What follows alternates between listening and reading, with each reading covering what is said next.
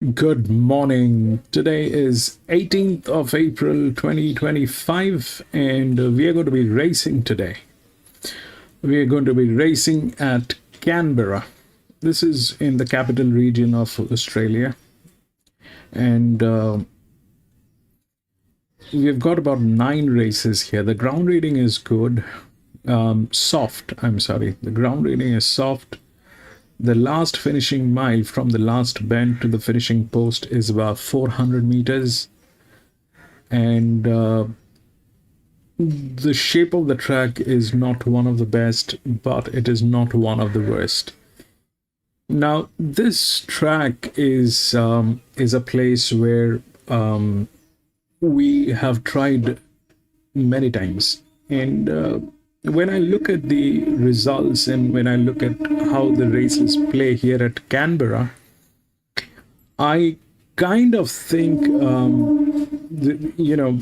this is a victim track.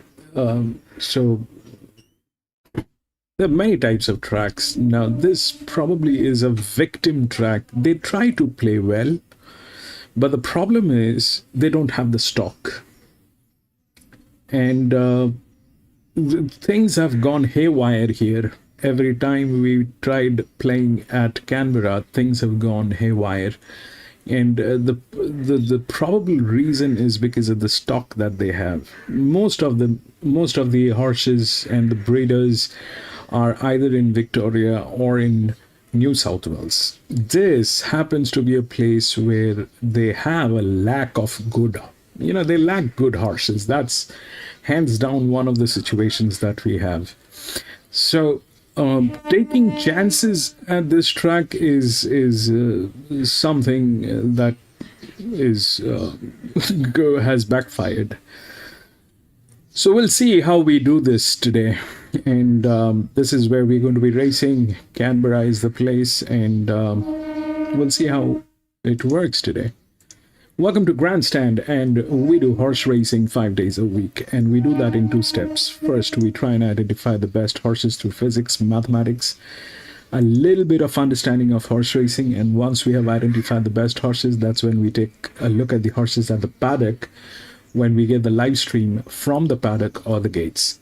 If we find that all the horses that we have chosen are looking good and good to go with, we stick to our picks and place our bets. But if we find that there are better horses or there are circumstantial changes, we do make changes or we step out.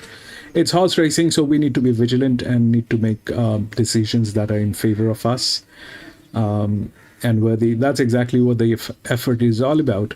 So we'll see what we can do here today. And this is the first tab. I've got 3 tabs open in front of me. The first one is where we get to see the live races. The second one is where we refer to the odds and the scratching. It's racenet.com. The third one used to be at one point of time Top Sport, but now it has become better. So we'll see what we can do. We'll see if we got the feed. Not yet, I think. No feed yet, so we'll keep waiting. Araman, welcome back, Araman. Where are you racing? We're going to be racing at Canberra. Araman, that's the only thing that we have available today. The other tracks, I wanted to race Cranbourne, but that'll start about the afternoon my time, so that's not where we can do anything. The other one is Ascot, which is also there. I think we've got Ascot, but that came in much later, so this is where we're going to be racing, Canberra. And I've got the races. I'll see what's going on. I'll share my thoughts. But anyway, I'm going to be staying out of the first one. We'll see how it works. Tuna, welcome back, Tuna. Welcome back, Tuna.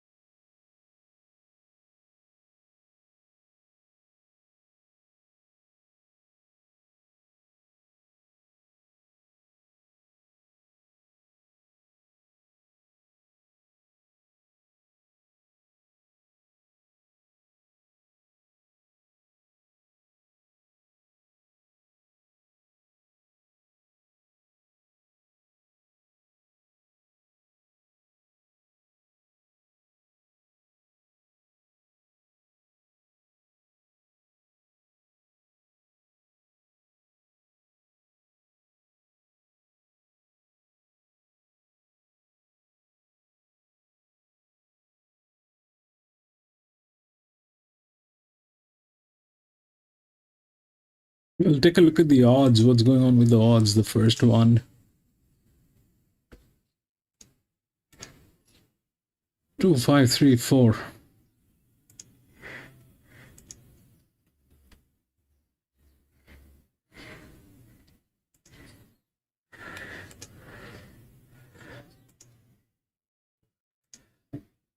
Nothing yet. They'll come up in a while, probably.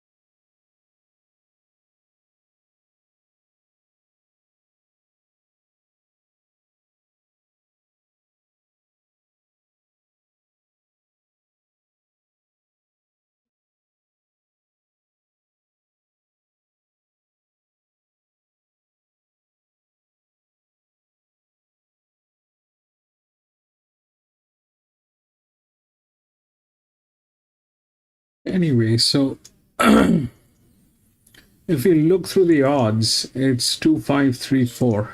2 is the favorite, then 5, then 3, then 4. Right? Now, I'm not going to be playing the first one. That's one of the things. The second thing is, if we look through the odds, that's 2, 8, 5, and 3, right? And that 8 is not there within the odds. That's a green line. This is probably in the best hands. This is probably in the best hands. And if we look through the, I mean, it's not a strong one. That's sure. That's for sure. We generally have seen at Randwick or places like that. Like in this one, the 3 is a strong one. So here it is not a strong one, but that goes to 2 as well. So now this basically what we're trying to do is you know, we're trying to figure out the number here that we're trying to work with is so there was a thing that we used to work with long time back. That was when you have horses and they are racing, so certain horses will have the advantage of lift and throw. So lift and throw is basically how the weight has been assigned on the horses and how the body weight of the horses, and then depending on the distance, like this is 1,000 meter, so lift and throw used to work. So this is a modified version of that. We have a lot of different channels right now. Lift and throw we used to use about a year ago, and this is something that is a modified version of that. So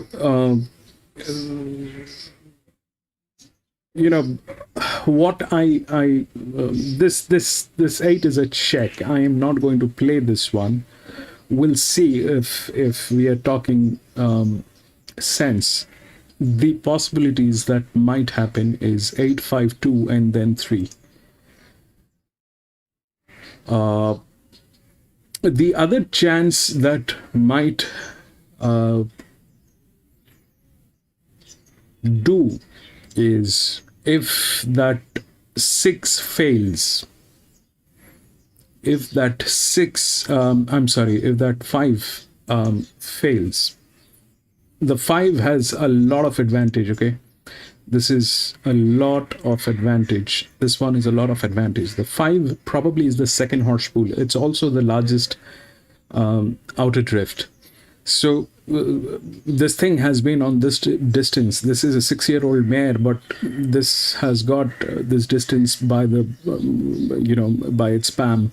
So they kind of, the 5 is kind of very much capable of delivering this distance. It has been on this distance ever since, and this probably is the second horse pool. That always works. I mean, most of the time when we have about 7, 8, 9, 10 horses and not much of a traffic. So the larger drift, they are the second horse pool.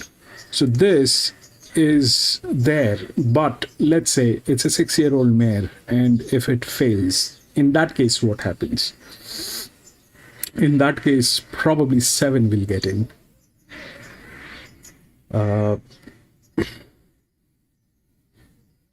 In that case, probably 7 will get in. So if that fails, but let's not go that far-fetched at this point of time. We just want to check what happens with the first one. The 2 is the favorite. The 2 is through the rails. 2 will get there, but it'll not be easy because the 8 is in between.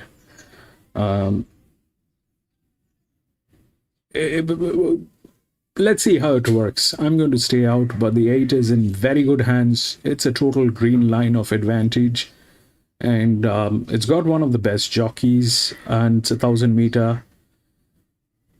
5 has been there on this distance, and the physics is there with this horse to be the second one.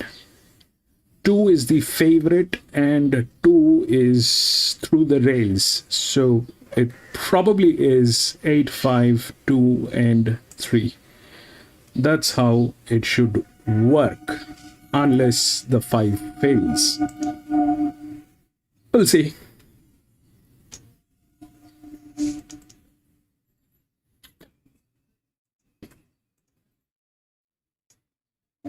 But for all that, we need to have the feed, which we've got. For the rest of the jockeys at Canberra today. So that first, it kicks off at 12:20. Not too long to wait, just a few more minutes and we'll head over trackside.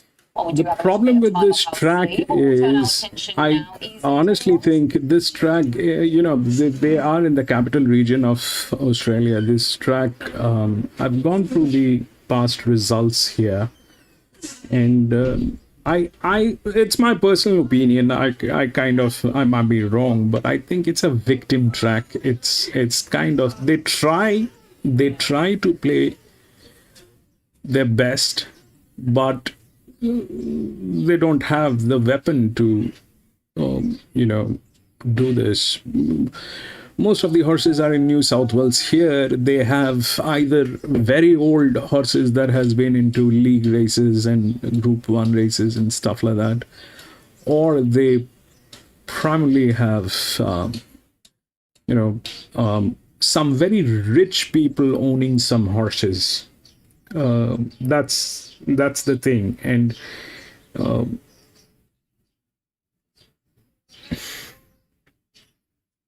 every time I tried playing here, I was very disappointed.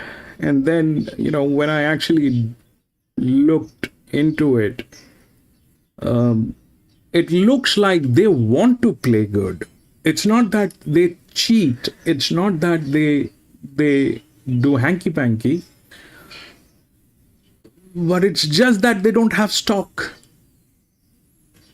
Like in, the major tracks, you have some of the best horses and you can take your chances. If you have a little bit of conviction on the horse, you can take your chances. But here,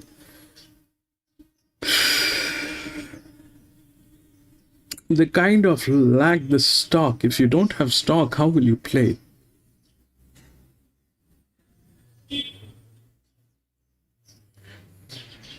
Okay, we are at the paddock.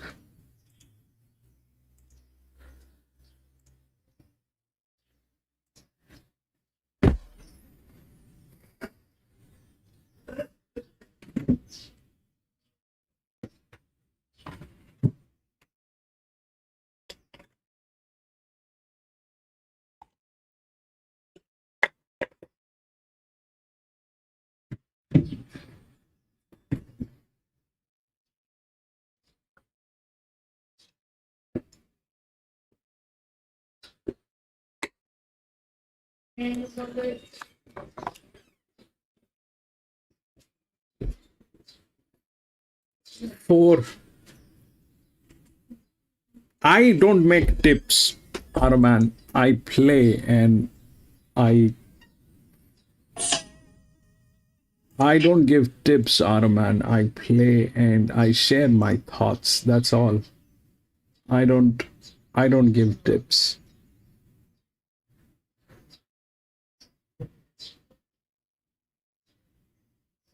Yeah, that four is 4 has got 23 races, and it's a pressure line. It's a pressure line, and it tails 8. So if the jockey is smart, you're right, that might happen. But that's a different thing altogether, Aruman. That's a different thing altogether. It's a pressure line. So how does it look like? Here it is 4. All right, that's a pressure line. This is the advantage line. This is green. This is all. It's got 23 races. If the jockey is smart, it has been to this distance. It has been here at this track. So if the jockey is smart, it cannot win. But if the jockey is smart, and if it tails 8, or for that matter 2, which is the favorite, it should do that, then it might get a place. That's a separate thing. But here the question is not 4. The question here is whether the 2 is going to win or the 8 is going to win. So we're due to get nice weather, but we're getting a bit of a crowd roll in already, and we've got a nice 9-race program on card. Yes, I can see that. I can see that, but it doesn't have the advantage today to knock this thing out. It's between 8 and 2. So that's what we need to figure out, whether the 8. This race is not too far off from these jockeys being like the. So why I'm talking like that is because it is between 8 and 2. If the 2 wins, then the 2 wins. That's the favorite, all right? But if the 8 wins, but if the 8 wins, then everything else will fall in line. It's like that. If the 2 wins, then there are plenty of other chances. For that matter, that 6 can get in. Charm is trained by your father, John Nesbitt. Brady Lloyd to ride. First start for the stable. You put it on top. You must know something. Well, I did do her most recent gallop. We haven't had her for very long, but Dad put the blinkers on her. He said, give her a good gallop and shake her up near the line, and I did that, and she flew. So she is a mare that can do a bit wrong, it appears. She dawdles out of the barriers at most of her starts, but in this small field, even if she does that, she shouldn't be far away, and I think she's worth a bet, with the favourite being so short. So she's in blinkers for the first time, a nice draw, and you've swung her way, and she's a 480 chance. Jacob Joe is trained by Becky Byrne, who formerly trained Kenyan Charm, and Damon Butler will ride. Damon with a few good rides today. This horse is first up. Yeah, fresh off a 9-week let-up after a disappointing run at the Sapphire Coast at his most recent effort. All of his runs prior to that were quite good. In fact, I was making a case for him most of the time last preparation. He just wasn't quite aiming up, but thereabouts. Look, this at his best, this is his right sort of race to figure somewhere. 5 Lover Bears going to win a race very shortly to the 2 months this time in. Olivia Dodd rides for Rex Cole. Just trimmed up a little bit in the $4.60 from $5. She's a very honest mare despite her 4 winning strike rate. That's Set up usually sees her peak. that may not be the thing. I remember that it plays odd even. It'll never play straight line. Generally, it doesn't. Six is a patchy deal. The last straight line that we've seen playing is when that Dubai horse got there after the mare at Randwick, and that happened after probably good. I don't remember when was the last time I saw something like that, but that's when I kind of said that Dubai horse was very good. That was last Saturday, I think. He won the second last round, but that's all. It was good odds that day. 2 and 8. The one run back from a spell, Michael Higney will ride this gallop for John Rolfe. It's a chance, but that happens. Racing pattern's always against him because he gets back, but he always finds a That line happens really strong, and he did that first up. He can improve very his second up, rarely. but he's probably at his best. There's always another one in between. Two of the favorites, there's always another one in the in between with advantage. There's always another You've got to one. ignore his last start effort at Berrigan, which was on a heavy 9, and he was well beaten there. But he's That's a not chance, right. 2 and 8. He was running on really strong in much stronger races than this. So I think back on top of the ground, he's one of the main chances. So that's the field as they make their way out onto the track for the opening race on this Good Friday meeting. We lost the 1 Prince Puppet and we lost the 9 Castaway Coral. So we've got to come up with the winners here, Carla, and you like Kenyan Charm. I do. As I said, just look, I think Knock 2 is very hard to beat. She 7 certainly brings is the stronger form. pride. And if I was just going Yeah, off form and didn't that's- have, I suppose it's a benefit at the moment, but it may not be after the race. But the benefit of having done. Let's first see this race. I'll show you how from the 2 Knock 2. what is the source of my thought, why I think like that. Let's first watch the race, and I'm out. Let's first watch this, and I'll show you why I think and I say things that I say. $1.85 in from $1.75. I've gone its way from the 5 Love of Air, who continues to race well. The 2 runs in this time have been as good as its run, I believe. The 3 Kenyan Charm with the blinkers first time, good draw, home track, and the 4 Jacob Joe as well, who's first up from a spell. So Knock Tour was quite impressive winning last start, draws the inside today, and Nat Jarvis is about to join Kayla. Yeah, we haven't had her for long, but The 2 has advantage. It is from gate number 1 She's very with easy to work with Rebecca. with the top weight it is She carrying. knows her really well, so which I think is helping her at the races. All that is You can there. do the 1,000 metres now for the 3rd start in a row. In previous preparations, they sort of stretched her out over a bit further. Do you think she could be looking for further, or she's a 1,000-metre horse?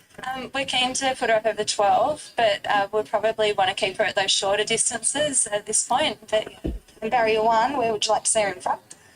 yeah, preferably, but she doesn't have to lead. But we have, we had her in at a few other places over the last week, and we've scratched because we had wide gates, so we'd like to use the inside gate. In race 7, your other runner for the day, you've got the very well-bred duck brother to Sunshine in Paris. He should be winning a maiden. Yeah, I think so. He improved a lot from the first start to the second start for us, and if he can just improve that little bit again, he's only had a handful of career starts, so he's still learning. All right, good luck. Thank you. Yeah, she could have started the day off pretty well here on Good Friday. On with a Knock Tour, and Ben Hall, who'll call all the action for us today, is also with Knock Tour, and it's into $1.70. Actually, it opened at $1.60, $1.75, then $1.65, now $1.70 again. 2538. First The four. inside draw gives it That every was- possible chance here. Rebecca Bronte Prague coming off 3 winners at Wagga recently, down to 1.5 kilos, so it only reduced its weight to 60.5. Kenyan Charm, horse number 3, is $4.40 to $5. Jacob Joe first up, has its share of ability this gallop at $7.50 to $9. Love of Air is just trimmed up a little bit into $4.80 from $5. Apache Deal, the 6 is 23s out to 34. Collegiate, 23 to 26s. And the other one here, Freddie Shock, is 11s into 10s. 4 minutes off a start. Only a small but select field. Good quality racing here in Canberra today, and a really good crowd rolling in.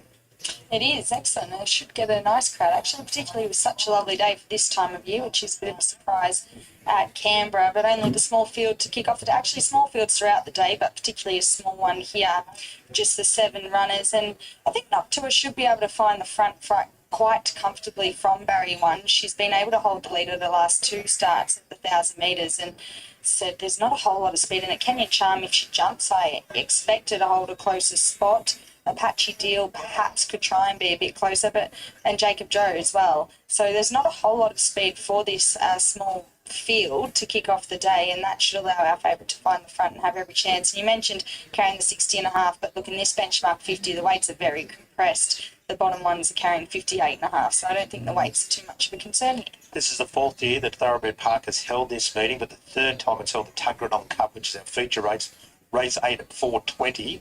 With good price and the right run go around as 2 of the favourite runners after clashing here at the most recent meeting. So we've got another couple of meetings to go here at Canberra on the course proper next Saturday, and then there's another one in May, and then they'll go on to that inside Acton track as well. So producing that inside surface as well. We had a fantastic day at Albury yesterday.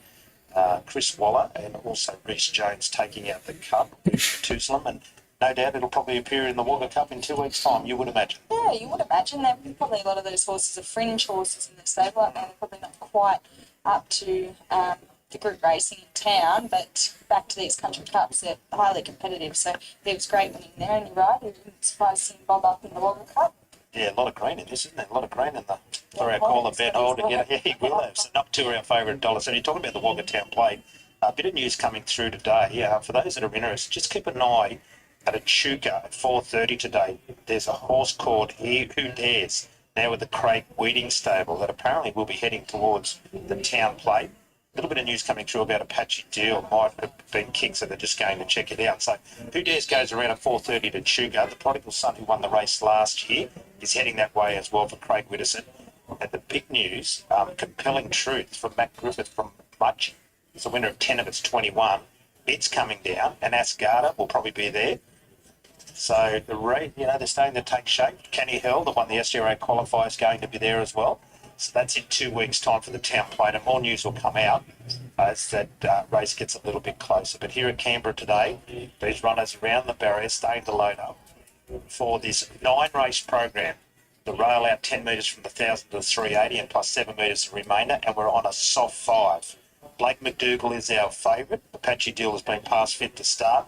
Blake McDougall, our favourite in the Jockey Challenge, has some good rides today, especially last Ignora Dane and Demanding Mo.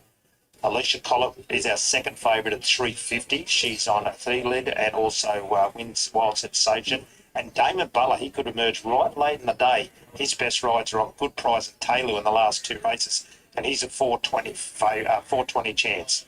So Kenyan Charm, Blinker's first time for the new stable, Brodie Lloyd to ride, draws outside of our favourite Noctua for Rebecca Bronick-Prag, and the 5 Love of Air just draws right on the outside there for Olivia Dalton, claiming 2 for Rex Cole. My numbers 2, 5, 3 and 4. We'll head up to bed for the call of the first of 9 out of Canberra. 5 Noctua is the favourite.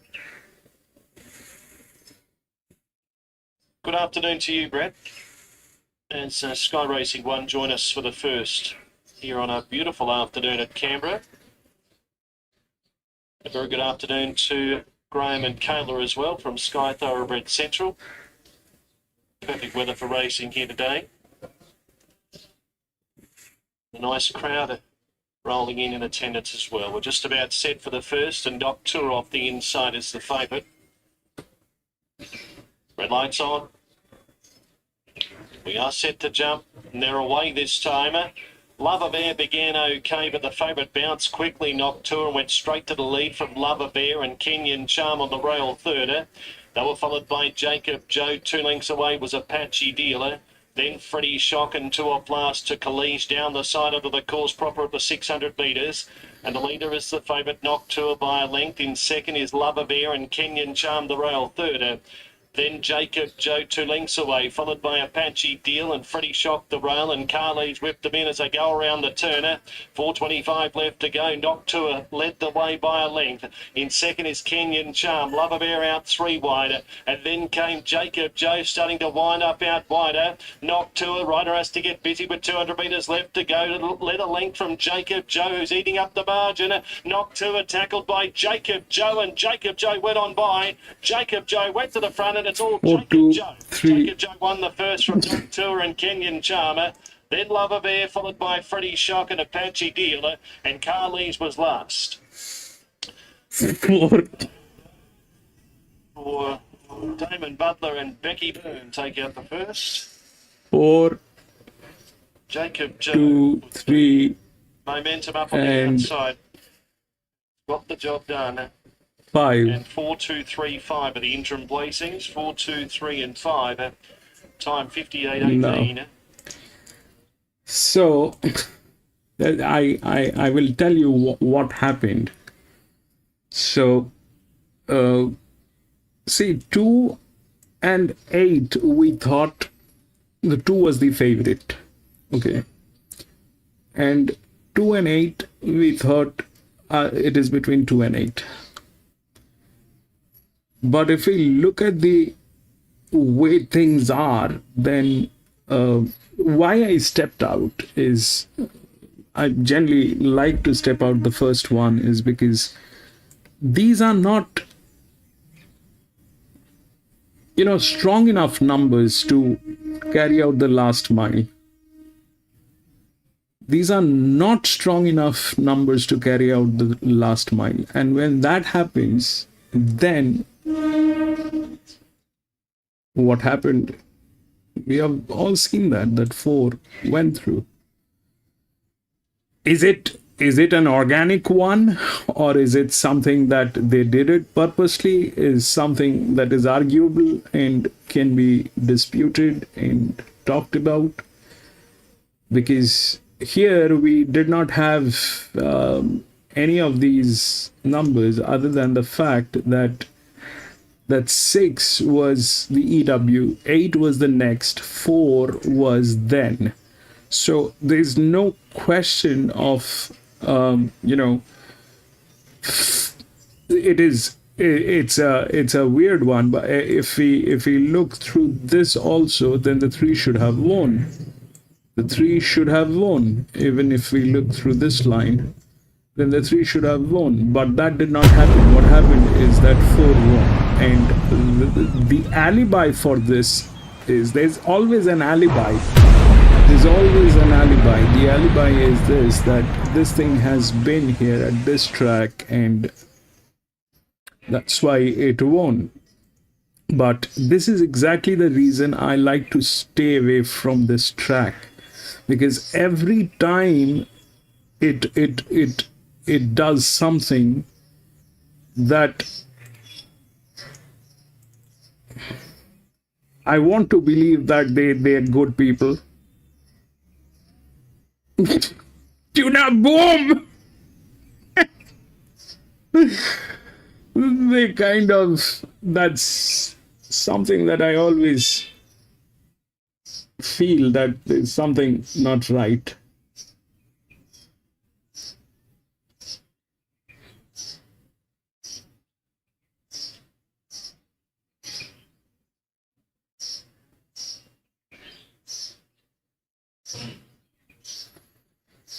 Okay, we'll go to the next. We'll see what's going on with the next. 8 has been scratched.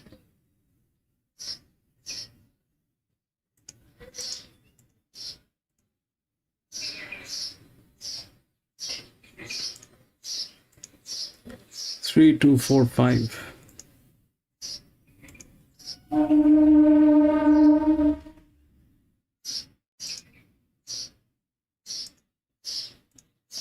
And what a win it was in the end. Really good odds, 984.30, Noctua 104, Kenyan Charm no third, Dividends at Lover Bear in the fourth spot. 4, 2, 3, and 5 to kick off the card there at Canberra.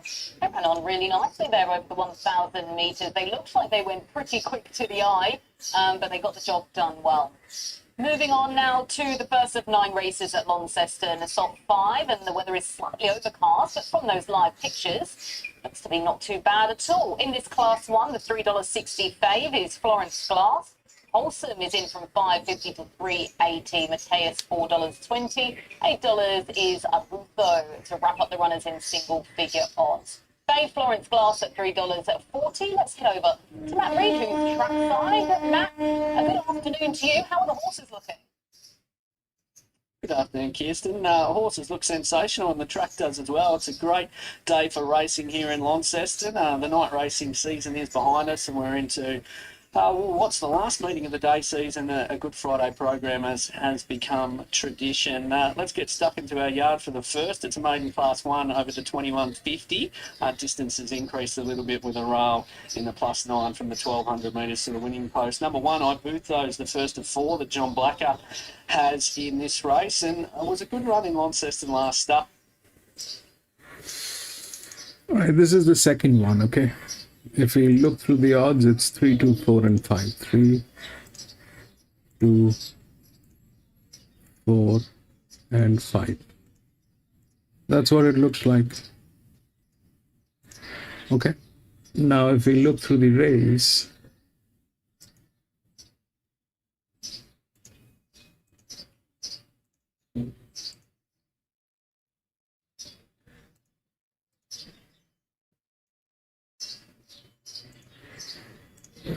so if we look through the rails,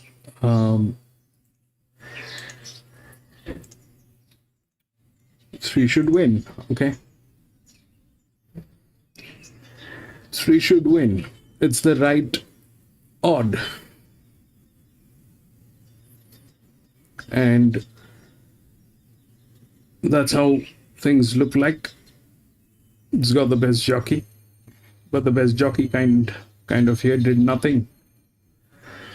The best jockey did nothing. The best jockey was sitting on the horse and did nothing, laying eggs. That's the 3 should win. Chances are what? There are 2 neutrals, so if we look at the 3, that's the highest, 149. Now 4 happens to be the pressure line. Here it went through 4, the pressure line, okay? Here, this is the pressure line. It's 1,000 meter. So the 3 is well within the rails with all management and everything going on. But then again, where the problem is this is not a strong linear. It's a 982. 982. It's got a clear, I mean, the reason, you know, this thing was brought in is because we wanted to get more clarity on this. So we kind of very strong on 3. Looks like 3 is going to win, but the problem is 4 with the pressure line.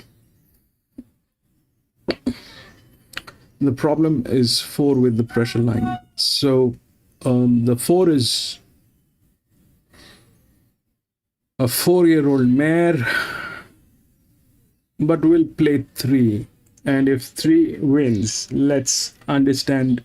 We'll play the logic. We cannot go illogical. This was very illogical that it played. We'll play logic. If we play logic, then it is 3. If that 3 is there, then if we look through the rails, then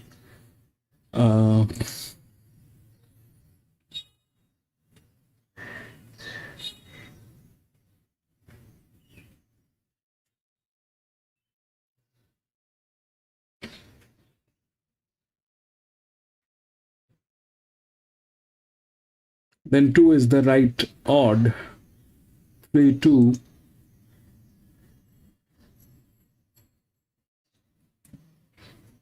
$286, 3, 2.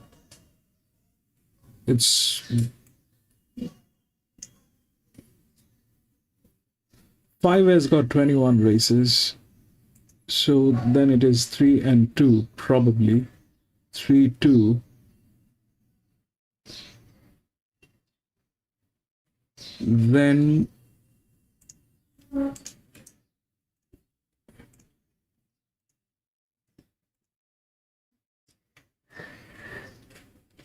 is the largest drift.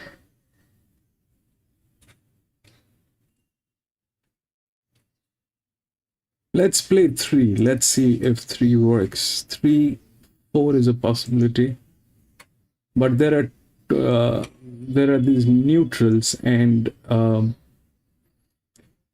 89, 4, 13, 89.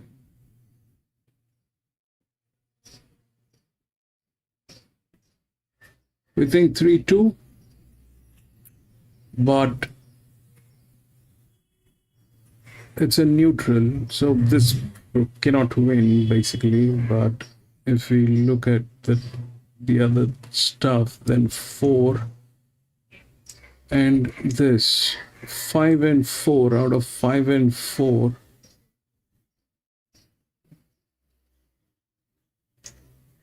This is the second horse pool, actually 5 from every angle, but it's got 21 races and it has not done anything.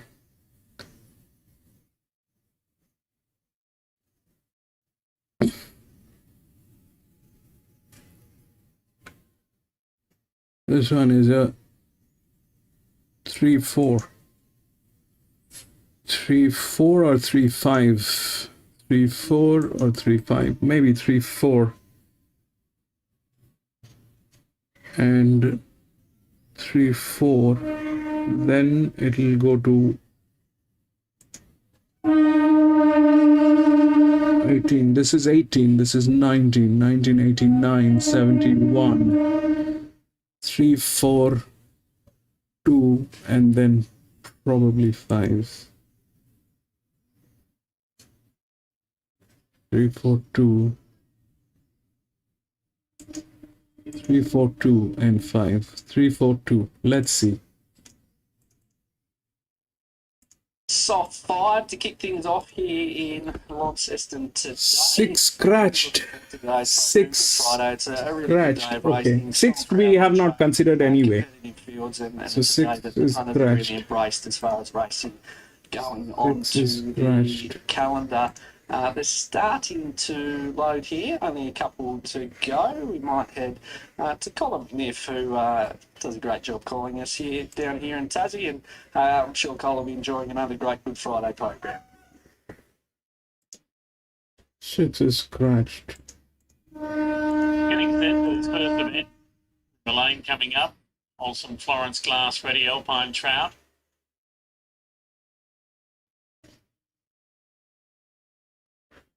Unnerving coming up. Equal favourites here, 3.10 each of 2, 6 and 7. Wholesome and Florence Glass. Florence Glass was an enormous win at 1 here. 2 runs back and beat Wholesome out of sight in Hobart, but Wholesome's run here in Launceston before that was very good, so perhaps it does go better at this track. A lovely barrier draw. Last one to come along with Urban 2. 5 2 place. We're set to go. Opening event. You're on Good Friday. Nerving, a little restless in the gates. A lot of attendance in with unnerving. No sign of the light as yet. They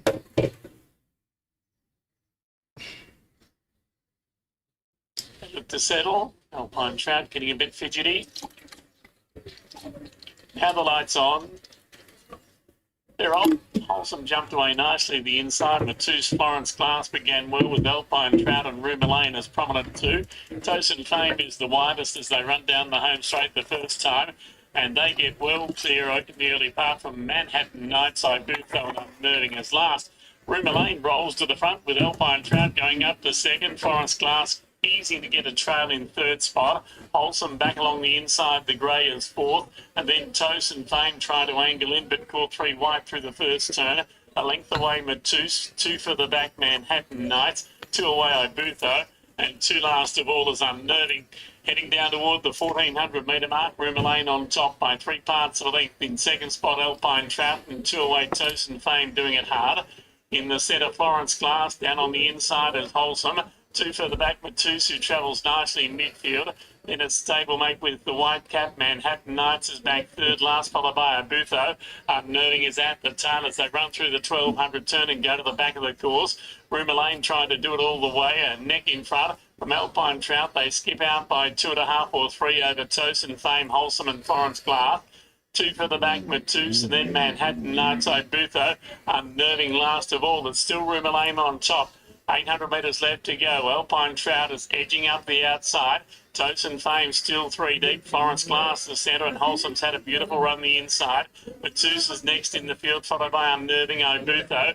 And at the tail is Manhattan Knights, swinging down the side to the 600 metres. And the leader is Rumour Lane from Alpine Trout on level terms now. Florence Glass pulls out to make its run. Tosin Fame is deeper. Wholesome the grey needing a run, followed by Matus about to come into the race. Then Obutho, Unnerving's dropped back, and further away came Manhattan Knights. Around the home turn they swing. Alpine Trout, Rumour Lane go to the front now.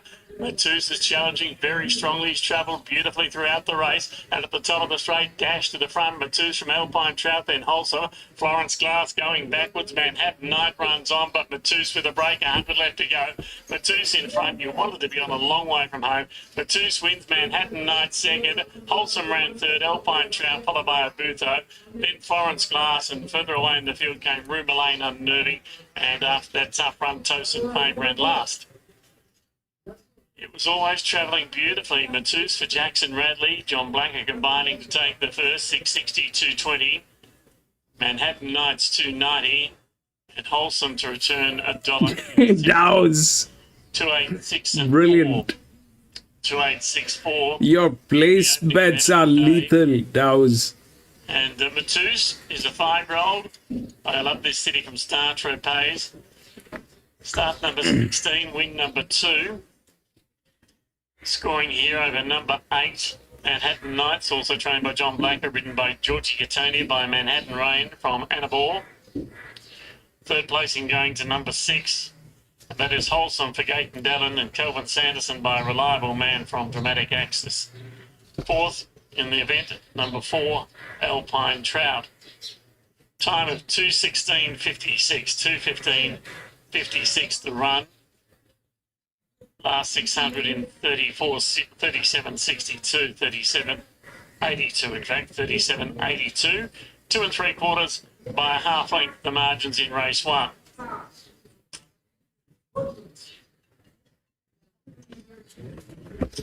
Winning trainer after the first, he had 4 in the race, and Matus was the So- one that I guess the market liked, and it was a pretty easy watch job. Yeah, look, when we went past the mole shoot, he's in a good position, and I thought then, like Cole, you know, had a good run in the race, and he was a horse to beat from there on.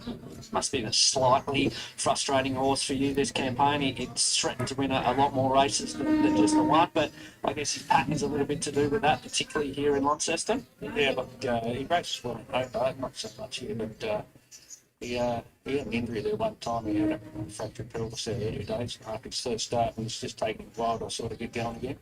But his last start over 2100 had his grade. He only got beat a couple of so finished on the second last. So I had no doubt he'd run the trip, and he win again. Now he's out to these staying trips. Do you think that's where you sort of look to keep him?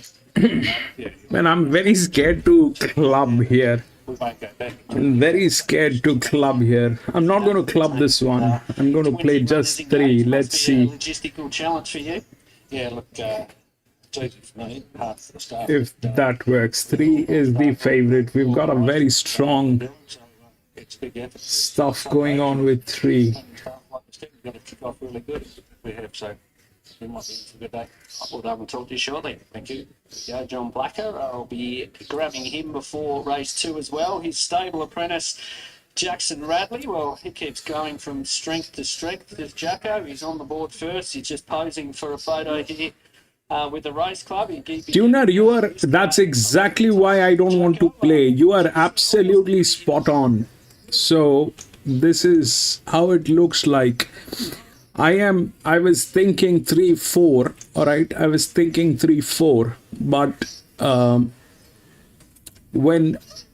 if I look at the pressure line here, that one has alibi, and I don't like this at all.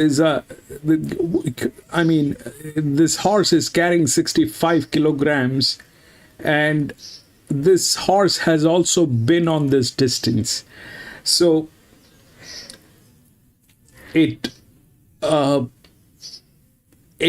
horse definitely is not looking good on documents. On papers, it is not looking good. But here, the 4 was also not looking good. But the 4 went through with the pressure line. Whether it happened organically or it was influenced, I don't want to comment on that. But I've got the 3, which looks neat. All right. But there is an alibi on this. There is a strong alibi on this. And it's not looking good. On documents, it is not looking good. That 1 is not looking good. But there, I mean, let's talk about the 7. The 7 is here, all right, within the rails. Up here, that's 7. The 7 is 22 by 19. So this has advantage, but it is also like 26 races. It did nothing. So 7 has not been considered anywhere. The 5, I understand it is the largest drift. 2, I understand, it's there within the rails. It's a neutral. 4 also, I understand it is the largest in a drift with some advantage, but I don't understand the 1, and the 1 has alibi. So I am not going to club. If they want to play, they may play. I don't want to go with. I do not have sufficient backup on 1 that I will club 1, and I cannot ignore 1 because of the alibi. Just 3. 150 metres. Now, going back through that race, there's been 3 subsequent winners from it. Destructive Diva, Chasing a Quid, and even Horse that finished midfield in Press Forward has come out 1 since. So if he's come on from that race and can get across kindly, he's a live chance. Well, this horse has got the form and it's got the look. How good does it look? Our favourite, Last Ignore Dane, jumps from the inside. Blake McDougall, our favourite in the Jockey Challenge, will ride this horse. $1.65 to $1.28. Yeah, I think there's a fair bit of upside with her too, and she's just been perfectly placed throughout her career. She's far too good first up at benchmark 55 here at Canberra. She's been competitive in this grade previously. Last preparation, she ran 3rd at Wyong in a benchmark 64 behind Zealousy.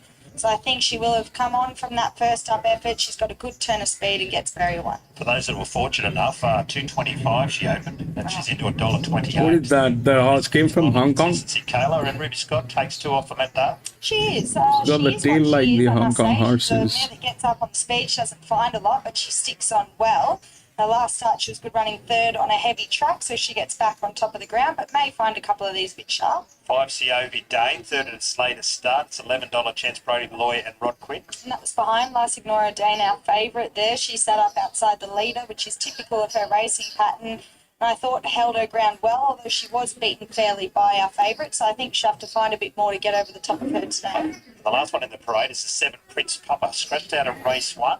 Plus, at ACT, I mean, at Canberra, I couldn't find any handicapping, Time to tire off that, and he did beat I kind nine of lengths. So I think digged back in the just entire a soft draw and a bit of speed stuff to give him that a they chance to have, relax. but I He could gets every not chance find to any guidelines on handicapping at Canberra. All Stern was also withdrawn, so I don't leave I know the lowest weight is 54. Very, very short now, $1.25, which is last. I know the lowest weight is, the pack weight is 54, but I do not know what is. 4 is Scoop, the 2 Acerino, and the 5 as well, Siobi Date. So I've made it 3, 4, 2 and 5. Yeah, I'm just very similar. I'm with her too. She looks to have a lot of upside, and I think we'll be too good here. From the 2 Azarito, as I mentioned, I was disappointed in him first up, but the form out of that race has actually really stood up. In for third, I put the 5, COB Dane. Didn't finish all that far behind our favourite last start. And in for fourth, I put the 4, Miss Scoop. As you said, a model of consistency, and she'll get a chance here. 2.5 minutes off a start. Let's Signora Dane from barrier 1, $1.25 from $1.65. The next one in the market there is the 2 Aceredo, $5 to $8, and then we go to the 4 Miss Scoop, $5 out to $9.50. So one-way traffic here for this gallop. It was so impressive. I thought it was the win of the day last time in Kayla. I thought it was very, very impressive. And today it jumps from the inside with Blake McDougall aboard. A little while ago, Kayla caught up with Aceredo's trainer, Blake Ryan here, and good to see James Innes Jr. back after a recent sit on the sideline through injury. So here's James.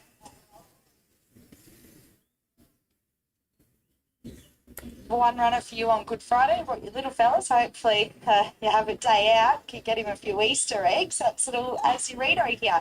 I thought he was quite good first up.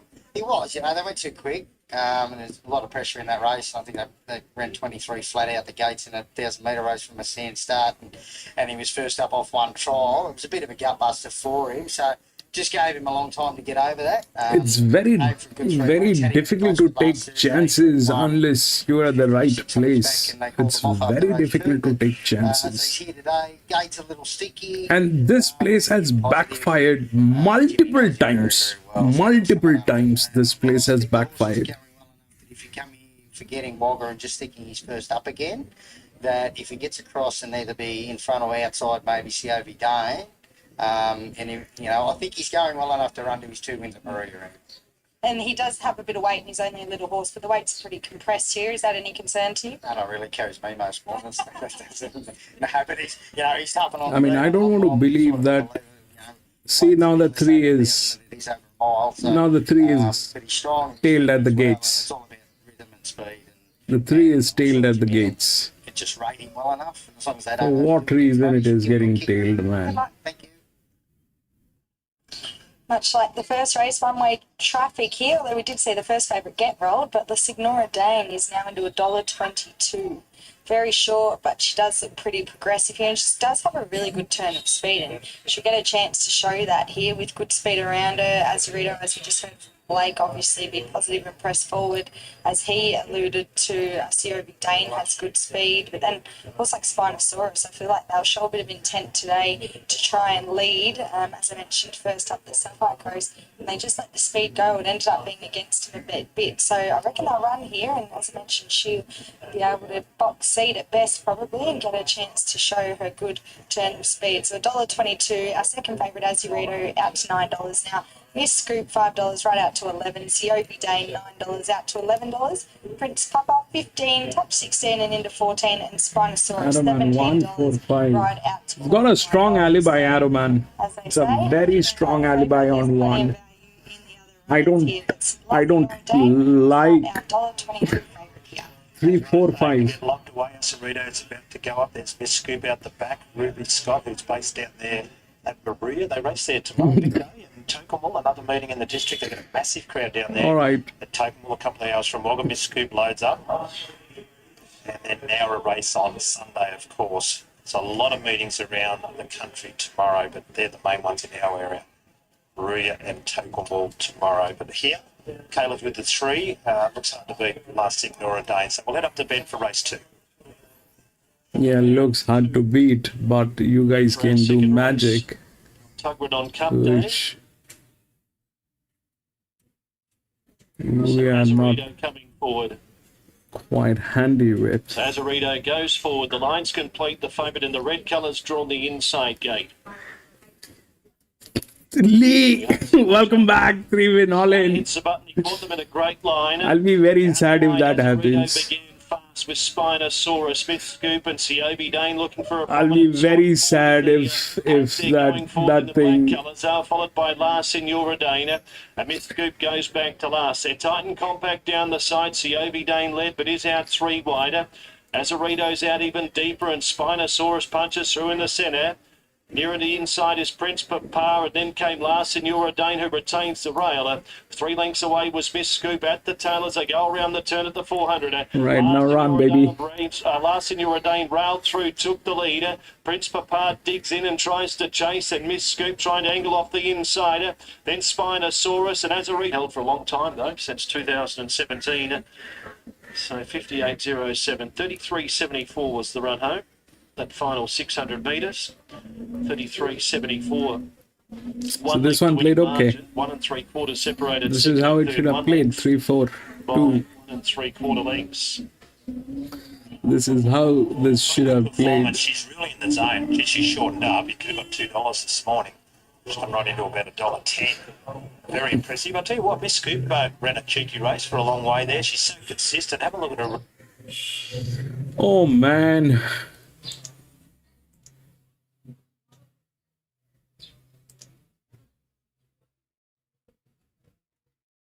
She's battled on well to run third, so it was 58.07, 33.74, a length by 3/4. Yeah, that was probably as ugly a race as you can get, but look, there was a few horses that just made it a bit tricky. Prince Papa is just not settling in his races, and he charged early there, which injected a bit more pressure as the horses out wide were trying to come across and slot in. And I think initially it looked like Blake was happy to take a sit, but then rightly so, once all those... Right, so if we look at what happened, I mean, this is exactly what this should have. This is good. This played okay. So 3. We spoke about the 4 with the pressure line. 3, 4, then 2, and 5. So this played okay. This played okay. I was worried about that 1, which had the alibi, but because of the 1, I did not go with any of the clubs. Because of the alibi, I did not go any of the clubs, but that's something that played well.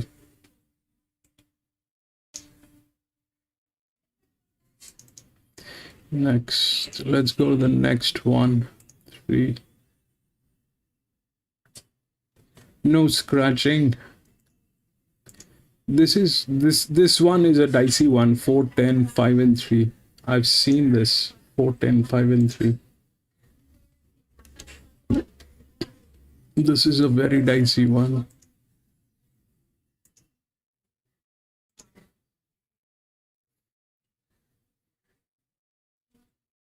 Tuna, yes, let's go to the next. But I thought she was good enough silly in this race to do that and just rode accordingly, and she didn't let me down. Got a great record here. I've no doubt they'll keep coming back here whenever they can, but she can step it up a little bit too. She likes Canberra, but I doubt she's going to like it in winter. It'll be interesting to see if she wins during winter. But look, she's 4 starts, 4 wins on the track. So just a great training performance from Richie Lidd and his team. To send her here in 2 different preparations and win both times. So well done. Terrific rides for the day. You took out our jockey challenge at Albury yesterday, your favourite today. Demanding Mo should be competitive later on. Should win. Just missed the bob last start. Fraction stronger race, but feel the horse is building to something like today. So if he doesn't win today, he'll be scratching ahead. Never going, mate. He's having a great run, isn't he? He is. Well, he's a great jockey, isn't he? So he certainly gets the pick of the rides around our area, but we've got to ride. All right, this is the next one. 3, class 1. We've got 4, 10, 5 and 3 is the odds. If we look through the rails, then things are a little different. So that 4 is the favorite. Now that 4 has 5 races and it has 1 group 1 race. Now the thing is, it's a menace of a team. These people are absolutely dysfunctional team. That's a 53% downdrift on that team, and that 4 is the favorite. If we look through our key, then that 4 is the one which is like this. okay, which came in second. So, but that's the only one that we have with a negative marking. So this essentially is becomes invalid, because if we don't have multiple, then we can't compare, especially when it is 3-figure. It had to be 2-figure or 1. Now if we look at the other possibilities, that 11 is a major check. Now let's understand what's going on here. All right, let's understand what's going on. So if we look through the rails, let's first do that. So that 3 is there. The 3 is a very good horse. Ideally, that 3 should have been a linear. That 3 should have been a linear, but that 3 is neutral here. They've made it neutral. That 3 is a fabulous horse. It's got 2 races. The score is much better than the 4, and it's in the best hand. But it is a neutral. It has management and everything. So 4 winning is a very dicey thing. 4 winning is a very, very dicey thing. I mean, I'm not going to play this. I'm going to stay out. It becomes very unnecessary to play races that I don't have a clarity on. I do not want to get into this. This is the favorite. Their downdrift 53%. That number is. We need lower numbers to win. We need lower numbers to win. The larger numbers are always drift. They work like boomerang. I'll explain that later, but that's the lowest. All right, 377. No races, cannot be a lead. 7 are my numbers in race 2. So 12.20, this maiden here rails out +9. They're making good progress loading into the barriers here. As they just tick over start time, we'll head up to Colin Cornerstone for race 2.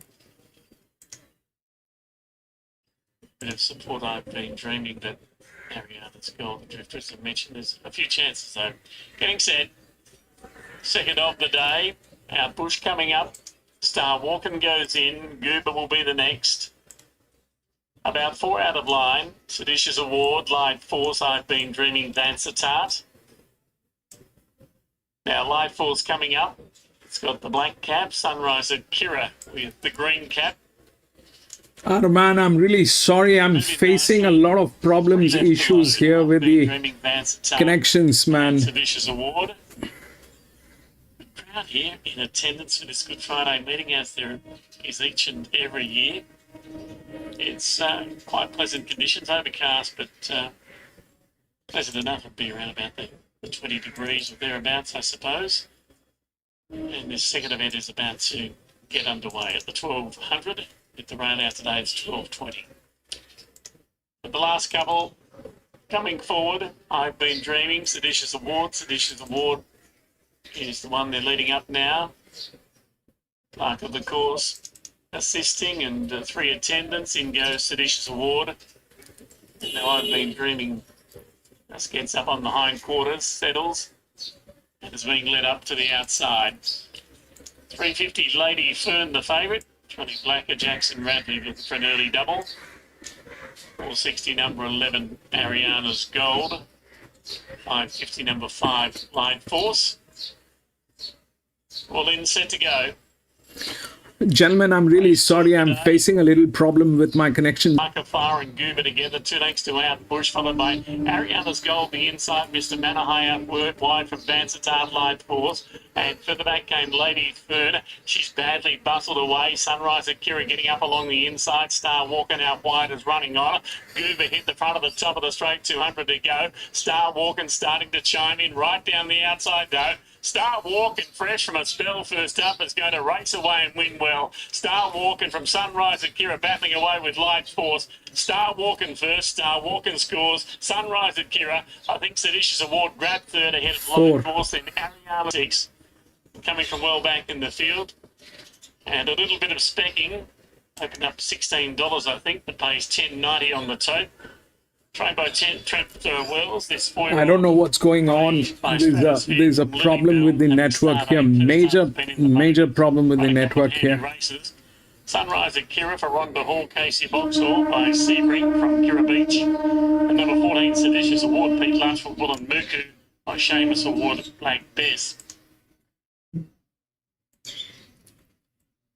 So I was talking about this, that, the 4 is the favorite. I'm going to step out of this race. I'm not going to get into it. The 3 looks good, but it's a neutral. And that 11 is a check. That 11 is a check. It's a 2000 meter. They kind of laid it down in a way that I have...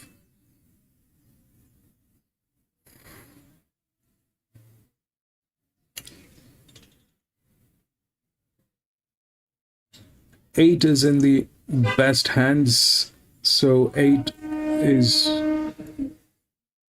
a check as well. But here, if we look at these 2 horses, then 3 I like, but it's a neutral. It's in very good hand.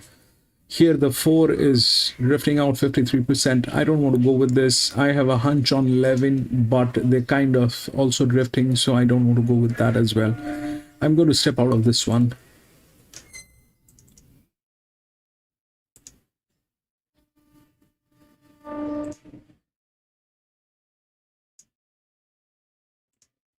Out.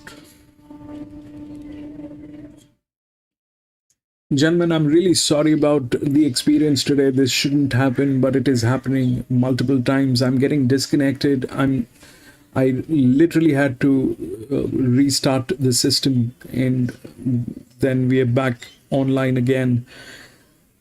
Sincere apologies, my friend. I did not expect this, but it is happening.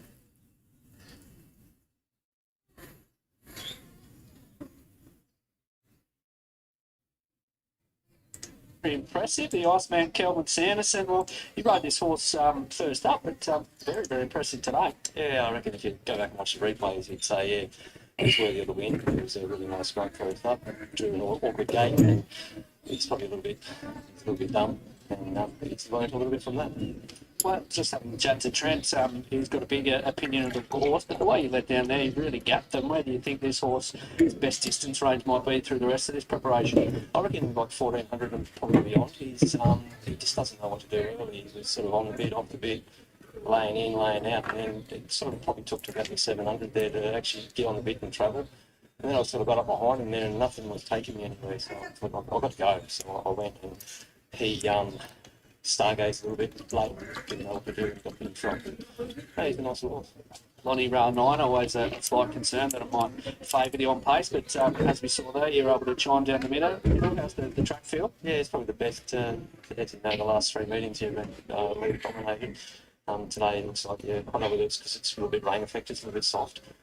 Actually, the first 2 winners sort of come from back in the field, so with a fair racing, which is good. Great to see well done here with Star Walker. Thank you.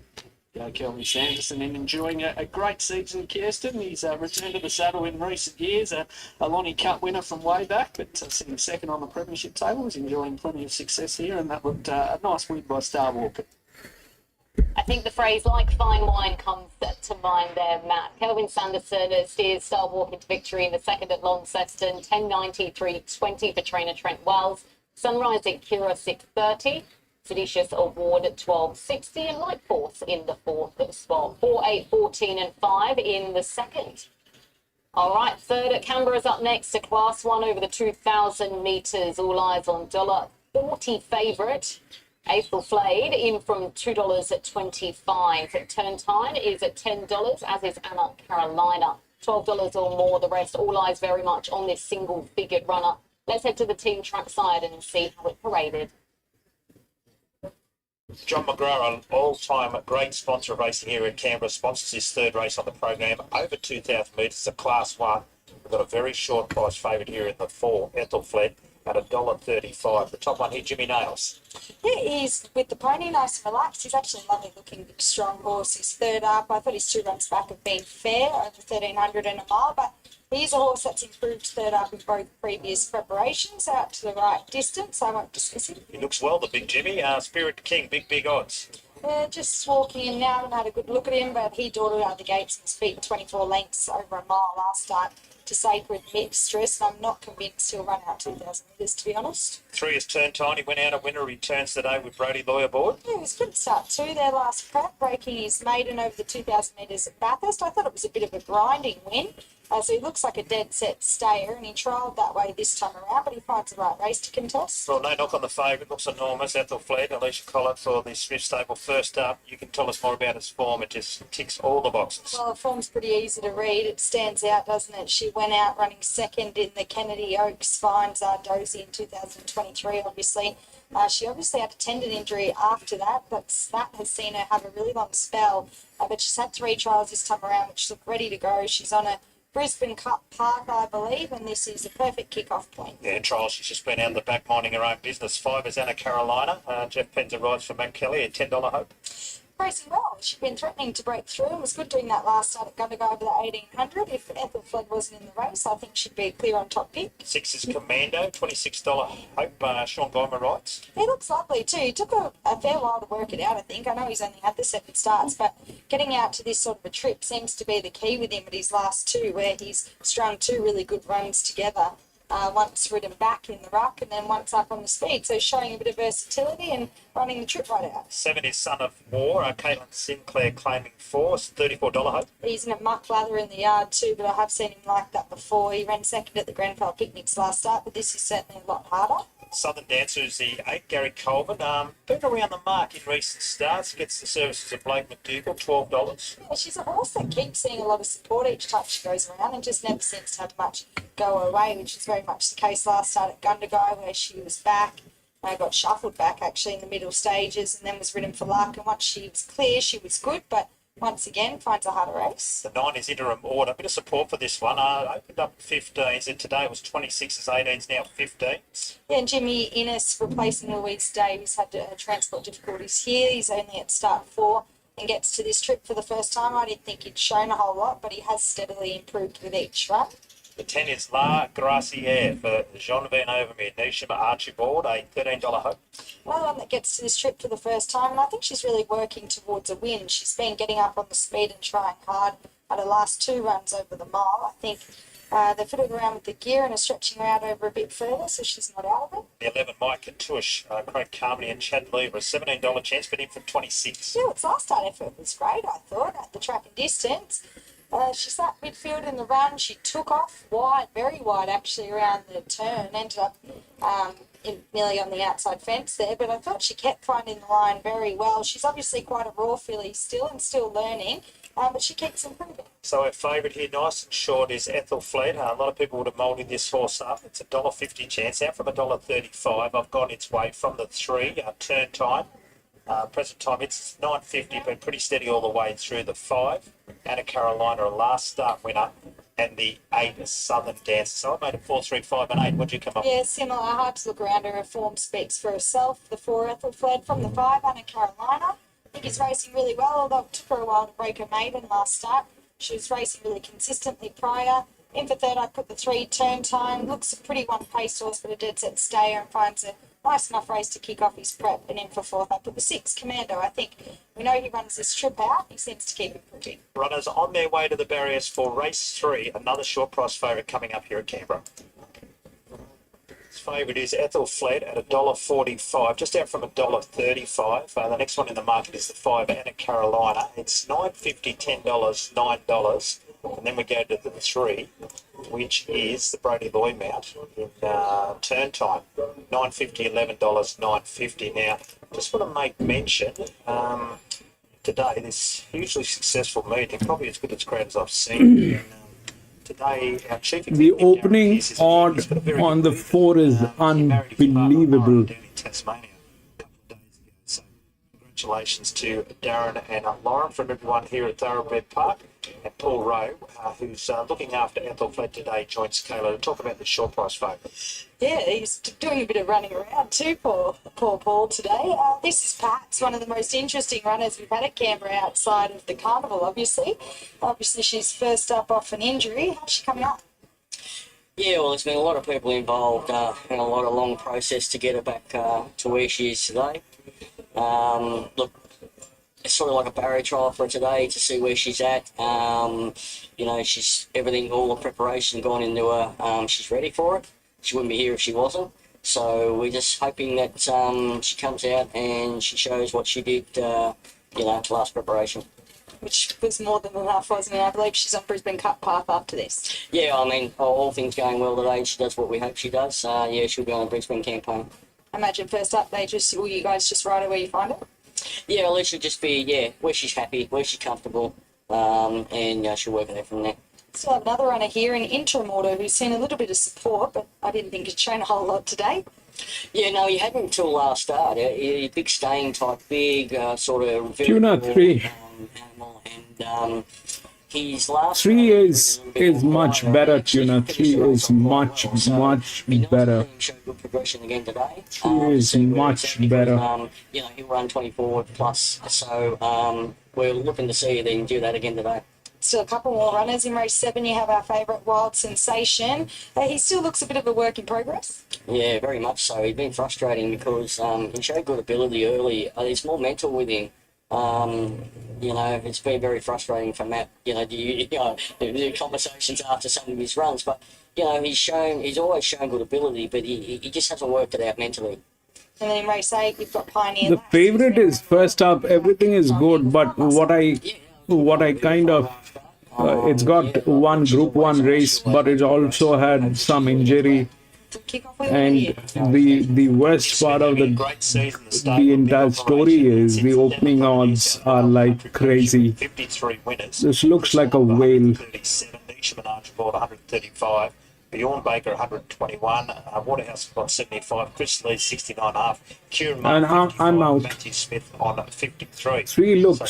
3 is good. 3 is very good. Terrific performance. As far as the jockeys go, John Van Over is riding here today. He's on 81 winners. Ash Morgan on 80, and then we've got Nick Haywood, who did lead that premiership for a fair while, on 75, and Alicia Collins is riding here today on 70. So that's just a little bit of an update. I mean, the problem is it's a Class 1 and they put in all the maiden horses in here. It's a Class 1, but the field is filled with maiden horses and everybody is getting tailed. She's here, as he said, for a bit of a trial to see where she's at and obviously have a good experience. I imagine not a high pressure race coming off the back of obviously a tendon injury, but look, class can take horses a long way, and I think she's perfectly placed for a first up effort. I thought all the trials have been sharp enough for a staying time, certainly much sharper than I thought turn times. Where is that 11? They're not even showing the 11. There's the 11. Sorry, I misread that. No, he was second favourite, wasn't he, before? He is second favourite, yeah, sorry.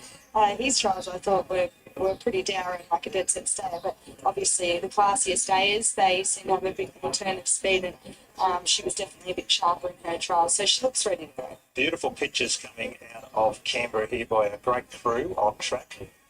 Have a look at those pictures, fantastic. The track looks great, the background there, Canberra really turning it on for this meeting today.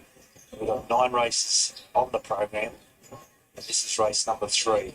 They were highly successful putting this meeting on Good Friday. They had a bit of objection at different times, but they said today, no objections at all. There's Easter Bunny over there to your left, Kayla. He's on track. We're looking after the kids. Jacob Joe won our first for Becky Byrne and Damon Butler at $12. And last Signor and Dane made a consecutive wins for Blake McDougall and Richard Lynn at $1.22 in the second. But here, another shorty, $1.60 for Ethelfled. Is our favourite ahead of Turn Time. They're the main 2 in the market here. And then we go out to the 5, Anna Carroll. First up, since November 23. We're just about ready to run here. Starter is about to come around and release the fielder. They're racing now. The favourite began okay until fled. Anna Carolina began with good speed. Son of War out wide's pressing forward in the early stages. And there goes Commando with plenty of speed at the winning post the first time. So Commando now goes to a clear lead. Son of War crosses into second spotter. Anna Carolina gets the box seat trail third on the inside of Southern Dancer fourth. Then Athel fled the favourite fifth. The rails covered by Jimmy Nails. Then Turntine on the outside of Intramorta. A further 2 lengths away was La Gracia on the inside of Spirited King, and My Cartouche last 15 off the speed. And they work into the back straight now at 1,250 metres left to go. Commando led by just over a length to Son of War.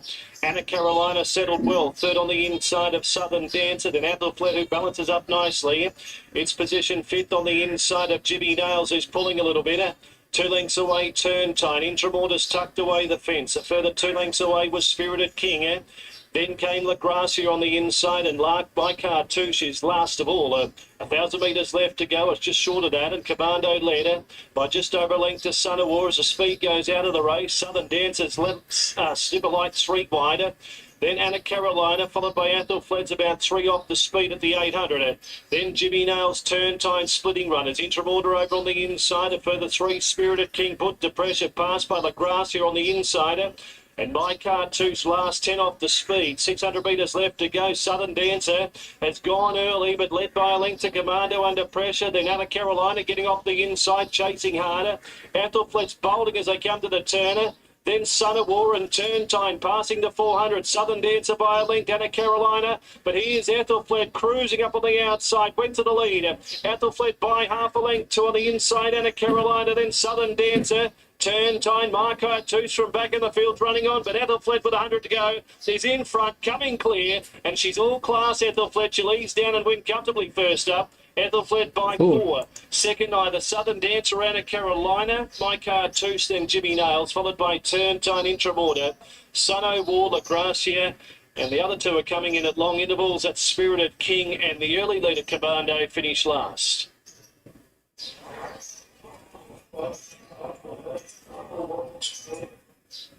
Written by Alicia Collin. Athelfled number 4 takes out race number 3 here at Canberra. Southern Dancer gets second. Anna Carolina is third. So 4, 8 and 5. 4, 8, 5 the numbers at 20404, 20404, and 34.83 the last 600 metres. 11 was 4. 48511. Pretty impressive. Our winner did a bit wrong, wanted to drift off. Alicia had to give it one around the backside to keep us mind on the job. And then when she sort of straightened it up, I wanted to drift off again. There it goes. You'll see it very shortly. It's drifted off at least 2 to 3 horses. Now it's gone out 4 horses and even 5 horses, but way, way too good. I'll tell you what was a good run with Southern Dance. It went a little bit differently. Was in a good spot. Blake McDougall wasn't happy with the speed. He elected to go around to the front, and it's battled on really well for second. And the 5, Anna Carolina. But for this horse, who's possibly heading towards that Brisbane Cup, we'll go to the next. Second win, 6 starts. She's a daughter of Saxon Warrior, and I think we said earlier 54 winners or something for Matthew Smith and the team. We'll make that 55. Very, very good performance. 2, 8, 10 and 13. I suppose it's easy to forget that she's still so lightly raced because of her brilliant record in a short career, but she certainly looks on track there. Just we'll need to go a bit straighter up in grade though. That's all they need to do, Paul. They just need to win. Yeah, look, it was just pleasing to see that after such a long time off, and the amount of work that's gone into this horse to get her back on. 9, 3, 4, 5. To the stable. We all knew what she did in the Oaks, and there's a lot of people that just wanted to see her get back and be able to get back to the races, let alone do something like that. So pleasing for the stable, yeah. You noticed that quite significantly she did drift off a fair bit up the straight. Yeah, I noticed that she sort of wanted to wander down the straight there. Not sure to make of that. Good performance, and she'll head up to Brisbane. She's a lovely type of filly, only lightly raced as well, so good luck with her going forward. Nice, thank you. Good performance. It is certainly appears on track, as it should be interesting to hear Alicia's thoughts on her running around, because you can get away with that obviously right down in grade at Canberra Class 1, but getting up in grade, which she's clearly going to do, you can't afford to do that much wrong, can you? But nevertheless, she's got the job done first up off a long spell and returning from an injury, so that's been an excellent first up result for the whole stable here, and it'll be good to get Alicia's thoughts. I noticed her brother Jason trial, but you obviously got the ride at Canberra. Nice mare, but she did a bit wrong. Yeah, she actually hasn't been to the front like that. Obviously, she had a really good look around, and she didn't get out of second gear either, which is what I like the most. She's a genuine stayer. She's a class above these ones, and it's just really great to see her make a return like that. But that's funny, that's what I just said. It's pretty easy to forget because of her brilliant record that she's still quite lightly raced. She is, and she's still got plenty to learn. It's just very aloof is the word I want to use. So, no, she's going to go onwards and upwards from here, hopefully. And obviously, that was first up, and you expect her to take a bit of improvement, and that's first up off that injury. She felt well. She did. She felt fantastic.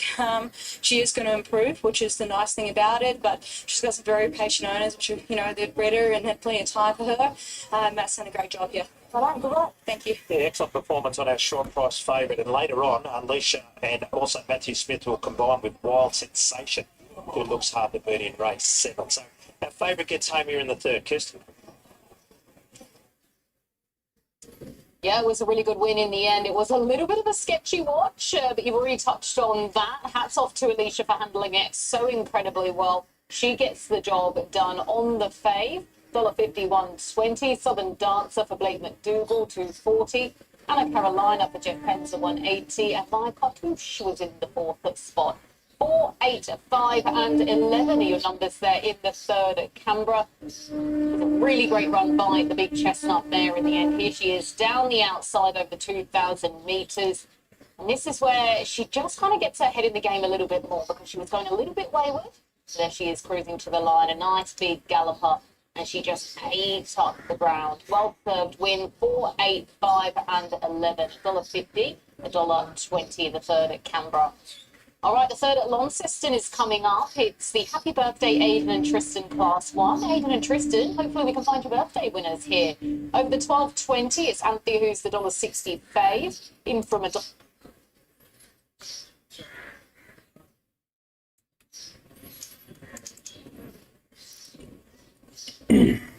All right, this is the fourth one. It's a maiden race, 1,000 meter. If we look at the odds, it's 9, 3, 4 and 5. If we look through the rails, that 9 is the linear, right? That's the linear. 216. Now, that thing has got just one race. It's the right linear.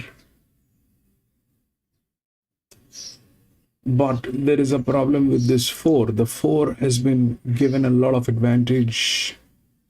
That's that 4. However, this is a 1,000 meter and we need gate speed for that. This one doesn't have gate speed. We don't have gate speed for this one as well. So there's no gate speed for any of these horses.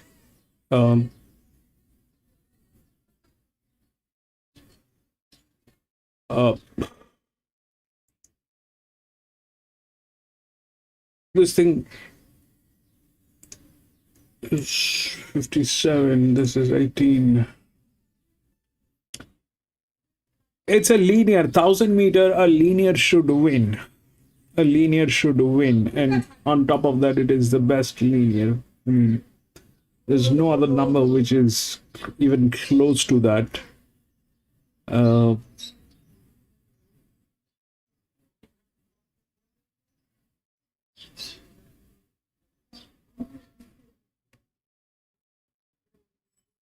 27, 22, 18, 19, 14, 19.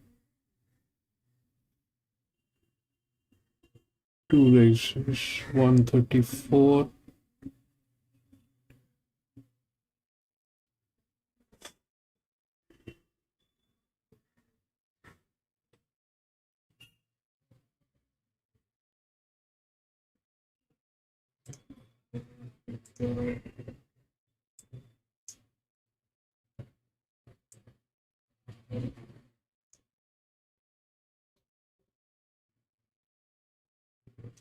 This should not happen. I mean, the 4 should not knock it out, because the 4 doesn't have any races, and it has been put into a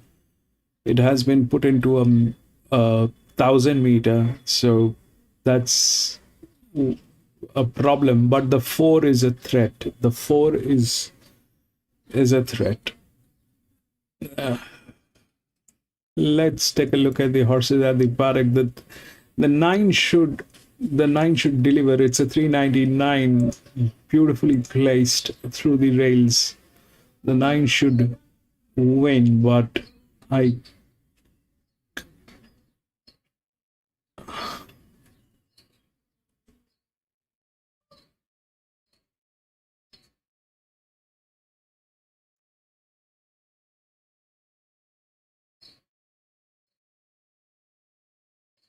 335.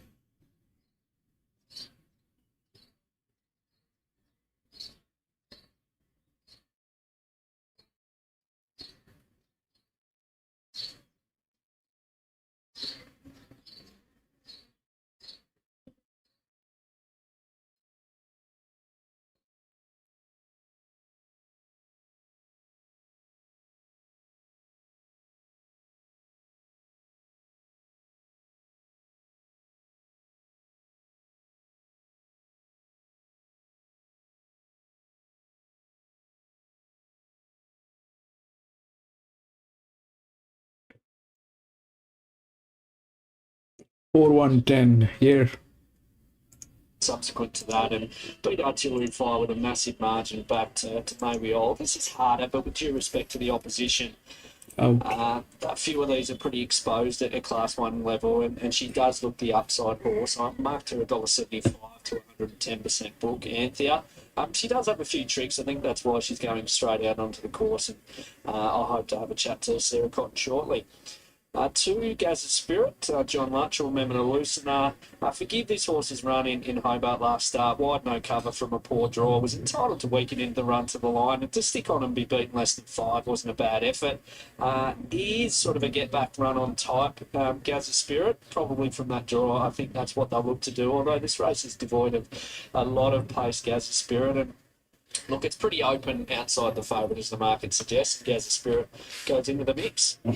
3 no arguments, the last start winner for Dylan Clark and Haley McCarthy. A peach for a ride from Haley and Hobart there, locked into the 1-1. It was a horse that you always wanted to be with, and though the margin wasn't huge, no argument, had a half length there to spare. It was okay in maiden grade first up. This is obviously harder for no argument.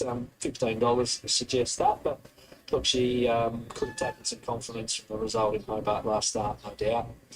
4 Peekaboo, Johnny Blacker, Georgie Catani in the combination here.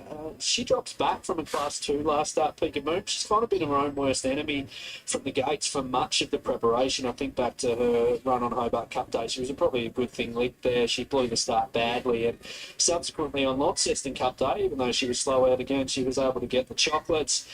Could be tough to win here with those barrier manners with a horse like Anthea if she performs up to her best, but this is easier than what she contested last start, being a Class 2 back to a Class 1. 5 Fluffy's Girl as another try and runner that's made her way down to Tassie. She's had a few starts for the Stu Gandy camp. I think the connections before they get the chocolates first up in Hobart. There's wide no cover there, and another runner that atoned the subsequent outing in Launceston where she raced outside the speed and just got the bob. Class 1 level 6 there, she's been okay, probably running up to her starting prices. She's a bit shorter today, and I think a lot of that might be map based. There isn't a lot of pace in this race, and Fluffy's Girl probably needs to be up on the speed. From what we've seen through the first couple of races, that track racing really fair. You seem to be able to make your runs from anywhere.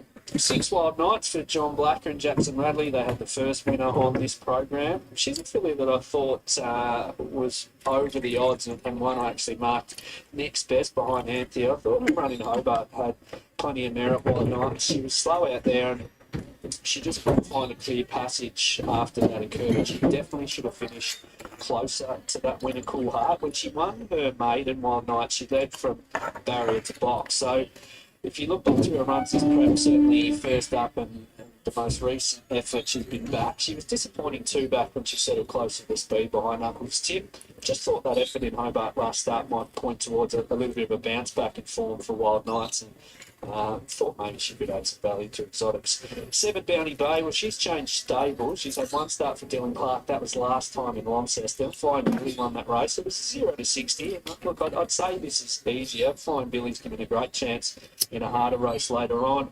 She made rails runs there. She probably should have run third. She just ran out of a little bit of room in the run to the line, to Bounty Bay. Off the back of that, it suggests she'll win races for the stable. I think she might be looking for a little bit further. And number 8, GG's Chorus, 28 start class 1, who resumes here with no real first up form to speak of, and it's the outside at $91.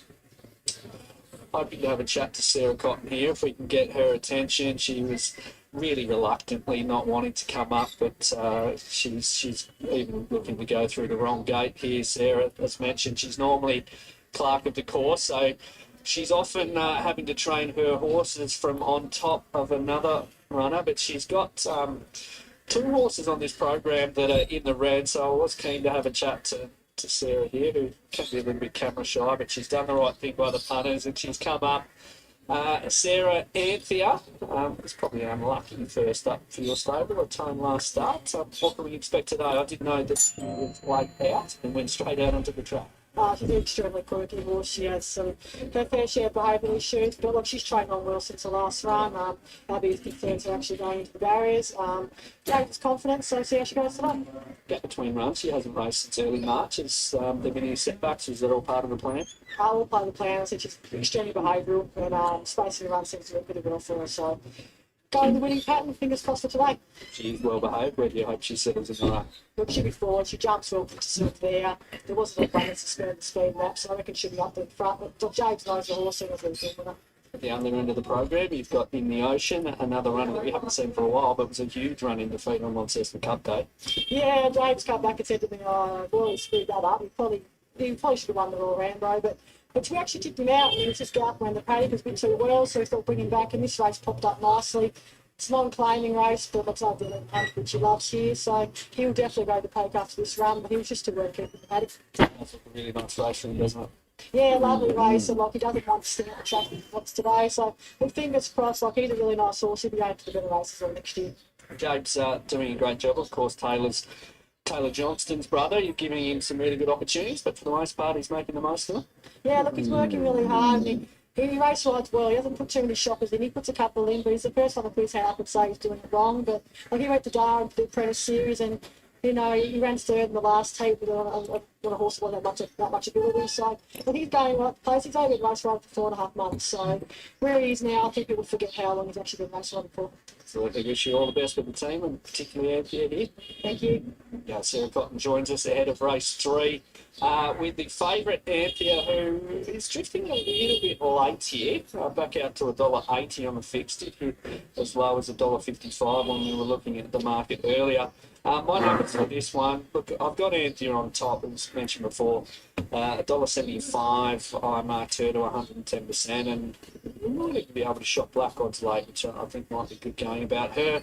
Hold your breath out of the gates, as Sarah just touched on. I made the case for Wild Nights in the Yard, Bounded Brave, Fluffy's Girl, 1675 are my numbers, but after a roughish start for punters to start the day, a few of them will be hoping they can straighten up here with Anthea, who's going to jump a pretty short price favourite as they're making good time here late. We'll head up to Cole ahead of race 3.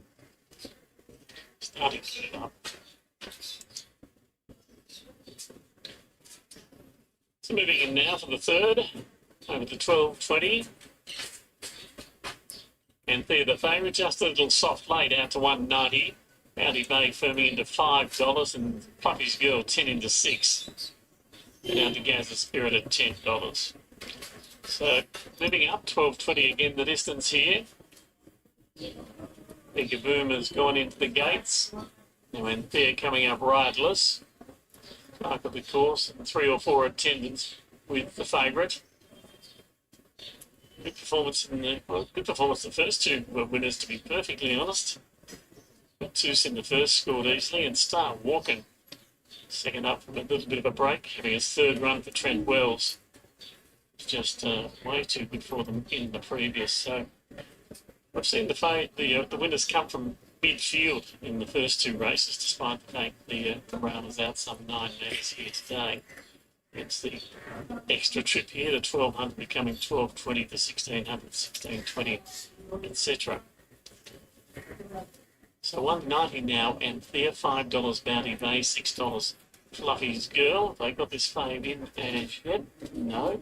In the meantime, Gigi Chorus comes up. Yeah, I think the fade has gone in now. Now they're moving it nicely. Bounty Bay comes up. We've got 4 more left to load. Wild Nights, Fluffy's Girl, No Argument, Gatton Spirit. $1.90 and Thea. $5 Bounty Bay, $6 Fluffy's Girl, $10 Gaz's Spirit. Fluffy's Girl coming up, Anthony Darmanin aboard. Gaz's Spirit, and then No Argument will be the last.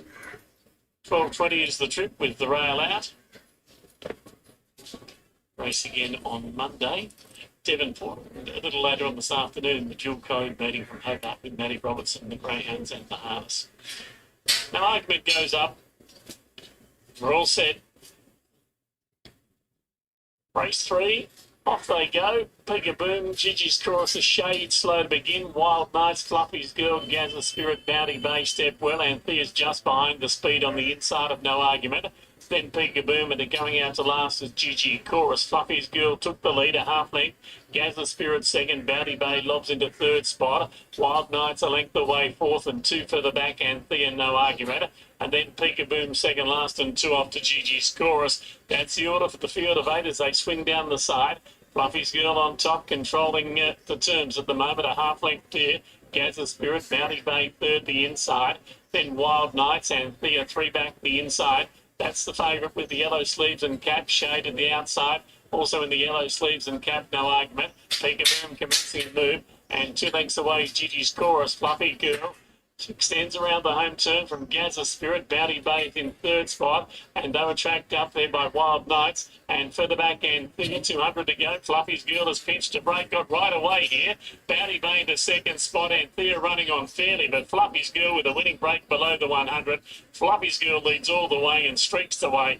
Fluffy's Girl by 2, maybe 2.5, Bounty Bay, and Thea followed by Peekaboom.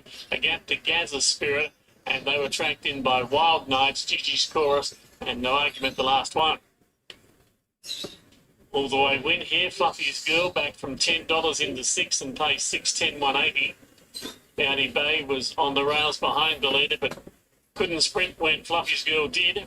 Run second at 150, and Anthea ran unfairly into third spot to pay $1.20, and fourth will be Peekaboom. 5-7-1-4. 5-7-1 and 4. Stuart Gandy is the winning trainer. He's only brought a couple of horses to the races here today, but Fluffy's Girl makes it to 2 from her past 4. This 3-year-old filly by Vino Rosso from Another Diamond. Stuart Gandy, Anthony Darmanin aboard, straight to the front.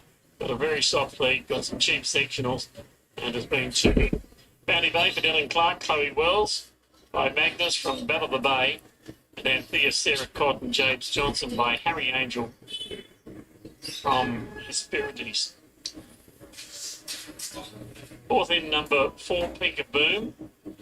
1:13.38 the time. 1:13.38. 2 lengths by 1. 2 by 1. 5-7-1-4. And 15 number 6, Wild Nights. 34.91. So they scooted home the last 600 after just getting a pretty cheap first section here. So a nice ride, dictating terms out in front there by Anthony Darmanin. Scoring here on number 5, Fluffy's Girl. 5-7-1-4. Stuart Gandy is the winning trainer. He's with Matt Reid. Very happy, Stu Gandy. Stu, she looked to get Matt favours on paper. That's how it played out. Yeah, look, she only just won when she won a maid. but she's improved heaps in the last. I thought her last run was really good when Chris rode her. She has improved. She looked a picture today. Probably a breeding said she likes the soft going. I rode her well. We're getting into races where there's not a heap of depth, so yeah, job done, so it's great. I didn't get to have a chat to you after she won her maiden, but your stable's not one that we associate with a lot of tried horses. How did she make her way to the Ascot? Yeah, look, so she's owned by Graham and Barb Gathercole, so they sent 2 over. She was one of them.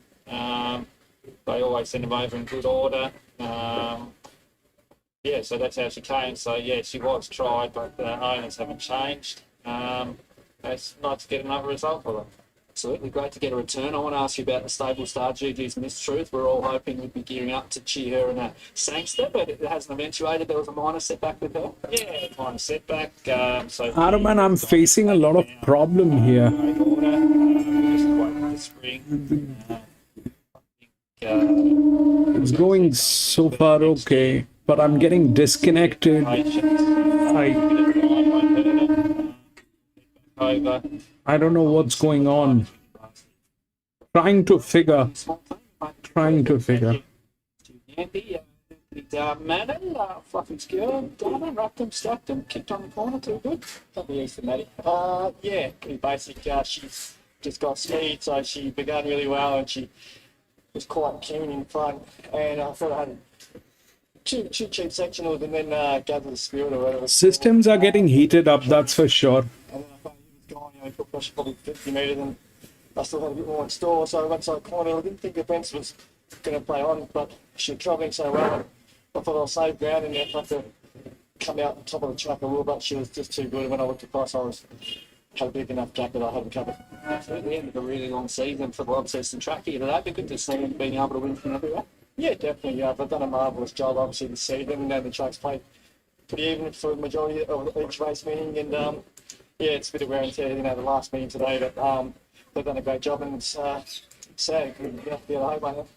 Hobart in Devonport, of course. So nice to get a result here in Monday. Something.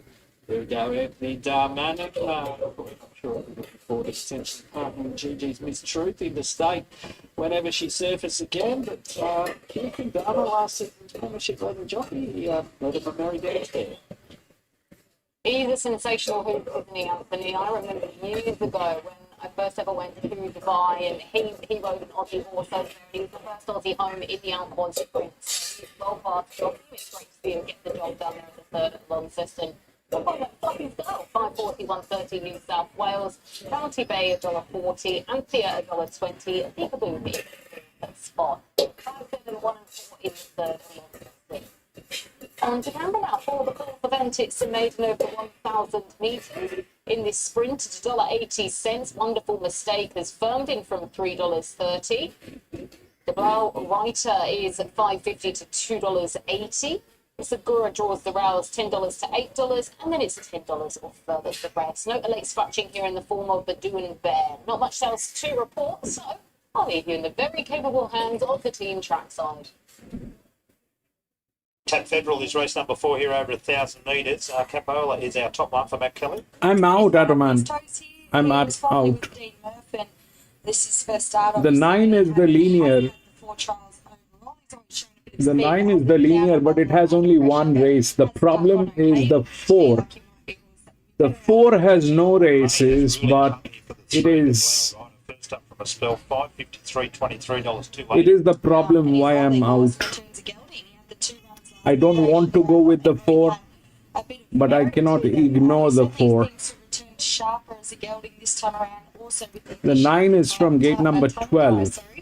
Where he showed a bit of early speed, was urged along late and able to win a Kepler trial, so he looks ready to go. I like the trial of the 4 here, Bardette. I know you're keen on Alicia Collar rides for Dryden and Snowden. It's out to $7.50 from $5.50 after opening at 13s. Yeah, I like it too. This one has never raced, so there's no gate speed on this horse. Particularly her most recent one, this preparation. The 9 also is just one race. Huge pressure line. $6. Draws the inside. Second in his last 2 starts. And yeah, it's best to stay out. You've got better races coming up. I think she might have run into a handy one there in Sheridan Street, horse for Doug Gorrell, who was dominant winning there on debut from barrier 1. Fitter, she'll have every chance here. 6 is You Take You, big odds for Richard Bensley. She's formerly with Jamie Stewart, now with Rod Weston. She's first up. She had the 3 runs last preparation. I thought her first 2 starts were okay at the 1200, and then they stepped her up to 1400 at the end of her prep, and she was beaten about 17 lengths. So I don't think she's hopeless, but I'm happy to wait and see how she. The 9 is good. It is not bad. The 9 is good, but big odds $81. Rebecca Broderick Pratt. Yeah, now 7 is a color. The colors will not do anything on a 1000 meter, but you never know. He's a lovely style too. He looks really, really well. He was off the bridle most of his Canberra trial. It wasn't a pretty fast run trial though, and I thought he was actually okay through the line for a young horse. So another one that looks to me like he might be better. Dicey one. 9 is Wonderful Mistake. It's our favourite into $1.85 from $2. David Butler just legged the board this Gradsvella Galloper, and I'll tell you what, it's run you liked it the other day, and it nearly got there sort of threw the race away a bit. Better for the experience, parades particularly well. Yeah, she doesn't look like a 2-year-old filly at all, does she? She's built like an older horse, and she's quite professional. She was just very raw under pressure late the other day, and certainly threw the race away behind Taylor. Taylor, yeah. I can't remember who it was behind actually, but she certainly will be better for that. Had she drawn soft, I would have put her on top, but this wide barrier and 3 weeks between runs as a young horse just worried me a little bit. You can tell us more about the 11 Miss Indy, trained by John Nesbitt, Louise Day rides. Yeah, nice filly that's always shown a fair bit. She had the 4 runs last preparation. She disappointed for most of them. Her best run though, she ran 3rd behind Invincible Madison and Master of Disguise. So she's got a bit of ability at her best, but does have a wide draw to navigate. Another first starter is 12 Runami to round us out. Ryan Keating's rides for Matt Kelly. It's a $21 chance. This filly by Microphone. Nice and relaxed. She tried at Canberra where she sort of got back a bit and was quite wide in the trial, and then looked a bit green down the straight when she was hanging in, but I thought went to the line quite nicely. So still a raw filly. I'm happy to see what she does, but it looks like she has a little bit of ability. So punters, the big money here has come through the 3 to Blau Rider, 550, 280, and steady in that price. This is our favourite for race number 4. The Blau Rider is in the 320, but our favourite is right down near the bottom here, the 9, Wonderful Mistake, $2 into $1.80. The best jockey is on 7. That's for sure. That's the best jockey. He could get good points here, and then later on, I mean, jockey with the advantage. But they also have a 57% drift out. And then the last he rides the So there's for Grants as well. So this could be the start of a. Never know. He could end up with a few winners today, and Granty could end up with a few as well. So these horses starting the low. There's my numbers on the screen. About to appear 5, 9, 4, and 3, but the money has come for De Blau Rider. Yeah, I'm with the 4 rider. She looked like she had a bit up her sleeve. So certainly taking a bit of a gamble, but with Alicia Collette from barrier 2, I'm happy to see if she's got a bit under her bonnet. From the 5, Isaguru can likely take. That'd be very weird because the 4 on 1,000 meter, if that wins, I mean, it's got very strong advantage. The 4 has very strong advantage. That's why I stepped out. I like the 9, but that 4 has never been into 1,000 meter. But God knows how this will play. 3 and 9, the 9, as we said, Wonderful Mistake was very, very good on debut here. It is our $1.85 favourite here for $2. The other ones here, Renami on debut is a $15 chance right down the bottom. Bardet is a drifter. The debutant 550 out to 10. So De Blau Rider has been 550 to 340. We wish Danielle Side well. She had a bit of an unfortunate incident during the week. She's laid up for a few days. So Danny, no doubt tuning in, and your horse looks particularly well, Danny, as you're no doubt aware. And it has been our best supported runner here for race number 4 as we head up to bed. Starter high up on the ladder. Red lights on, he hits the button, they're off. Miss Indy out wide, with plenty of gusto. Wonderful Mistakes out deep in the early part. Rider in 2 minds to go forward or go back, but stays out there at the moment. De Blau Rider runs into second spot, but Miss Indy now clears out. Miss Indy 9 cleared and out by 5. 2. De Blau Rider, Wonderful Secret, Wonderful Mistake, I should say, is up 3rd. Then came Isagura, followed by Aerial Response. 2 lengths away, Bardet on the inside of Capicola. Second last out wide is Yui Taku, and Radami is last as they approach the turner.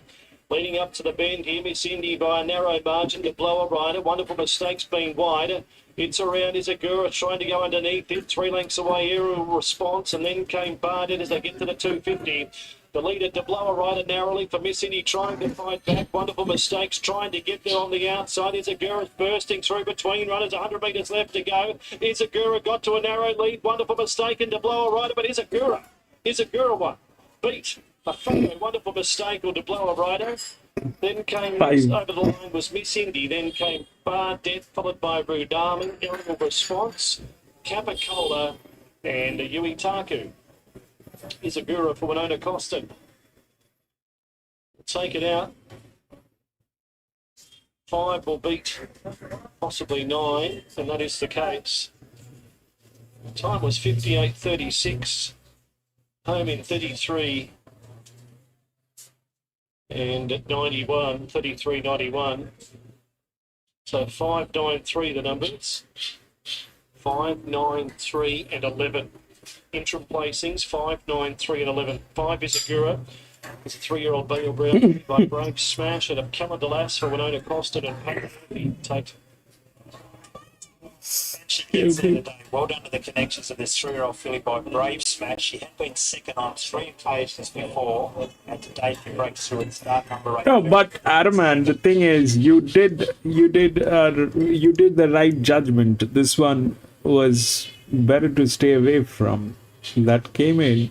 I mean, if you look at what happened, so 5 and 9, 5, that's the linear, that's the outer drift. That is how it should always work, but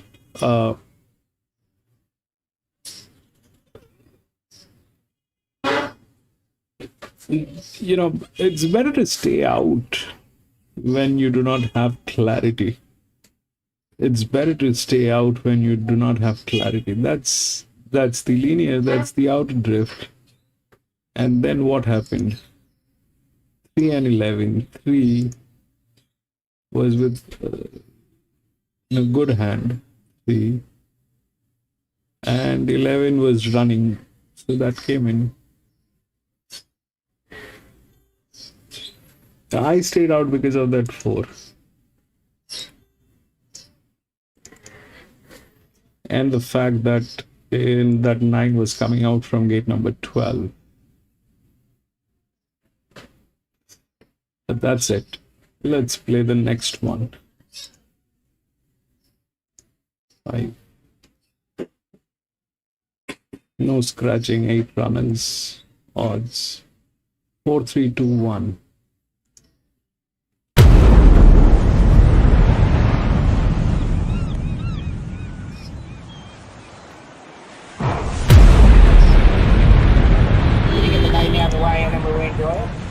They're going to have a lot of fun with her, but yeah, to get it out of the way. Tuna, boom! Tuna is on fire today. It's good to get this out of the way today, and they're going to have a lot of fun. Tell you what helped her was when that big horse loomed up on the outside. It sort of pushed her back on the inside. She saw all this room and she knuckled down to a task. Yeah, exactly. And I told Winona, I said, Winona sort of said, oh, we could probably take her forward or like spot. And I said, well, if you want to run, we'll use our gate, but I want her to be, we know what she's going to do, like after Gap Guy, and she's going to try guts out late, you know, put her ears back and pin her ears back and go there, and try hard, and Winnona's on the breed, and that's exactly what happened. So. Well done, Pat. Team's going great guns. And later on before you go, Body Bob. Yeah, very happy with him. Yeah, very happy. Obviously, trying to find the right line to where we stand, but yeah, really happy with how he's going. It's hard to beat later on in our feature. Kayla's with Winona. Yeah, you had to be fit there. You had to get absolutely everything out of her, but she was good. She was good. She jumped really well. She stripped a bit fitter with the run under about the other day, and she fought hard late. It's taken her a little while to break through, but just hearing from Pat, he's always had a bit more of an opinion of her than just tonight. Didn't you feel like she'll come on from that? Yeah, for sure. She's a lovely progressive horse. And you were able to get a win by a similar margin last week in Queensland, and you get to go up there again tomorrow with Phillipsburg again. Are you confident again? Yeah, definitely. He's a nice horse. He's obviously an older horse, and that really suited him the trip up there. So hopefully he's enjoyed his week, and hopefully he goes good again. Well done, and good luck. Thank you. We're up to race number 5 when we return here to Canberra. It's our feature race, the Open Handicap, due in about 28 minutes. We just heard from Pat Murphy about Bonnie Bob, who's first up from a spell. It's in the market at $4.80, but our favourite will be Demanding Mo for Blake McDougall and Keith Dryden here, and Libby Snowden when we return here. Kirsten? It was a good tough win there and a great ride by Winona Costin. She knew exactly how to keep the horse's momentum going. She saw the gap and she took it. A great win by Ithakura to hold off Wonderful Mistake, $1.04. The Val Writer at $1.50. Miss Indy in at the 4th spot. 5, 9, 3 and 11. The numbers there in the 4th at Canberra. It was a very good beginning of the race day there at Canberra. And speaking of beginnings of race day, we're heading over to Ascot now. They've got a great 9-race card. Now, the rally's out a good 11 metres, so do keep that in mind. It'll be interesting to see how the first race pans out. We have joint favourites at 275, Sky Duke and Snippy Witch. So, to kick off the card, I'll hand you over to Scott Embry and Lockie Taylor.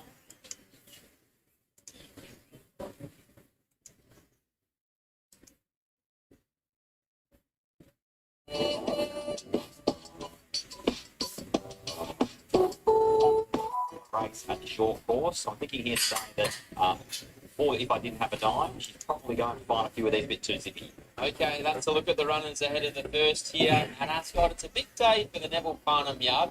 Not only does he saddle up a number of great chances here this afternoon, but 2 of his apprentices are making their riding debuts at Kalgoorlie in Shani Webster and Natika Riordan. Neville's just having a chat with a couple of his owners, and I'll interrupt Neville and catch up with him for a word. Oh, okay, Neville.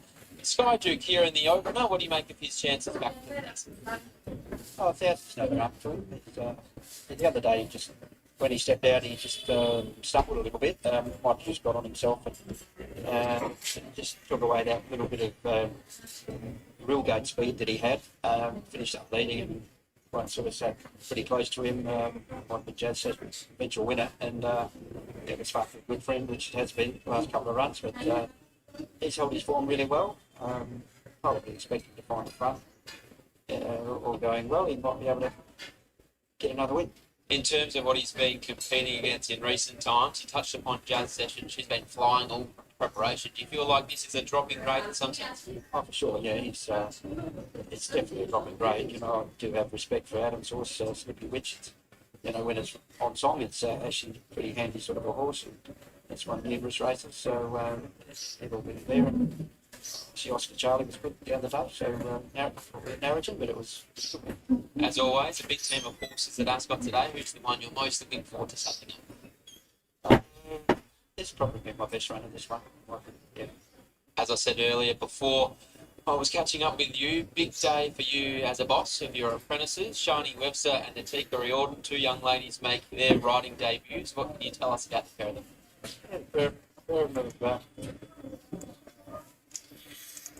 Right, this is the 5th one. This is an open race. Let's just check the vacations. 2 weeks, 3 weeks, 5 days. This is running after 5 days. Why? This is 22 weeks. It's 2 weeks, 21 weeks. 2 weeks, 1 week. Why this is running after 5 days? Anyway, so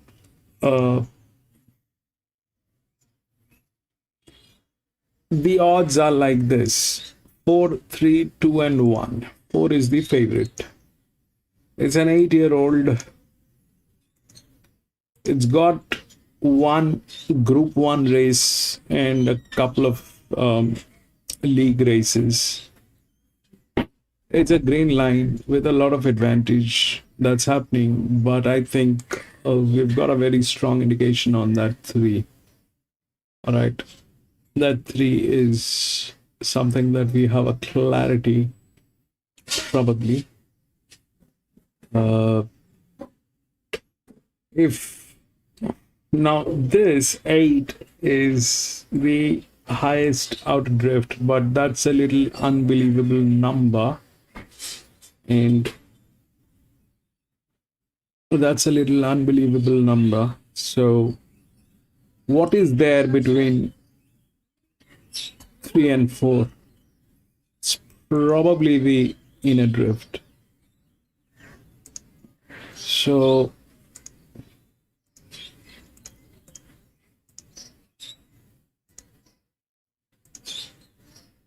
that's there. Okay. 21. That's 3. Then we have this 5, and then we have the 4. So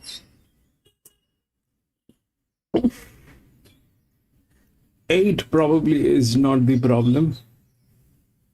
2 has raced last 2 days ago. That's 5 days ago. So that even is not here. The problem that could happen, the 4 will get there because of the rails. The 4 will get there, but there are horses in between. So 3, definitely I have a strong one. 3. It's between 1 and 5 that probably is going to work. Honestly speaking, if the, this is 21 races. This is the inner drift. And if we look at this one, the 5 is well within the rails and it's not very far from the inner drift. The 1 is in good hands, established people. These people are good. And this we don't know, but if we have to compare these two, and if we have to consider the odds on the 4, then this probably is in between the 5.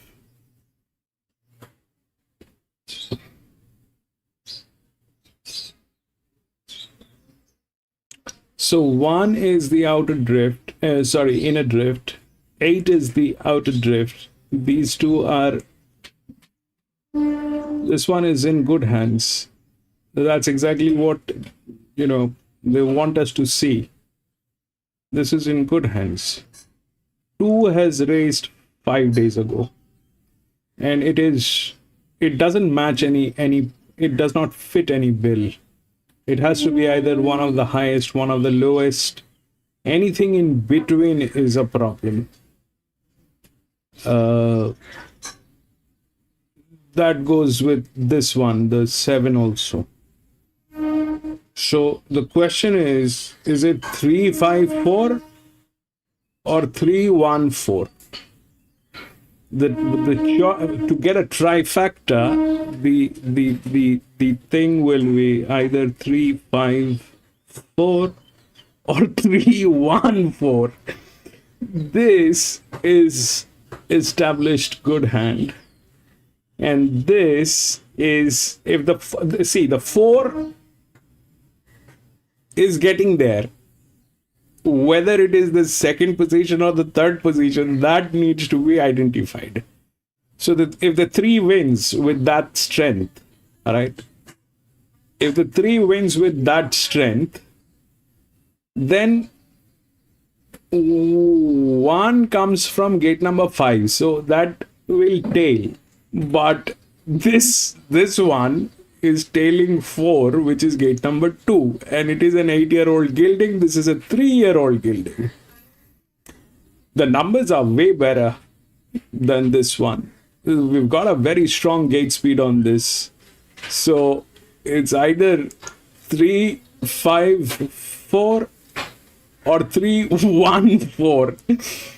Let's take a look at the horses at the paddock. I think we want to play a try. Let's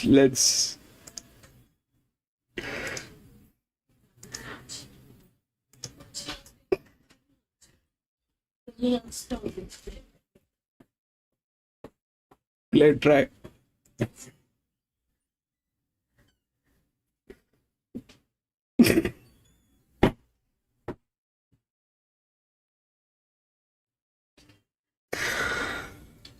When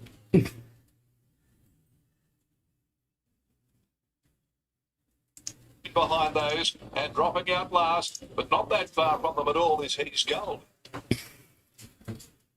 Place 4 here on Good Friday in Launceston's in Class 2 over 1,620 metres.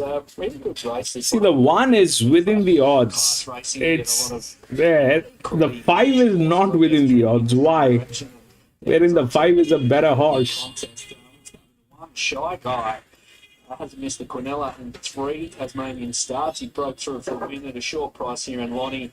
The final night meeting here last week. Really good ride there by Kelvin Sanderson. Chopped away slowly, but cut through and landed in a nice spot and took off at the right time. And we've got the chocolates there. They've scratched from a 13.50 in Devonport to run here. Lincoln's come off. Really strong chance again. Too heartfelt. Well, he knocked off Shy Guy at the Launceston meeting prior to that. Another good ride from Christopher Pang. Probably had to go to Plan B there after. What is the worst that can happen? Ride him again with cover. His progressive 3-year-old 6-start here in the debut campaign that's returned 2 wins and 2 minor placings. Willingly is another tried horse from the McShane camp. They've got a very quick return for them on the 21st of March when it won a Class 1. Another really good ride there from Anthony Darman, and he box seated and he put them away reasonably easy. I spoke to Brendan McShane prior to that race. They thought this horse would be getting up in trip in time, and here we are at the mile.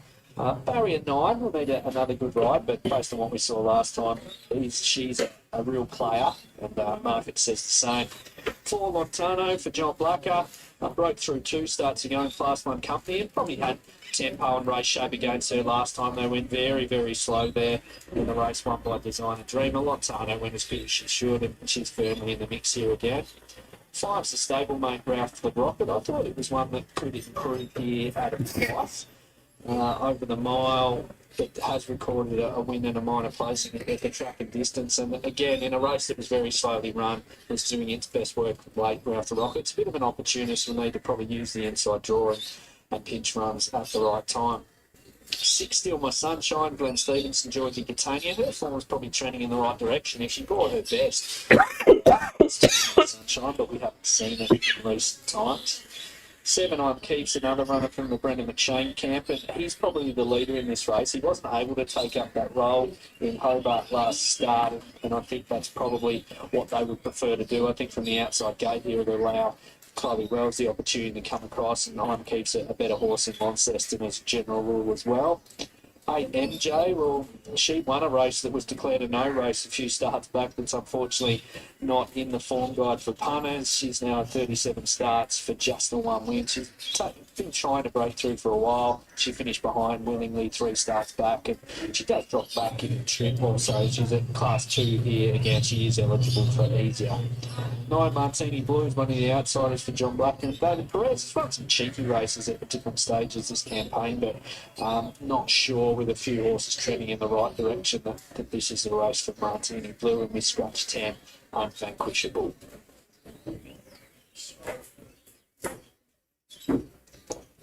So recapping my numbers here for race 4, they are 5, 4, 2 and 1.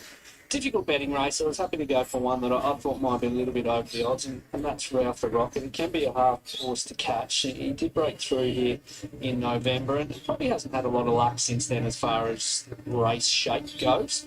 Lontano, the stablemate, rock bottom as far as price, but he's racing really well. Hartfeld's the one that's getting out to big odds, and Shy Guy 5, 4, 2 and 1 for me. But really competitive betting race, this one.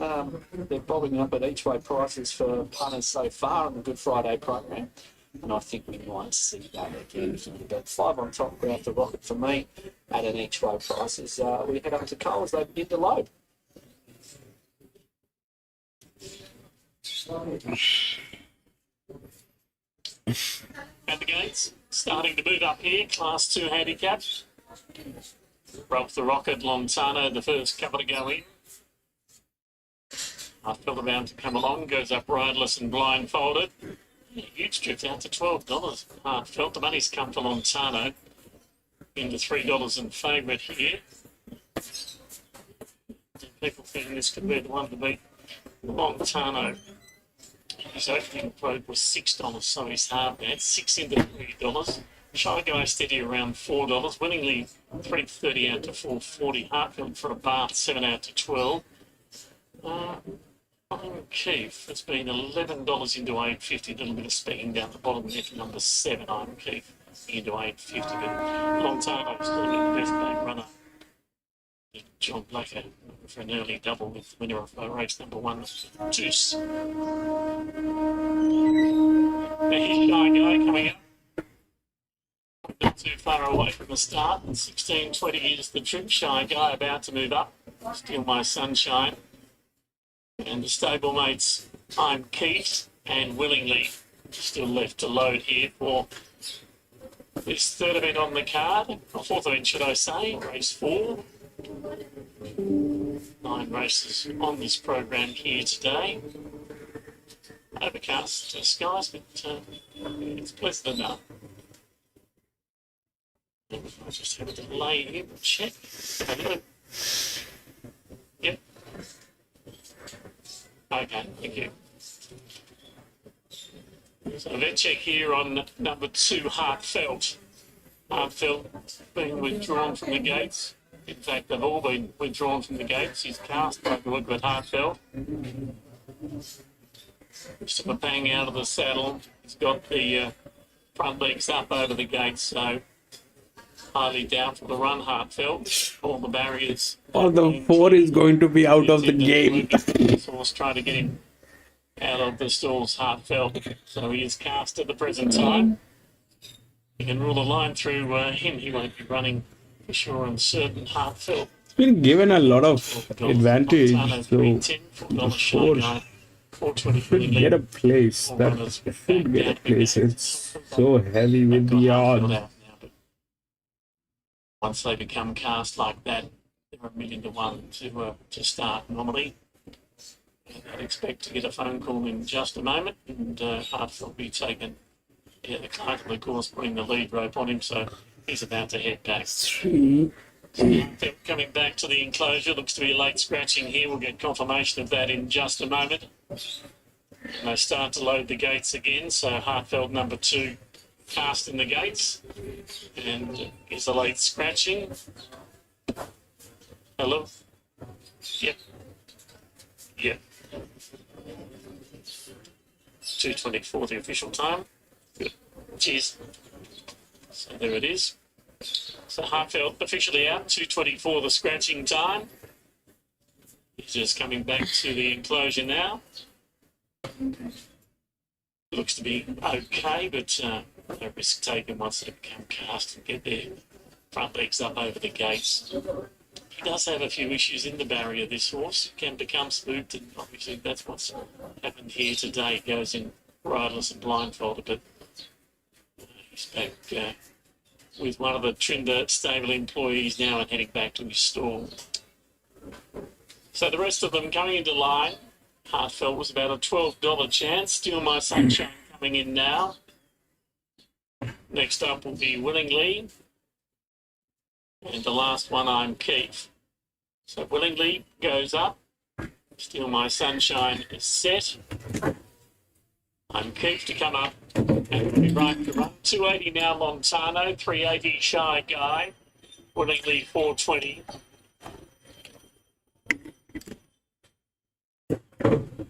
We're all set to go. Just the last one. Sorry, I'm Keith. Coming up. Goes to the outside barrier. Now we're ready. Set to run.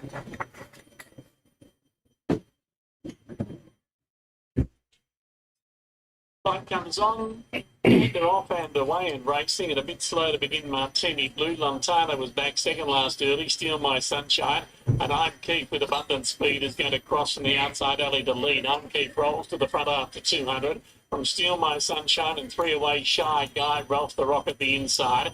2 further back in the field is Willingly, then Lontano. Martini Blue is second last, and MJ goes out to the tail. And through the first turn, they are well stretched. About 10, maybe 12 lengths would cover the field, 1,100 to go. I'm Keith. Eases the tempo now, puts the brakes on and leads by a length. Steal My Sunshine tends to over-race now. The tempo comes out of the event. Running third is Ralph the Rocket on the inside of Shy Guy. Next in the field is Willingly, then Lontano the rails. Martini Blues second last, and MJ is at the tail. Heartfelt the late scratching, 800 left to go. And I'm kicked by just on a link, Steal My Sunshine second. Shy Guy getting a nice run, a nice cover up in third spot on the outside of Ralph the Rocket. And then Willingly making some ground from Lontano being urged forward. MJ back at the tail, Martini Blue. Getting down toward the bend near the 400 they come now. And on the outside, Steal My Sunshine is pouring the pressure on by I'm Keith the rails. And Steal My Sunshine's got the head in front of I'm Keith, then Ralph the Rocket, Shy Guy. And further back came Willingly and Lontano. Steal My Sunshine, Ralph the Rocket's out and running on. 200 metres left to go. Steal My Sunshine, Ralph the Rocket coming and fighting back as I'm Keith the inside. I'm Keith refuses to give in. Ralph the Rocket the outside's got the nose in front, and Ralph the Rocket a neck on the line to I'm Keith, who never gave it away. Steal My Sunshine, and then Willingly, Shy Guy, Lontano. Further back to finish then, behind them came Martini Blue and MJ. So Ralph the Rocket makes it an early double here on Good Friday for Jackson Radley and John Blacker. A gun right there from Jackson. He landed in the right field for the middle at the top of the home straight and took a while to wear down the leader on Keith, who fought doggedly. Nice each-way price for the punters here after the fourth in Launceston. Canberra will be back ahead of the fifth. Good race, one of our features, race 5, the Cover 1 handicap for the open class horses, 1,300 metres. In a pretty wide open market, Demanding Mo has it here at $3.40 in from $4, ahead of Craving Magic, $3.90, from $3.50 at the top. Lewis, Canberra 5. $4.80. It's the first horse we see, 63.5 kilos for Billy Owen. It's a big weight, isn't it? Especially against a good bunch of country horses here. But look, he races really well fresh. I like that they're kicking him off over the 1,300 too, as opposed to 1,000 metres last preparation, where it just found that a bit too sharp. He looks ready to go the way he trialled at Gundagai behind Sparring. We saw Sparring come out and win the flat knacker yesterday. So everything looks right. I just don't like the weight. For the third consecutive year, Sparring won that race yesterday. What, 5 from 5 at the track? Huge performance. Panic is the 2 he's backing up after having his first start for the Matt Kelly stable at Wagga last Sunday. Yeah, I went right back through his form. He's only had the 13 starts, but I couldn't see him back up before, so that's always a bit of a query for me. I thought his running the town plate preview was okay. He was posted wide and he did battle a little bit one pace, but beaten only 3 lengths. Draw's a bit sticky in this small field again. 3's Craving Magic right in the market at $4.20. Rob Potter at JBO. It's a cracking run in the Golden Wild Card. Man, it is tailed. He just attacked the line to just get beaten by Tickle Belly, who gave a great side in the final. It's a 5-year-old gelding getting tailed. One since, so the form around him's really good, and 1,300 seems his sweet spot. Yeah, no, he's certainly in the zone. Demanding Mo right in the market, $3.30. Our favourite in for $4. Dryden Snowden at McDougall. It's an 8-year-old gelding that you could argue is going better than ever. He's just really thriving at the moment. He was excellent last start at Canberra, where I think Blake might have been trying to search for a bit of even. No try. Try will not happen. Fence was pretty chopped up. Lewis 5 is... 5 is in, I think. The 5 is my last hurrah. Your women inside draw today, second up from a spell, Frank Cleary, Kariah Koenigs, who's now based up there at Kimler Grange, of course. Yeah, I have put him on top in a tricky race, but I was quite impressed with him last start. That was behind Demanding Mo. Now, he was a month between runs. Previously, he'd only ever contested 1,000-metre races, so a month between runs of the 1,000 to the 1,300 for the first time. And I thought he gave a great sight to run fourth. I think condition might have just given out late, beaten only 2 lengths. I think with that run under his belt, barrier 1 again, and no weight, as opposed to a lot of these chances right up in the weights, I think he's an excellent chance. 6's Trooper Knuckle, James Innes Jr. with the ride. I thought his run was plain last start up on the speed at the Sapphire Coast. That was on a heavy track. His runs prior to that weren't too bad, so perhaps getting onto a better surface will help. 7 is Straight Fire. Heady enough little horse. First up from a spell, Todd Smart, the trainer. She is. She's really hard trying mare too. I quite like what she can go around. She's a horse that will get out over a bit further, but she did win first up over 1180 last preparation, and she's had a good hit out in a Golden Trial, which should see her ready to go. And Brannel Abbey is a lovely little horse. Third up from a spell today for Tommy Wilson. His 2 runs back have been quite good. I thought he's been finding the line really easier. Oh, look, with those 2 runs under his belt, no weight in the extra distance, I wouldn't dismiss him here.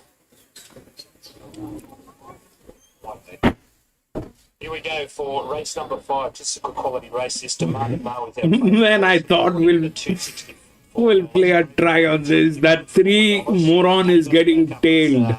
to 650. The top one body popular I like is 5. Badly.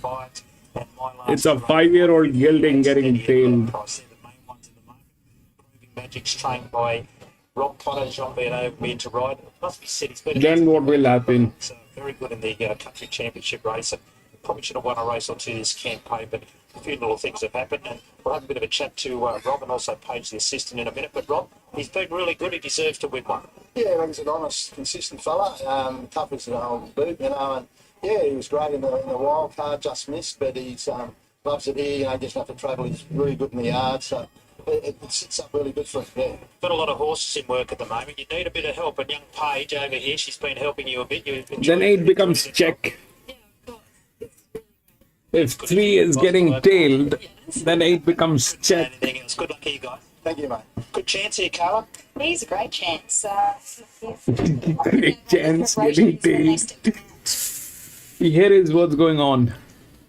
So I thought we'll go with 354 or 314. Now the 3 is getting tailed, so I can't go with the 3. Probably, maybe it'll get there, maybe it'll not. But in that case, what might happen? The 4 is not in a winning state. The 5 is the next, but if 4 is not in a winning state, they both become in trouble. That's 22, that's 20.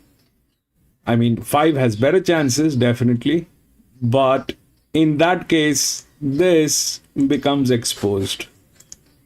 That 8 becomes exposed. I don't want to go with 8 either, so I'll be out. Kilos in such a competitive race. Sorry, gentlemen, that'll not happen. Excellent last start. Into $2.70 from $4. So a fair bit of money for this local galloper, Craving Magic. That is, it's a bad idea to go with this race. I'm out. Golden Galloper Body Bob. First up from a break with Billy Owen. Apparently they're going to try and ride it a little bit back today. He's a horse that normally gets out. Probably it'll play, probably it'll not, but I'm out. $6, $5.50. Panic is out to $6.50 from $4. The 5 My Last 2 rating loads up the barriers now inside draw. Karaya Petix is $5.50 to $6.50, and the others, we've got to mention them. There's only 3 others. Old Trooper Knuckles out to 34 from 23. Straight Fire, not without some chance, $10, pretty steady at that. Battle Abbey is our roughie at $41 as he loads up into the barriers. Body Bob still out the back. Billy Owen about to take him forward. There's Craving Magic with Jean Van Overby being put in the barriers by these great assistants here at Thoroughbred Park. So we'll head up to bed for one of our feature races here at Canberra. Body Bob's about to come in. Graham White likes Body Bob, a winner 2 stunt to go at Wagga, and finished 3rd in the Snake Gully Benchmark 79 last time out, behind Clever Art, and 4th at Maruya in the Legends of the South. So Other race, but this one, I'm out. they are assembling forward. Panic, prepared by Matt Kelly. Jeff Penn's midfield at Wagga used last time out. And Anything can happen now. 7 is running. Last terrain tucked away on the rail. Then Battle Abbey and Trooper Knuckle is last into the first turn. Inside the 1,000. Straight Fire led a Narrow Barge and Panic. 2 lengths away, third the favourite. Demanding Bow in a perfect spot on the inside of Craving Magic. Then My Last Hooray and Body Bob racing together. Trooper Knuckle on the outside is second last. Battle Abbey on the rail. There's last 8 off the speed. 700 metres left to go. Straight Fire and Panic the joint leaders. 2 lengths Craving Magic. Demanding Bow on the inside stalks the speed. Then Body Bob on the outside of My Last Hooray. Trooper Knuckle and Battle Abbey. Around the turn, 4.25 left to run. Straight Fire and Panic the joint leaders. Craving Magic about to let rip. Then Demanding Most trying to get off the fence. Then Body Bob out in the middle, starting to pick up as well. 250 metres left to go. Penix out after Straight Fire. Demanding Mo squeezing up along the rail. Here's Demanding Mo out after Straight Fire. Craving Magic, My Last Arrays revving up on the outside, but Demanding Mo shot through at 100. 4. Hit the front of Demanding Mo. Never went around a horse. 4 730. Straight Fire was third. Then Craving Magic, followed by Body Bob, didn't get hot today. Then Trooper Knuckle, Battle Abbey and Panic was last. Demanding Mo, Blake McDougall, 10 out of 10. And squeezed up along the rail with the 4. Straight Fire shifted a little. 7. Allowed Blake to get through. 3. It was in all sorts of bother otherwise, and No, he had 5. to persist 4. and wait for that run, and he got the run. 4, 5, 7, 3. 4, 5, 7, and 3. The winner has paid $2.70 with a rail tugging ride there by Blake McDougall. Man, that was ridiculous. Not will go with this one. 7-3 co-trainer Libby Snowden joins Kayla to talk about Demanding Mo. Hasn't he been a war horse, Olivia? An 8-year-old gelding, and you could argue he's come back better than ever. True. Just having a great prep again. They all had one sort of a bit off, and now they're stronger and have longevity.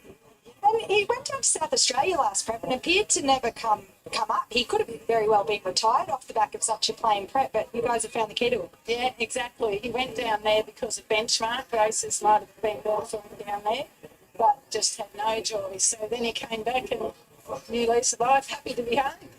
Can he pick up a race in town now, getting outside of the carnival? Well, I guess he's his weight's just going to have to tip him to something. Maybe there's still something at Borderful, and then who knows? Ask him, he just keeps coming back. Certainly enjoying racing. Well done, Libby. You guys are doing a great job with it. Yeah, he's great. The 5 was clean, but the 3 got tailed. Otherwise, this would have played well. So Steve, the CEO there at Anyway, we'll go to the next. Steve not here today, but Pat is, and this horse is tipped over 200,000 now. Race like the Wagatown Plate or something like that. You just alluded to it, Yeah, didn't you? yeah. So he's gone around in some decent races. He put the riding on the wall last start behind Mountain Chatter.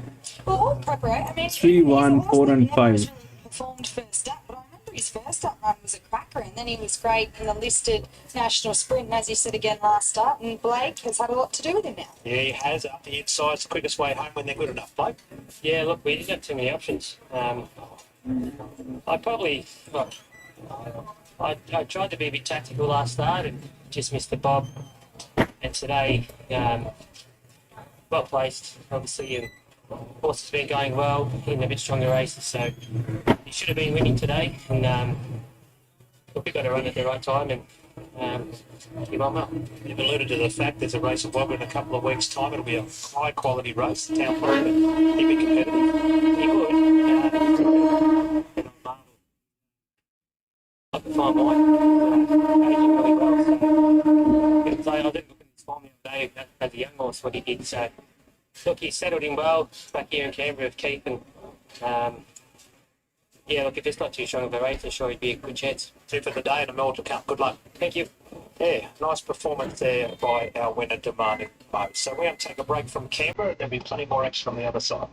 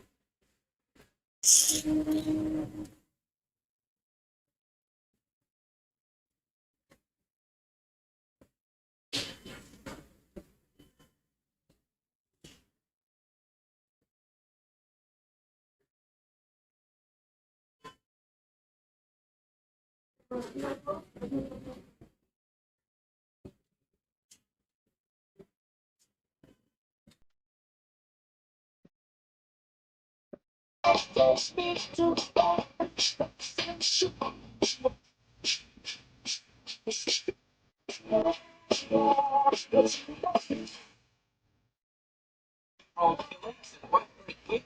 they have their fair share of ability. I think they settle 1-2. I think they've run 1-2. Whether or not Lucky I Am leads against the fence and wins, or whether Hideaway sits to the outside of her and beats her, I'm Team Hideaway, but I wouldn't be surprised either way. Let's have a look at these horses in the yard, and we'll start with the one, Superior Kingdom, for Michelle Hagley and Jess Vallis. I'm actually told it was Michelle's son Blake's birthday on the weekend. He's on his horse today too, so happy birthday, big fella.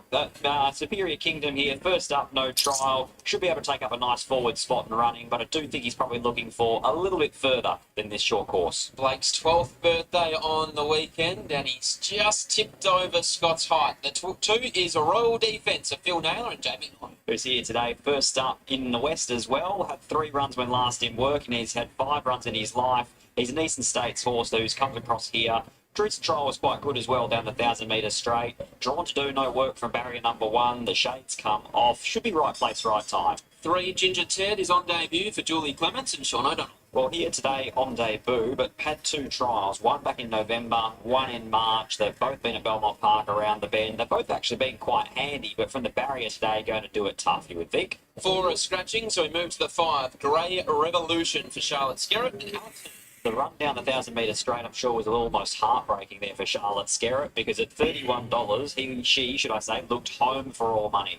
In the final stride, out of absolutely nowhere, erupted Point Rocks. Now, we've seen plenty of that form on show in recent times, and it hasn't exactly held up, but it should only be a matter of time until Grey Revolution wins one. 6 Peggy's Lass returns to the races today for Bruce Watkins and Jason White. Pretty handy mare, this, I think. I know she's a 3-star maiden, but they raced her around on debut in a Class 1. Then they took her to a 3-year-old Saturday. Then she only had 1 run when last in work. Her recent trial, she won it by 2 lengths. She looked really stylish in doing so. She's a well-related filly after a stakes winner. I'm thinking here today that she can almost park up 1 out, 1 back as well. 7 Lucky I Am is now on the second line of betting at $2.60 for Jim Taylor and Steve Martin. Has run second to some pretty handy ones. Going back to the end of last campaign, second to Black Aura. Dynamite first up Victor goes around tomorrow in a 3-year-old 1,000. First of this campaign, second to Amaru Star. Amaru Star's won 3 in a row now, including a Saturday. Most recently, down the 1,000 metres straight, back into $1.80. Led by Countess of Kenner, a filly that's always shown plenty of upside. So I think here today, she's definitely got another good opportunity. 8 Saxon Jewel, Sean and Jake Casey, Matty Eric. Goes around here at $15, but has won both trials leading into her return to racing. A 400-metre jump out and a 1,000-metre trial. The 9 is Hideaway, as we're just hearing news of a scratching in race 8. Henchard, I believe I heard. Henchard, the late scratching out of the 8. Here is the 9, Hideaway. She's our favourite for Michael Lane and Brad Pun. Equal favourite at $2.45 here, this speedy pair of fillies. Lucky I Am drawn in barrier 7, Hideaway drawn in barrier number 8. Imagine they're going to come out very positive together as a pairing, looking to cross this field, settling 1-2 in running. Hideaway won a trial on the Sand Fibre at Bunbury by a length, but it was then the 1,000-metre straight track trial at Canberra that really started to get you excited. She won it by nearly 5 lengths and was completely untested. 10, Funny to Hollywood, Sue Olive, Brandon Lloyd. I would have thought the second elect of the 2 Sue Olive trained gallopers here. She's a 3-year-old filly who resumed at Pinjarra over 1,200 metres, went around at 100 to 1 and was beaten 7 lengths. 11 is scratching, so the 12 is Latorio on debut for Trevor Andrews and Joanne Zapata. Had a couple of trials when last in work and didn't make it to the races. Had 1 trial this time in, but was beaten almost a 6-length margin. I need to see a lot more. 13, Rare Elegance, Bernie Miller, Holly Watson. Again, they've got this filly to the races on debut here. They've raced a lot of horses from this family. I'm thinking here today that Rare Elegance is probably going to need the run. And the 14 is Now You See Me, the 2-year-old taking on the older horses, Sue Olive, Luke Campbell. He's interesting placement too of this 2-year-old, but his recent trial was behind Fila Mia, who ran out of her skin on debut in the gym crack. Only been to the races once in the Crystal Slipper and ran into Yes Queen and Talk and Co. Finds this easier than what that was. Let's have a look at this market ahead of the second here at Ascot, where our favourite is Hideaway at $2.40, just marginally ahead of Lucky I Am at $2.45. Peggy's Lass is $9.50 and solid. Saxon Jewel is a $14 chance. It's been 11 out to 14 with the WOP. Real Elegance is a $19 chance. Grey Revolution at $26. Royal Defence is at 30 to 1. And Ginger Ted a $41 chance. Scotty, how do we order the 4 in the second of the day? I'm Team Haida here, just narrowly over Lucky I Am. I've convinced myself that these two fillies settle 1-2 in running, and what I'm hoping is that Haida has taken that time away from racing, just grown and matured and strengthened up a little bit, because what she showed in her initial campaign was plenty of natural ability, but I think what I saw at Pinjarra Park was the filly that's ready to return a winner. I love that trial, I like the setup, I think she can breeze, and I think from there these two speedy fillies can dominate the race. So for me, they're 1-2 around the corner, and they run 1-2. That's the way that I see it. 7, Lucky I Am. If she was to hold the front and hold off Haida, I wouldn't be surprised, but I do think here that she's probably going to cop a little bit of pressure. Number 6 in Peggy's Lass can park and ride the speed near onto 1 out 1 back, I would think, today, off the back of a nice trial. And 2, excited to see Royal Defence make his WA debut. I thought it was a cheeky chance of sneaking up along the fence into some minor money at a big price. 9, 7, 6 and 2, but Haida to return a winner for breeder Greg McCrosty. A big day for the McCrosty family. Greg McCrosty, the owner of Haida, and then you have Barry and Jan, his parents, owners of favourite Magnique in race 5 here at Ascot. And I heard Scotty tip earlier on Tap Radio that the McCrosty double was his play of the day. But runners are now in the hands of the starters and have begun the loading process. So we'll hand you upstairs to Darren for the call of race 2 here at Ascot. Moving a bit now to the gates for the running of race 2. So we're looking here at 240 Haida, 250 Lucky I Am. Then the next in the market behind those, and there aren't too many under double figures. In fact, the closest to them is Peggy's Lass, $11, and around 14 as far as Saxon Jewel is concerned. So that's the market situation. The Bellis Racing, all Karen's Syndicate. Interesting group, no doubt. Led by one Karen Hawley of Bellis. Loud and proud for the Karens of the world who want to be involved in racehorse ownership. Over 1,000 metres there. Still a few, in fact, to arrive behind the gates. Rare Elegance getting around here.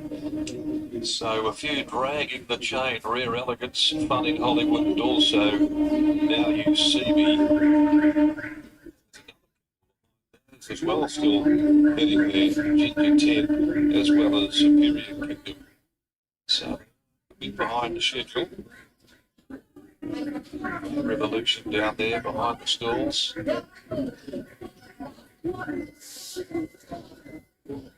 But they're about to put a barrier blanket here over the back of Fun in Hollywood. There's Brandy Louie aboard. In the first set of the gold front silks, Clark of the course down there with Ginger 10. And it looks as though they are starting the loading process. First run in WA, Royal Defence with Phil Naylor. Comes here from New South Wales. Royal Defence goes in. Lucky I Am vying for favouritism. In fact, it's just trickled into favourite at the moment at the expense of Haida. So 245 Lucky I Am. 5 cents longer. Haida 250.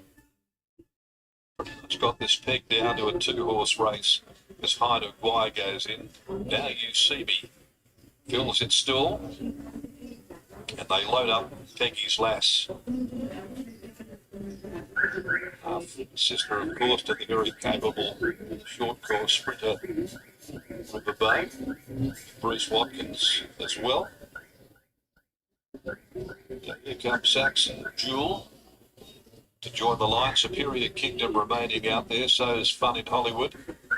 Ginger 10, Rare Elegance and Victoria. Finishing the first event on the card, taken out by Dylan Bairstow's Oracle Sun. Got home by a short half head to Oscar Charlie, Sky Duke. Third home. We contend with yet another minor placing. Great crowd in here this afternoon enjoying the Good Friday racing. Lots of families, lots of kids. And no shortage of entertainment for them either. All happening here at Ascot Racecourse on Good Friday. Kalgoorlie Racing, of course, coming. Midnight at the park, Gloucester Park this evening. We're back here for the Derby meeting tomorrow. The 7 running, and a Derby, a classic dominated by a very exciting filly. Machine Gun Racing. To make it the Oaks and Derby double. She has swept all before here in the last month or so. Now Latorio completing the line. They'll be set very shortly. Bit late for race number 2 as Latorio comes forward, the starter, up onto the ladder. Light blinks. The field is set. About to go. Off and they're racing. Lucky I Am was the first to go. Jumping on terms with it though is Handicapping. And driving up now you see me down on the inside third soon after. Coming over now from the outside is Superior Kingdom from Peggy's Lass and Royal Defence. They're being followed in behind those to Grey Revolution, which is next. The speed is really hot. Then 2 lengths Latorio, followed by Saxon Jewel, well back Ginger 10, Rare Elegance, and last of all is Fun in Hollywood. Lucky I Am is the leader. At the 450, Lucky I Am on the outside of it, Handicapping. So the 2 fancies with the sparks really flying coming into the turn. Lucky I Am. Handicapping's going better than it. They were peering on the outside and quickly taking Lucky I Am at the 220. Handicapping races a length clear. Lucky I Am. They've got it between themselves. Handicapping races clear from Lucky I Am. Followed further back now you see me Royal Defence, then Grey Revolution, but Handicapping far too strong. Handicapping beat Lucky I Am. Third home, Fun in Hollywood, down the outside lane came Grey Revolution, Royal Defence, followed then by Saxon Jewel, Latorio next in, Superior Kingdom, followed further back, Red Elegance, Ginger Ted, Peggy's Last finished well back in the field, and towards the tail, Fun in Hollywood. Race 5's benchmark 60 over 1,220 metres here in Launceston. Number 1, GG Can Win. Trent Wells brought 2 to the races. One of them is 1. This is the second offering. GG Can Win was in with a moderate first up record. 9 starts for 1 win and a couple of second placings. He'll be back from out wide and hitting the line. It's a very good price for a horse that went out to us for a spell with 2 wins in succession. Scratch 2, 3 win. Right, this is the 6th one. It's a class 2. If you look through the odds, it's 3, 1, 4, and 5. 3, 1, 4, and 5. Okay. 3, 1, 4. The 3 is the favorite. 3 is the neutral, but since it's a neutral, there's not much in here, but this thing is with one of the best jockeys. Plus, if we look at the pressure line, this is 181 by 16. So that's neat. Even this one has got 16, but this is better, 31. The problem here is there's always a problem. The problem here is this, that if we attempt to play a club, 3 probably will win. There is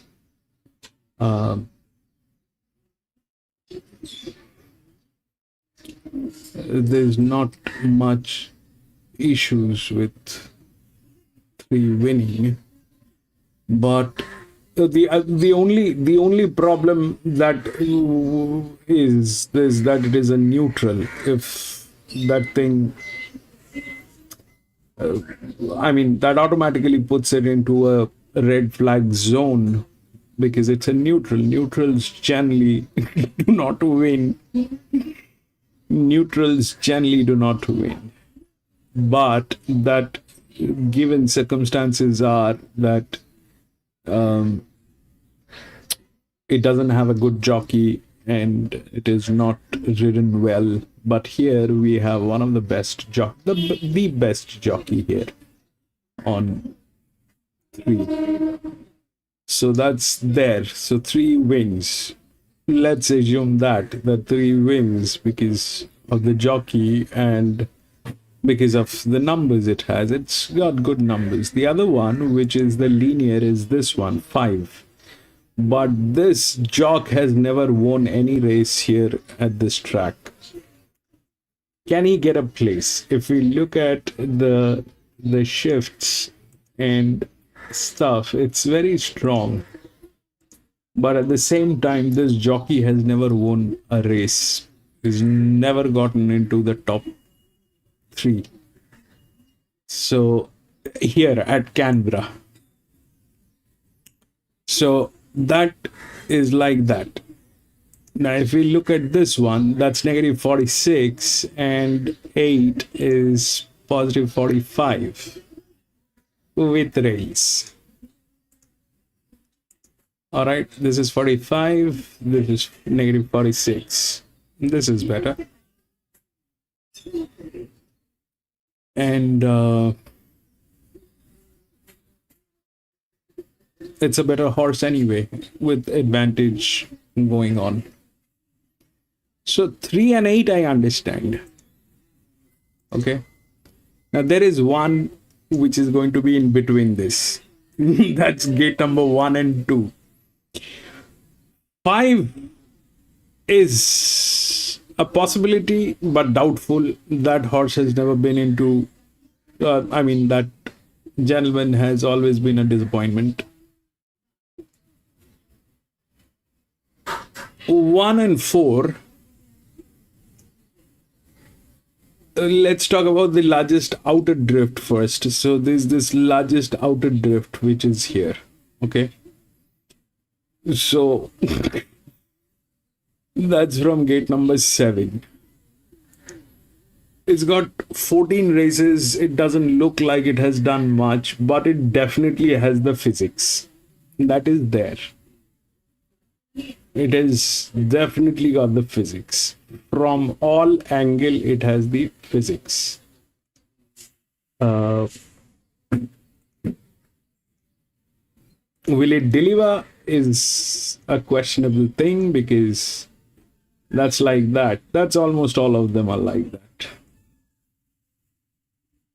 So that's that part of the story. So 5, 4, 1 and 2. If we look at 2, 2 is another neutral. It also has a good jockey, but 187 by 56 on 29. Then we'll have to consider 5. This is 29. So 2 is out. 5 is out because of jock. Out of 1 and 4, if we have to take 1, then 198, this is 26, this is 28, this is 146, this is 109, this is the inner drift support. So 4. So it's probably 3, 4 and 8, but we are not going to get adventurous. This big, the only reason we are not going to get adventurous because of the fact that this is a neutral. There's no guarantee this will win. There's no guarantee this will win. The 5 is in trouble because, first of all, it's a linear. It lacks the rails. So this is not in a winning position. Plus, it has a moron jockey. This the 3 is the favorite. If we want to believe that, then it's okay. The 3 is favorite, but it is a neutral. So anybody can challenge this horse. Anybody can just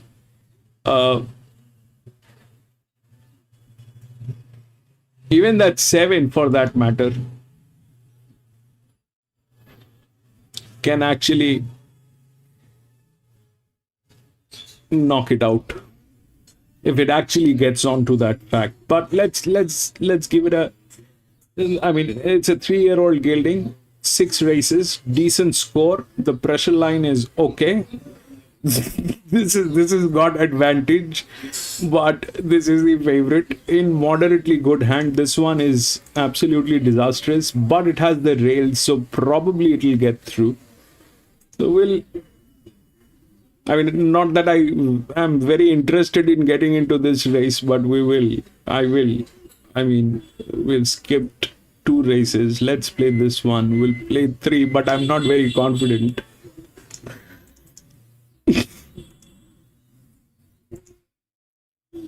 And now we have to see if the 3 is getting tailed. If the 3 gets tailed, then we are doomed.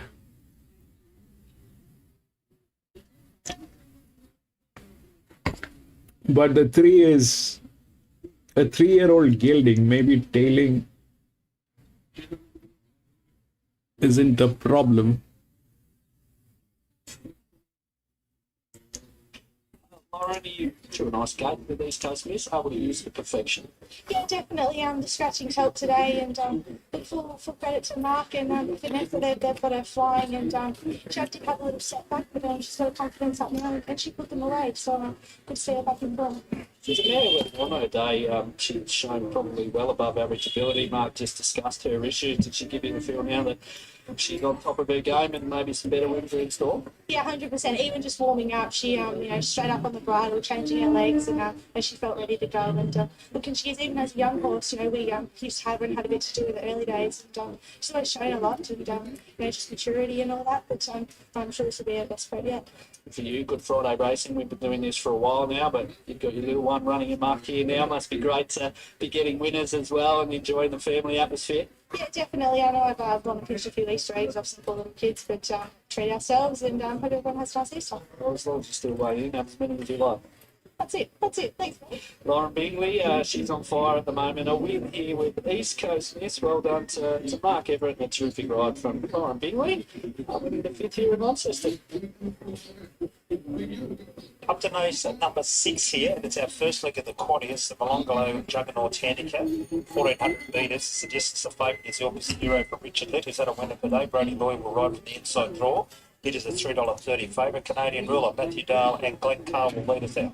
Lovely looking horse that always parades well. He's been good in his 2 runs back. In fact, he's looked the winner at most of the straight in both runs. He's just getting nabbed late. Last start by Exceptional Fellow, who he faces again today. He should be peaking fitness-wise for a big horse third up, but he's riding this. 2 is a Media Frenzy Kim Moore with this runner. Alicia Collett rides, $6 out from $5.50. I've got her on top in a tricky race. I think she's been contesting harder, and last start I thought she was good at Hawkesbury. She didn't have a very clear path over the 1400 in a benchmark 68, and I thought she actually found the line quite well. So Alicia Collett aboard, an easier race. I think she's capable of getting over the top of it.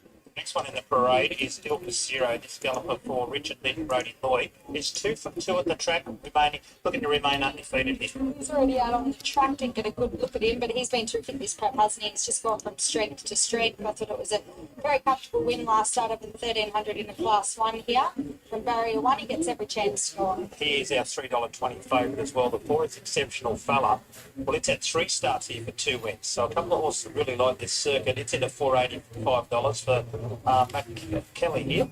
I thought his first couple of runs this prep were a little bit underwhelming from what he showed us last time around, but look, he certainly followed it up, third up last time around with an excellent win. He was posted wide and thought he let down really well to be able to get over the top of Canadian ruler. I think the extra 100 metres, it's really well suited, and he's bound to get a softer run from his good draw. 5 is Snowy. I like this horse. Won its first 2 starts and then resumed on a track that probably wasn't suitable down there at the Sapphire Coast. $4.20, but there's something about this horse I really like. Joseph Jones, a clear red spot. Yeah, I agree, and I wouldn't be surprised to see her win today. She was obviously a beaten $1.60 favourite there, but I could be very forgiving of that on that heavy surface. I thought she was still good through the line to run third there, so she's definitely capable of more than that. Be a great boy is the next one in the parade, horse number 7. Well, it took a long time to break his maiden, but he's racing with a lot of confidence since then. He was good running second at the Narandra Picnics 2 ago, and then able to win at Hillston last start, but this is definitely harder. 8 is Liquor Talk, prepared by Jeff Crothers. He went out on the track nice and early. He's been mixing his form a little, but he has been consistent in easier grade, including last start where he was great through the line, beaten half a length at Gundagai. 9 is Sassy Missile, fitted for 2 runs back. Yeah, 2 runs back have been good. I think she's been finding the line well from back in the run. Last start's on a heavy 9, so getting on top of the ground she'll appreciate. 10 is our outside of Bounty by 9. He was beaten for speed last start and only held his ground, beaten 5 lengths to Exceptional Fellow, so he'll need to find run. Catching up with Paul Jones now, one of the co-trainers here of Snowy. Nice horse, not suited by the wet track there first up. Yeah, just talking to Claire then. She said she sort of just struggled on the ground. Probably had to get confidence late when she hit the line strong on the track, which sort of Eddie there was favouring horses mid speed. So yeah, she comes through that run really well. I think she's tightened up and ready for the 1400. I think it's probably a distance she's been crying out for. A lot of nice promising horses coming through. This one certainly falls in that category. Yeah, exactly right. We were half running an hour with the throw in the highway. Take her on the highway, but just thought we'd give her one more go at this distance. And there's a 1500 coming up in a little while. We probably need the benchmark points to get into that race. So pretty happy with her and looking forward to the competitive little race here for a 40. Arman, 5 win. I like the 5, but the jockey is a moron, Arman. I just think back in grade, she's good enough to get over the top of these horses here. And Alicia Collette, I always look at as a bonus. It's the linear. I was very impressed with his last start when he beat a few of these horses, but he comes up again. Jockey is the problem. The jockey is the problem on and surely 5. gets a softer run than what he found last starting. For third, I put the 3 Il Basiro going from strength to strength and gets every chance from barrier 1. And in for fourth, the 5, Snowy, who being very forgiving of, and I think everyone can be, off being beaten favourite on a heavy track first up. She's certainly better than that, but a very, very competitive race. 2 minutes on the start. Il Basiro is our favourite into $3, $3.30 Canadian ruler. At the 550, only a slight move. See, it's a 1400 meter. 2 of the BBs needs to be there. So Consistent, exceptional fella into 485. Snowy's. the question is 38, 37. 61.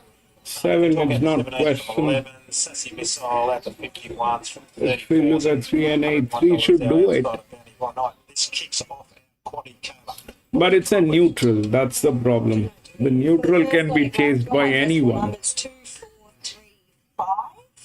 The second leg I've gone for again, 13, 11, 7, 1. The third leg I thought was the hardest, so 4, 8, 9, 2, 5, and sorry, I threw in the 5 Pioneer last. In the last leg, I shortened it up 7 and 3, but you've gone a lot shorter than me. Yeah, our favourite just loading up there. Looks particularly well done, the Il Basiro. I think I talked just about the load up.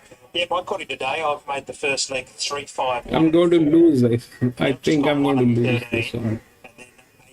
5, and then 3, 7, and 9. So that's my quaddy, and there's my quaddy on the screen there for this first leg of the quaddy. As I said, terrific crowd here today. We've still got some quality racing to come through, but this is one of our better races of the day for sure. That 5 is also getting everybody is getting tailed here at this track. 10 is getting tailed. 10, I understand. Also, it was really good winning there at the slow start, so good prize. They'll be our favourites in the last 2 races, but here for race number 6, this one for the inside, Il Basiro is our favourite, ahead of the 5 Snowy and the 4 Exceptional Fella. Not much between them here as we head up the bend. Il Basiro, a nice winner here. Last time out, lightly raced. Richard led at Warwick Farm, Brody Lloyd the combination. So 5, 3, 4. It was late to arrive on course, but it's been passed fit by the vet to run. Alicia Collette on board. And 2 left to load, Be a Grad Boy and Snowy. Barbara Joseph, Paul Event Jones. Be a Grad Boys in line, and here's Snowy about to complete the line over the 1400 metres. We run for race 6. And we're set for a start. Il Basiro is the favourite. Starter on the ladder.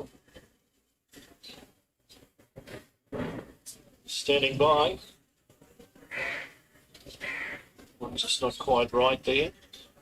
Red lights on, starter hits the button, they're off. Bounty by Night was a little bit slow to leave it. Favourite bounce for a little Basiro with Canadian Ruler.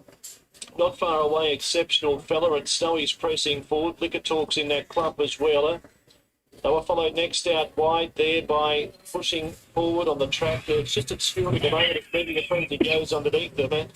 Beergrad boys back near the tail with Sassy Missile.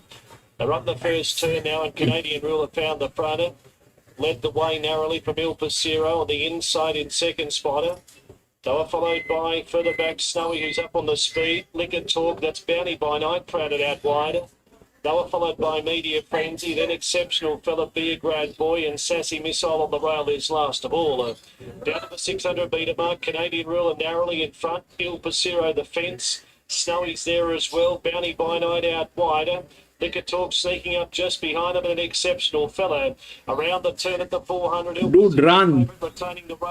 This is a race, you gotta run. If you want to win.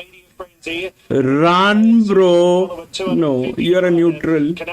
You can't do anything. Two legs Liquor Talk. Followed by Snowy, an Exceptional Fellow. One. Ruler. Rider going for it now in front. Glenn Carlin. It'll hold them at bay. Canadian Ruler. 1-3. Canadian Ruler won by a length to Il Pasero. Exceptional Fella might have flashed and grabbed it in front of Liquor Talk. Then Snowy, they were broken. Then a breakaway medium. Beergrad. Adamant, don't talk about 5. I told you that Jock is a moron. Carl. Nearly his first ride for the day. Gets the job done. 1 beats 3, 4 beats See that 8? Canadian Ruler the winner. Second, number 3. Il Pasero. 4 is third. That's Exceptional Fellow. 4 and 8. And number 8 will be fourth. That's Liquor. 3, 4, and 8. Time. Did you win? But he's been terrific third up there, Canadian Ruler. I'll tell you what, there's a bit of pressure for him to try and fly. He was like the leader leading for most of the way, but they didn't appear to be going that quick. He just wasn't travelling. But he was able to hold them all at bay there and win $5.80 and $1.40. Neutrals will not win no matter what you do.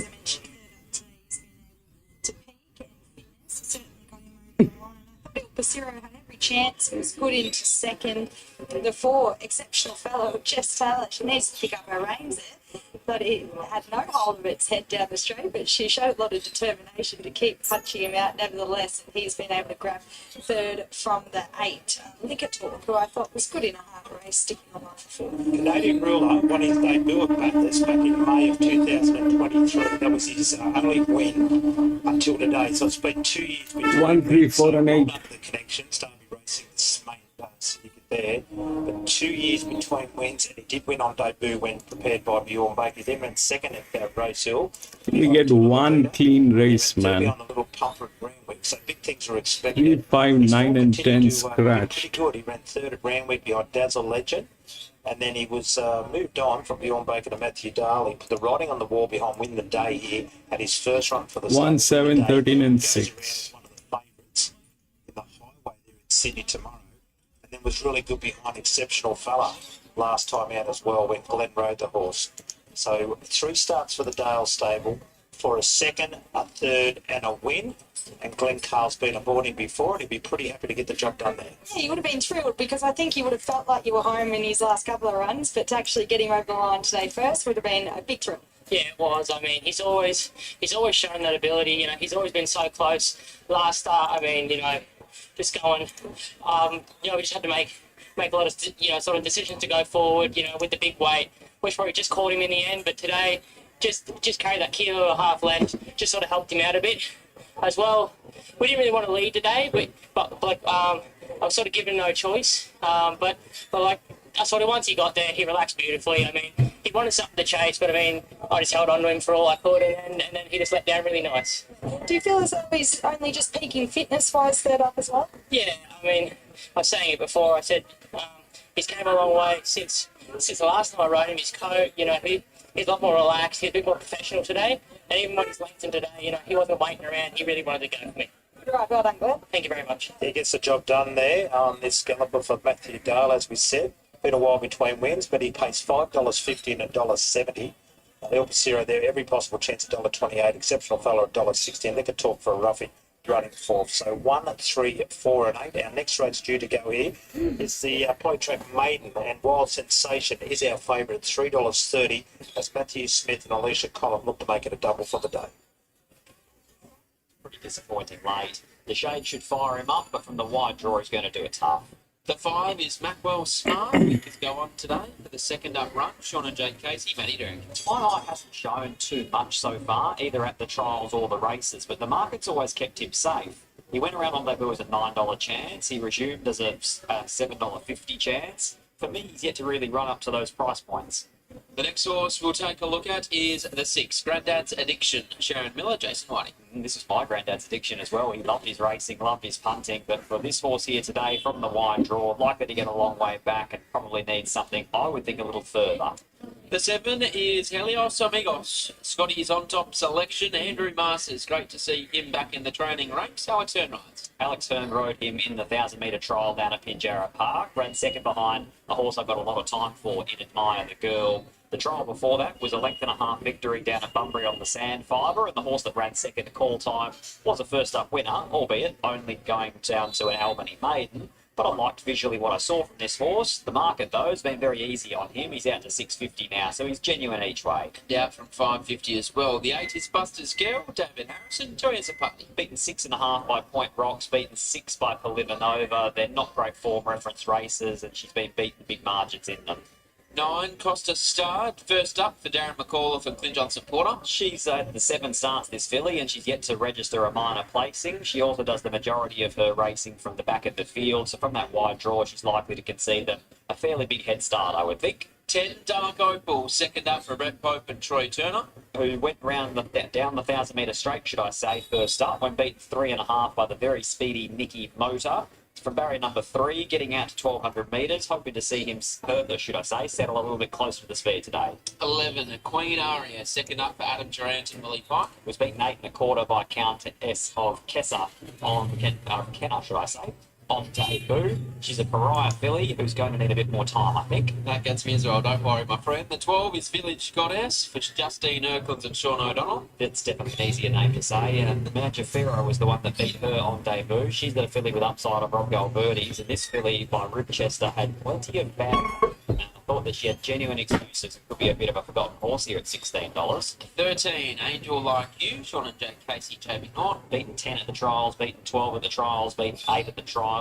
Goes to the races here at a big price on debut. And the last horse we'll take a look at is the 14, Roof Romance for Dan Morton and Lucy Pure. Well, I might be very wrong here, Lockie. We'll wait and see. I didn't see quite enough to justify the amount of money that's coming for this Universal Ruler filly. She was beaten a length and 3/4 by Animalistic. She was winding up somewhat late. It was clearly the best trial that she'd put in the 5 times that she's been to the trials. I didn't actually have her top 4, and I'm very nervous now because she's now $5.50 into $3.50. I was looking for Dan Watt to catch up with a word in regards to this filly because the money, as you said, Scott, has been very, very alarming, especially if you're not with this filly because she's $5.50 into $3.50. Azhar, welcome back, Azhar. And Reef Romance is your favourite because she has been very, very well commissioned. She's at $3.30 as we speak. All it is $8.50 into $5.50, $4.80 out to $5.50 with the WOP. Helios Amigos is $6.50 into $5.50. Think Like a Winner is solid at around that $6 quote. Dark Opal, second up here today, is $9 out to $10. Village Goddess is $16 out to $18.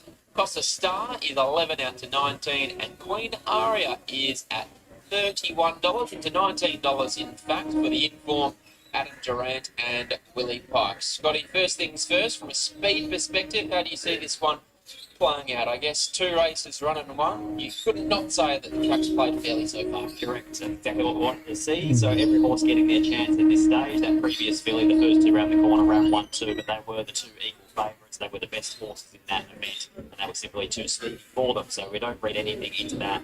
I'm betting here today that in this race, I would imagine that Earl is looks to take it up from barrier number 1. He's got the speed to lead, so why wouldn't you take up that opportunity?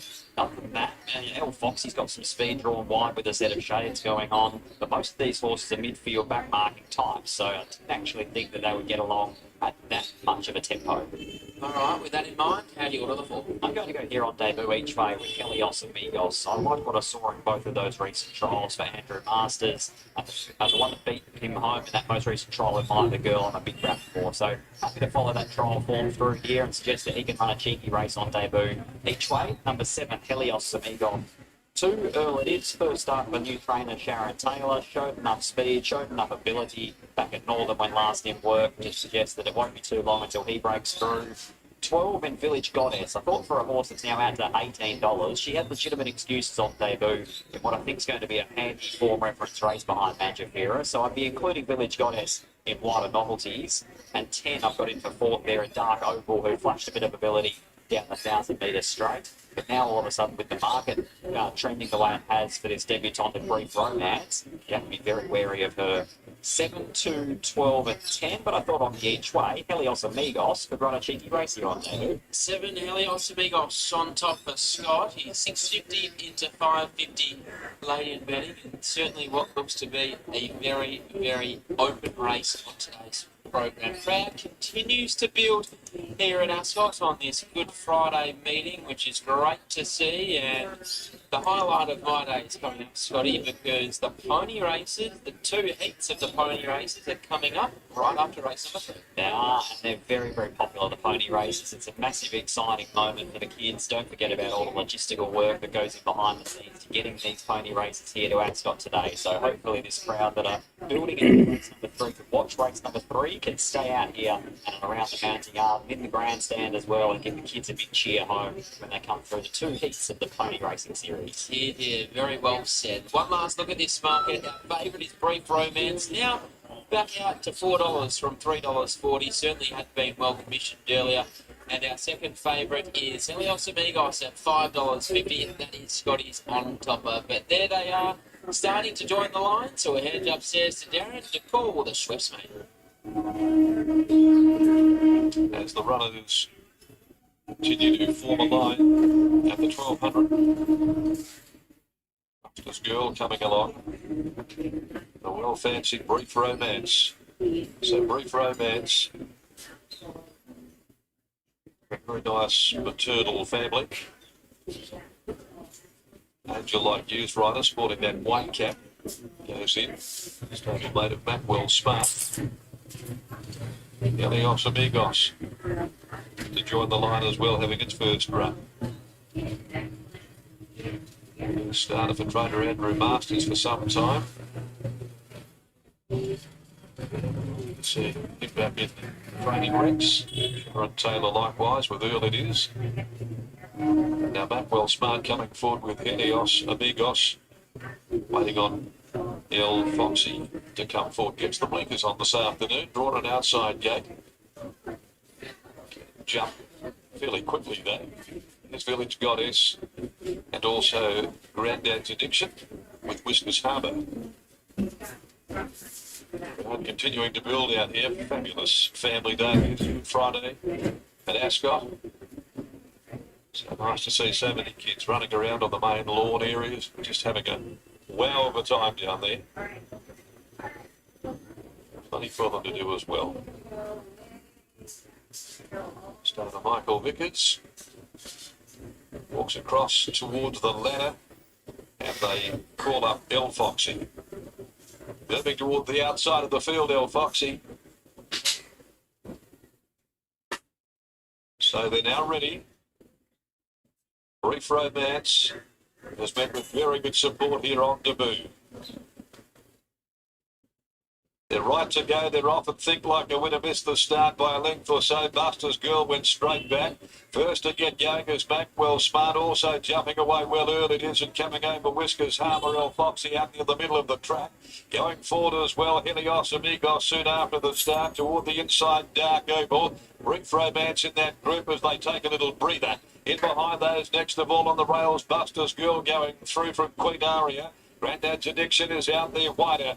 Further back, a length and a half away. Then on the rails, Think Like a Winner after that. Tardy start back with Village Goddess. Near enough to the tail is Angel Like You, and toward the rear is Costa Star. Earl it is, led them at the 500 mark, 3/4 clear from Backwell Smart. Over on the outside, making a line of 3 Whiskers Harbour behind them, Dark Opal, and the newcomer, the well-tried commodity, Brief Romance. That's Today's Launceston Quaddy kicks off with the Ted and Arthur Cox Memorial of Benchman. Right. This is the 7th one here at Canberra. Again, there's a maiden. If we look through the odds, it's 1, 7, 13, and 6. 1 is the favorite. If we look through the rails,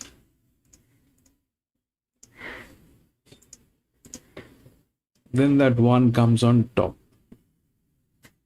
1, 7, 13, and 6. That's that. Now, since it's a maiden horse, since it's a maiden race, so there are maiden horses. And the advantages are here with 2 and 8, out of which 2 is like that, 69% drifting out. 1 is 53% drifting out. So this is a dysfunctional team. The 7 is with a good hand. The 7 is in a good hand. And 13 is the linear. So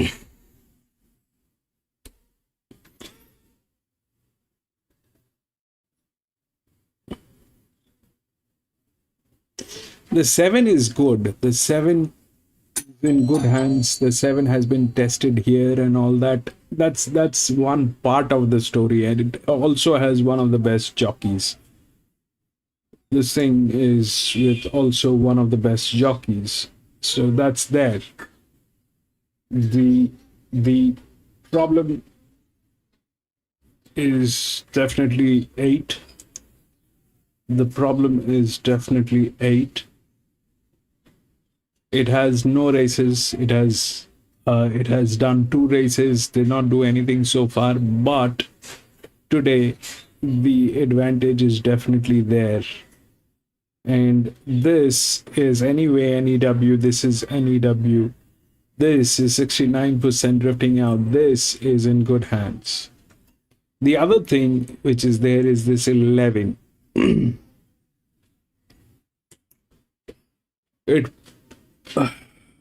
So the 13 is the linear,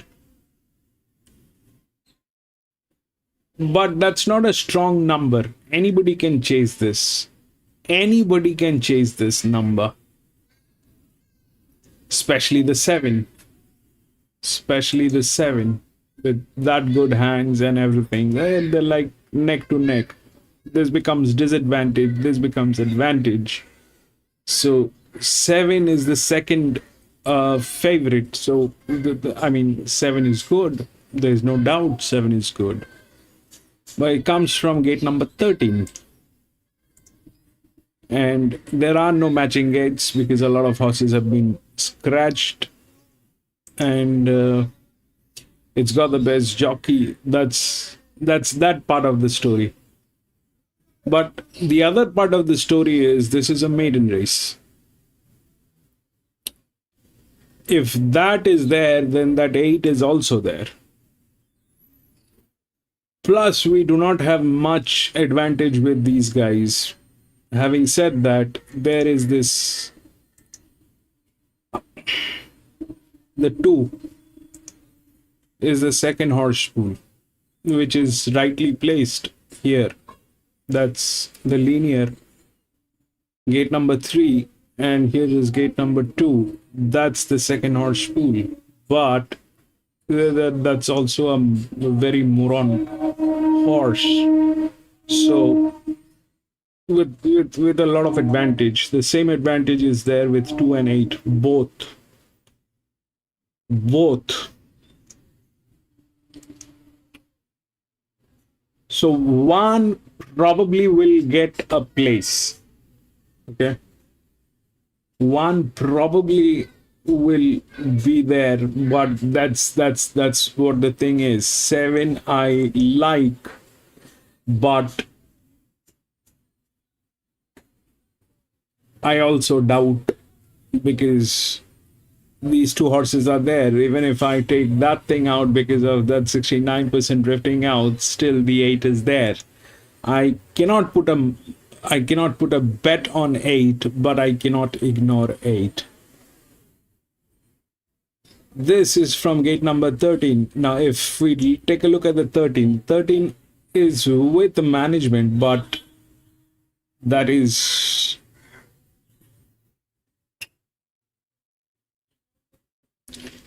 that's 3, this is 4, that's like that, 22, this is 19. So definitely, you know, this thing can be chased. This thing can be chased. All these numbers can be chased. It's then they're not in a safe zone. None of them are in a safe zone. The 13 can be chased by the 7. The 7 can be chased by the 11. 11 is also in good hands. 11 can be chased by 8. So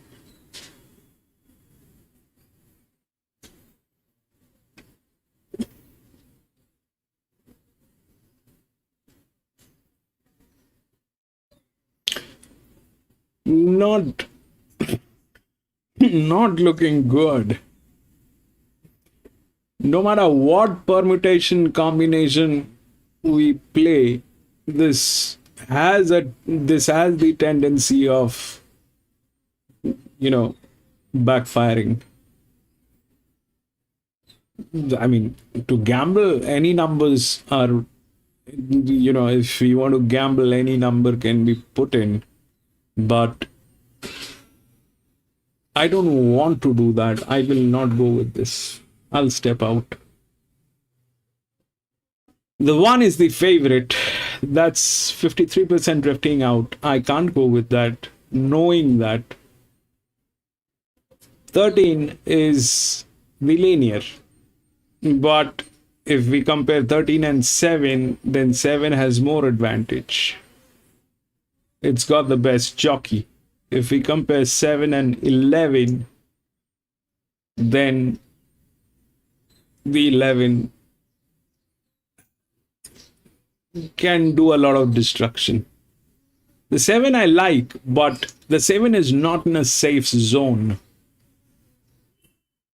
Especially from gate number 13, it needed a partner which is not there. There's no gate number 12 or gate number 14. There's a gate number 11 which is here, which is also in a good hands. Which is also in a good hand. That's the best maiden. Okay. 148, 15, 17, 140. So those are also there. Not a clean shot. This is not a clean shot. Maybe, may not be. We needed some strong indication. I don't have that. I don't have that. The 7 is good, but will it deliver is a question. Because it is not the only one with that kind of, it's the largest outer drift, but having said that, it's not large enough. We needed a very, very large drift like this, but this is not large enough. And larger drifts are larger drifts. They will, you know, they will generally get a place. They are supposed to get a place. In that position, we get this 2 and 8.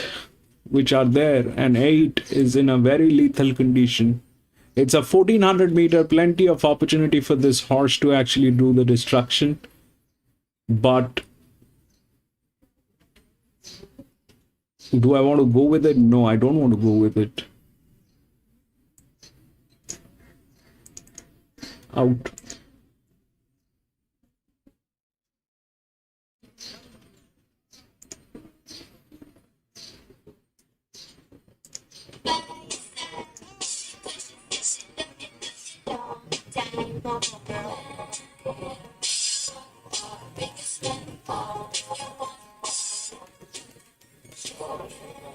Here we go for race number 7 at Canberra. 7 minutes on the start, due to go at 3:45, 1400 metre maiden, sponsored by Polytrack, and we'll be on that Polytrack in another couple of meetings. Wild Sensation, the top one inside draw, Alicia Collett and Matthew Smith. That starts 7 today in his 4th run for the preparation. He's always been around the mark, and I thought his last start at the Hawkesbury had a bit of merit to it. He pulled a little bit outside the leader and with a bit of pressure around him, and then he ran around and was a bit more down the straight, but stuck on well, beaten only 3.5 lengths. Gets the addition of the tongue tie for the first time. Barry 1 in an easier race. 2 is Dark at a $21 chance, Tegan Martin to ride. That's the well-bred Darkin, a half-brother to Sunshine in Paris. I haven't quite looked up what she's done this yet. I thought his last start effort was better. He did a bit of work to get outside the leader, and he loomed like he was going to run into the minors, and then he just tied the last 100 metres, beat 3 lengths, but he seems to keep it. The 4 is a Rockstar well-bred Galloper, $101, Billy Owen and Matt Kelly. Yeah, he looks up in his toes. He looks a bit new walking around here. Only had the one start, obviously, Canberra with the 1200, where he was on and off the bridle the whole race, and then he just couldn't quicken when they quickened, and he just battled away. I think 1400 looks a deal, but he also looks like he's still making it. 6 is Pride of Jazz. I don't mind this horse going forward. It's at the 2 runs back. His trial was good, and his 2 runs in this campaign have been good, resulting in a 4th and a 3rd. So, rod distance, 750 and a 650. John Kissick for Gary Colbert. I agree. I think he's definitely returned a stronger maiden this time around. I agree with you completely. Both of his runs have been good. He can get up on the speed here and give a bit of a song. 7 is Rufus Atticus. It is our favourite at $3.10 in from $4. Blake McDougall searching for 3. He looks excellent, this horse, and it was a great resuming run when he got back, and he was wide, and he was really strong late on 3rd here. He was stripped fitter from that. He just might be forced to go right back from his draw. 8 is Sack the Rider, $31, Sean Guyver. He's second up. He's only had the 2 starts overall where he hasn't shown much. First up, he was beaten 6 lengths at Newcastle over the 1250 on a heavy track, but coming back to country grade out to 1400 and the better surface gives him every chance to do more. The 11 is Hell of a Fox. Luke Pepper and Brady Lloyd just come into $6 from 7s. Yeah, I want to make a bit of a case for this horse. She was formerly with Kristen Buchanan, so she's had the 10 starts and only 3 thirds. She's been 5 weeks since her last start at Tamworth, where I thought her run was good. She didn't have a lot go away at all there. And there's been 3 winners come out of the race. Luke's swapped the visors for the winkers for the first time, and a bit of luck in the run. I think she's nearing the win. Number 12, good name for a horse. Love You, Love Me, $41. Chad Lever rides. Big leggy filly. She's a lovely type of horse, and looks like she'll get out over further. She only had the one start at Hawkesbury where she went back from the wide draw, and she was a little bit raw, but I thought she chased okay. The extra distance looks very well suited. And the 13 is Rose Diamond. Jeff Pensworth, Matt Kelly having its first run for the stable. It's in the market at $4.60. Yeah, I've got her on top. Was formerly with the Hayes stable, and she's been 6 weeks since her last start at Ararat, where she was good running second. I think all 6 of her career starts, which has included 4 minors, she's been thereabouts, and I think she's really knocking on the door for a win, and will get a chance from barrier 3. My late mail here, I'm putting the 13 Rose Diamond on top. I think she has a lot in her favour, and as I said, she's shown more than enough to be breaking her maiden from the 11, Hell of a Fox. A similar story, first run with Luke. I liked her run. I think she's nearing a win. And for 3rd up with the 7, Rufus Atticus was excellent first time, finding the line strong. And in for 4th, I put the 1, Wild Sensation, back in grade, but needs to do everything right. Rose Diamond is the interesting runner here, having its first start for Matt Kelly. Jeff Pence ride. It's in the market, a second favourite at $5, open at $4.20. Back and tell us a bit more. Victorian form's pretty good. Yeah, its form is good. Good enough to be running very competitive in the maiden at Canberra. Obviously, a staying filly. She's been pretty dour in her work, so I can understand why, where she was trained. Love You, Love Me, Pride of Jezza and Rufus Atticus, the last one's below. Wild Sensation, the favourite, $2.80. The race here next Saturday as well. So, Love You, Love Me goes forward. Pride of Jezza about to come in. Plenty happening in Canberra over the weekend. You can see the National Folk Festival over the road. A few people there. A lot of people at the races today. So, moving in well. Rufus Atticus, the last one to come forward. And we are set. Starter on the ladder. Red light is being turned on. Signals being given. They're off and racing. Favourite went well off the inside of the early part. Wild Sensation goes to the early leader. In second over Rockstar and Sack the Riders caught out 3 wide. Then Rose Diamond. Darken is 5th away. Then came next Hell of a Fox. Love You, Love Me.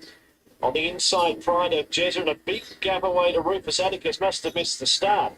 Round the first turn with 1,000 metres left to go. Wild Sensation, a half length, Sack the Rider now getting over. A length and a half away, I'm a Rockstar, and out wide is Dark, and they were followed by Rose Diamond, the rail. A length and a half away, Hell of a Fox on the outside of Pride of Jezza. 2 lengths away, Love You, Love Me. And Rufus Atticus now tagging on. Down to the 650, the favourites in front, that's the one they have to beat. Wild Sensation from Sack the Rider and Darken now comes up 3 wider. Rose Diamond to the inside, and over Rockstar, followed by Hell of a Fox, Pride of Jezza, Love You, Love Me, Rufus Atticus. Up to the turn now, just over 400 metres left to run. Wild Sensation in front of length, Sack the Rider. Rose Diamond going back to the inside, then Darken who's sweeping home out wide. Hell of a Fox is making a good run out in the middle of the track as well. 200 metres left to go. Wild Sensation under hard running by Colin at a length. Hell of a Fox on the outside, not there. Wild Sensation in front. Hell of a Fox is diving on the outside and got up. Gee, I reckon 11. Got up. Look to the judge, though. It's awfully tight. Hell of a Fox or Wild Sensation. Don't throw away your ticket if you're on the inside horse. Pride of Jezza close up on the third. Then Rose Diamond, Sack the Rider, I'm a Rockstar. Dark and Rufus Atticus past one home. 11. Love You, Love Me. I think. Oh, the momentum was with the outside horse, but the inside's held on here. Wild Sensation's held on. Awfully close. Looking at the replay, she's thrown everything at that Alicia Collett. Gee, you'd swear the inside's run second, but on that, 11-1. got it. Wild Sensation, number 1. 11 is second. No, 11 is second. 13 will get third, Rose Diamond. 6, Pride of Jezza. 1, 11, 13, and 6. 1, 11, 13, and 6. And the inside holds on here. The inside gets it. Wild Sensation. This is awfully close, but I have to favour the outside, even I'm looking at the replay. Wild Sensation, 4-year-old bay gelding by Shalar, and a tempered tantrum for Alicia Collett and Matt Smith. Just gets it. It'll be a nose, and it is a nose. It hangs on by the skin of its teeth, the favourite Wild Sensation after leading from the inside draw. Alicia Collett rated it to perfection, and it's been able to just win at $2.60. Hell of a Fox, huge down the inside. It was head up, head down. There was nothing in it at all. It was so close. Running second there at $1.40 at Rose Diamond. First run for the Kellys, they were running third. So the 2 favourite runners were there, and Pride of Jezza are a little bit stiff, got held up for a run. 1, 11, 13, and also 6. I don't know how you were feeling, Paul, but I was sure you got rolled there. I'm sorry, I'm getting disconnected. So the 1 was the favorite that got through, and then the 11, which was there. It's a very close call, that 11. 9:45, 9:25, 13, and then 6.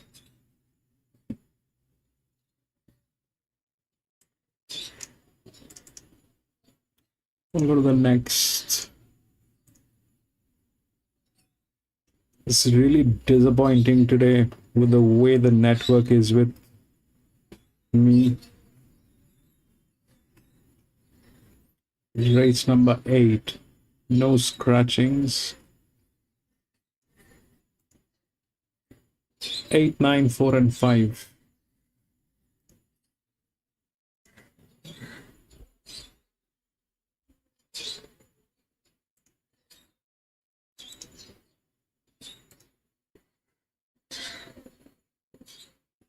Inside draw held on.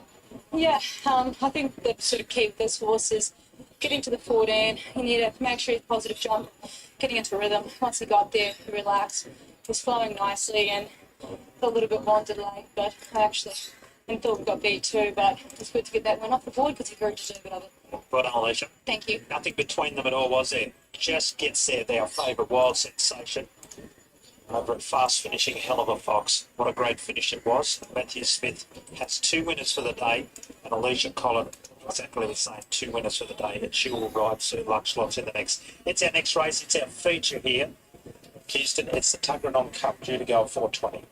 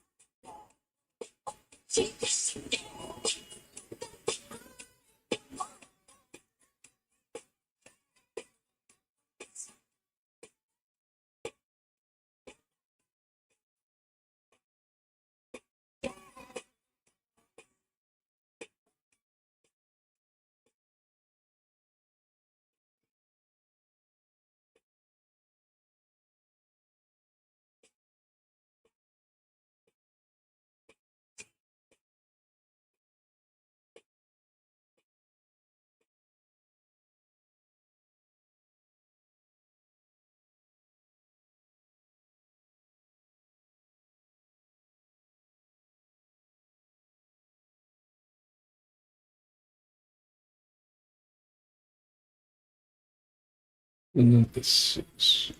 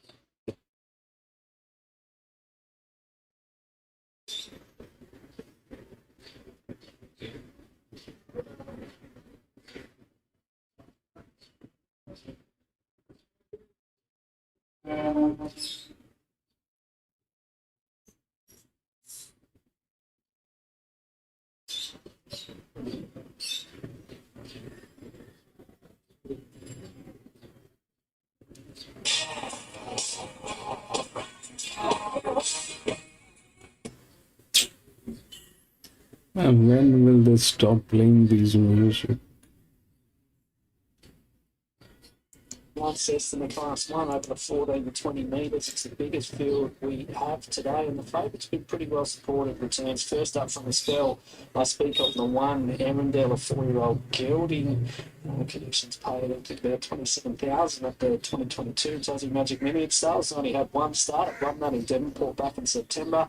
Was at a couple of trials, both good at Longford. Returns here first up over 1,400.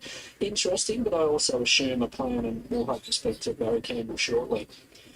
Scratch 2 to 3, Seamus Eagle. Well, I was at Hobart the day we won 2 starts ago. It picked it up a treat in the yard and won anyway. Went to Devonport and then 0 to 60. Got back and never really got warm from there. It's going straight out onto the track now from Pete Luttrell and Philip Mooku. Obviously got a few tricks, Seamus Eagle, but as we saw 2 starts ago, some ability when it puts it together. Number 4, Thin Red Lions, newcomer to Tassie. It's had 1 start here in the state. It led and was just grabbed late in the piece by Hartfeld and Shy Guy.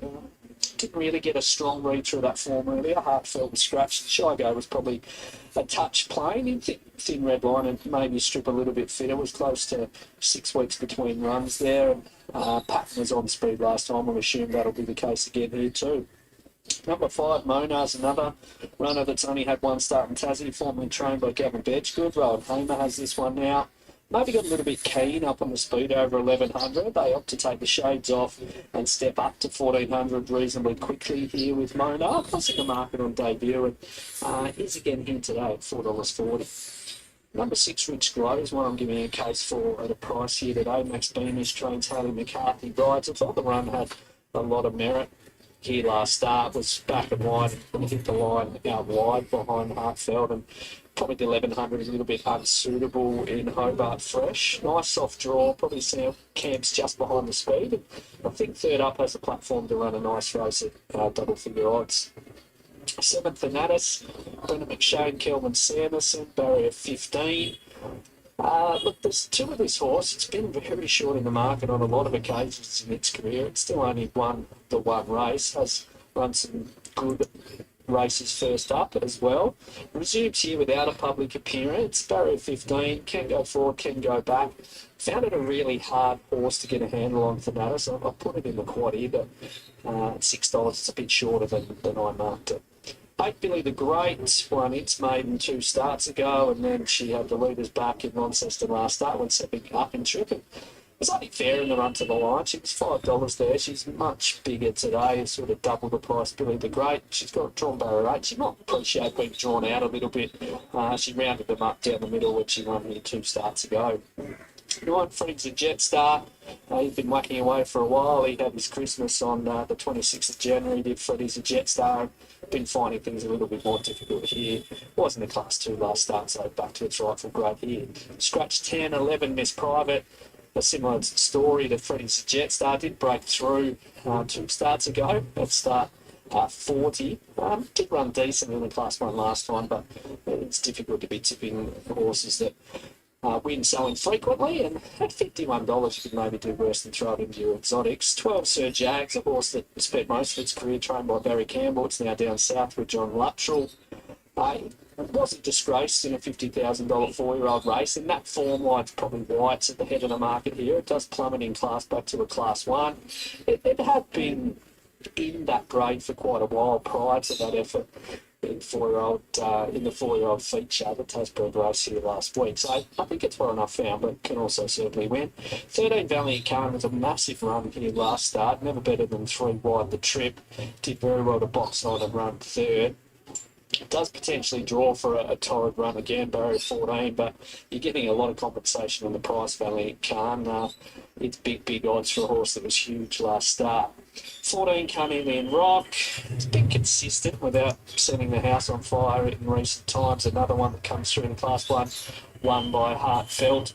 Won a $16 chance, and if things go to plan, it can run a cheeky race again. And Rousseau, the emergency, number 15. A host of gear changes. It's had a stable change. Paul Hill now trains Rousseau. So joining us ahead of race 7, trainer is the favourite, a man who's been preparing plenty of winners in recent times. And of course, I speak of the Hall of Famer, Barry Campbell. Barry, we've got Arundel, a really interesting runner on this program today, only lightly raced. Tell us the story. Yeah, he only had the one start, and we had him in the Devonport for his second start, and he went off in the barriers, as he said. So we turned him straight out and gave him a really long spell. So you forget all about it, and he had a bad experience, and he's had 3 trials back, and he's built with each strike. So there hasn't been anything wrong with him physically. His problem was a little bit mental. Yeah. Plenty of those, that's for sure. One he's made on debut at 13.50, ought to kick off again at 7 furlongs. Yeah, no guns. He would struggle to lead the 1200, and he'd probably be under pressure most of the way. At least get the 1400 first up, he'll get a chance to travel. So, yeah, I don't think we'd go. Sometimes these 7 furlongs after, I think the 1200s. Did things the trainer and Way on debut, worked across to sit outside the leader from a wide draw. Probably had to sit on that occasion. She does again here. What are you hoping for tactics-wise? He'll roll forward. He'll be the second, first 3 or 4. And that maybe checks a little bit choppy. I don't know his name, but I just hope that he, that he's coming up with trials to keep it 1400 first up. You've been in the game a long time. Good Friday racing, something's been on the calendar for half a dozen years now. It seems pretty popular. Are you a fan? Yeah, I like it. I'd race 8 days a week if I could, we work hard, so it's nice to get the results. So the more racing, the better for the industry. Everyone gets a little bit. Certainly, any day you can get a winner's a good one. Best of luck here with Arundel. Thanks a lot. Barry Campbell has the favourite here, Arundel. Only lightly raced 4-year-old Chloe Wells, riding in good form. She had a winner at Doomben during the week as part of a national apprentice race series. And she's a rider that's gone from strength to strength. You wouldn't even recognise her now from when she rode Arundel to the winner the first time. My numbers here for the 7th, I'm 6, 1, 4 and 5. I mentioned as we went through the yard that Rich Glow I quite liked as one of the better value bets on the program. I think it's just got the platform to run a nice race today here, third up. Had excuses last time, it was a good run in defeat. Arundel was a difficult runner to line up on this program. It's certainly got scope to improve, and there has been a good market push for it. They opened nearly double figures, and that's half that now. Thin Red Line will be up on the speed, and Mona, again, there are a couple of horses that are new to Tasmanian audiences, and we're just starting to get a handle on them. So, biggest field of the day, probably the most open betting race of the day, and it hasn't been a day for favourites here in Launceston. The majority of winners have been somewhere between $5 and $10. Punters will be hoping that it squares up at some point, but if it's this race, we're getting $5 to field anyway. So 6, 1, 4 and 5 as they begin to load for race 7. Aaron, that's what it was for 60 Mona, $5 Arundel, so support. 9.50 for Natus. In Red Line, $9.50, $10. Rich Glow, 11, Billy the Great. It's $23. And Elliot Rock. So moving it well. Race 7 of the afternoon. Arundel coming up, and Elliot Rock goes in ahead of it. Freddie's a Jet Star, and Natus will be the last couple. And we'll be right to roll here at the 14.20 for race 7. Freddie's a Jet Star. Coming into line now, still 30 seconds away from the official start time. So moved in really quickly here. And Natus just ambling along behind the gates, waiting to go in. 4.20 Sir Jag, the favourite in a wide market for 60 Mona, $5 Arundel. Now, Natus comes up, just about ready. Last one, 20 League 2, race 7 of the day, light comes on. And they're off. Away and racing, little slow Carnelian Rock goes out the back. Mona stepped well with Rich Glow in the early part. Thin Red Line is coming across, heading up toward the lead. Freddie's a Jet Star. Seamus Eagle Rochelle just behind them. Midfield, Billy the Great caught a bit wide through the first turn. In between runners, Arundel. Natus in that clump, and Miss Private down on the inside. 2 lengths away, Sir Jag, and 2 off last of all is Carnelian Rock. That's the order as they go to the back. And with 900 metres left to go, it's Richclow a length in front. Maybe 3/4 Monarch comes up to its heels now on the outside. Running third is Freddie's a Jetstar. Back behind them then came Seamus Eagles, who's on the rails. On the inside there of Thin Red Line, and back behind them Rochelle, Billy the Great, Arundel. On the inside of the yellow colours, Miss Private, being shaded by Thanatis in the centre. And the last couple heading down the side of the course, Carnelian Rock and Sir Jag is back with it. Down toward the home turn they travel. Rich Glow from Monar, about a half length the margin. Freddie's Jetstar is next as they come around the home turn. Then Seamus Eagle. Not much making ground from behind here, and Rich Glow's pinched a break from Monar. Top of the straight, the leader kicks out by 2 lengths. It's Rich Glow from Monar, Seamus Eagle. Further back came Thin Red Line, but Rich Glow's nicely clear with 100 left to go. Holding a 2-length advantage over Monar and Rich Glow. Rich Glow wins from Monar, third placing Thin Red Line. Thanatis ran fourth. Arundel was fifth, followed by Seamus Eagle, Rochelle. Further back came Miss Private, then Sir Jag, Billy the Great, Carnelian Rock and Freddie's a Jetstar. Rich Glow. Number 6, Rich Glow. Scores a nice win here over number 5, Monar. 4th in Red Line. 3, Seamus Eagle. 10.20 and 2.50, Rich Glow. Monar, 2.10, Thin Red Line. 3.20. 6, 5, 4, and 4th placing goes in fact to number 7. Number 7. Okay, this is the 8th one. If we look through the odds, it's 8, 9, 4, 5. 8 is the favorite. Now, if we look through the rails, that's what the 8, 9, 4 looks like, okay? 9 is the neutral.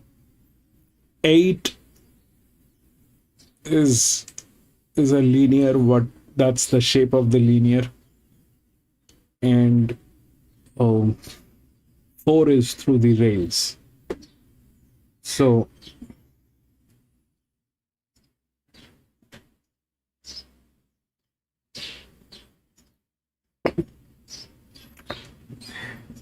if you look what happened here, it was a 1400 meter. That one won, but that 11 got through, right? 945, 925. Here it is 1029, 1093. So looking at the condition here, I am not going to get into this, but those two are there. 4, 7, they're there. But having said that, this is a linear number. Now, if linear number is in like, it's been made the linear, but it is actually a drift, which is also not the highest drift. The highest drift is this 11. If we look through the balance of this horses, 11 is in a much better shape than this.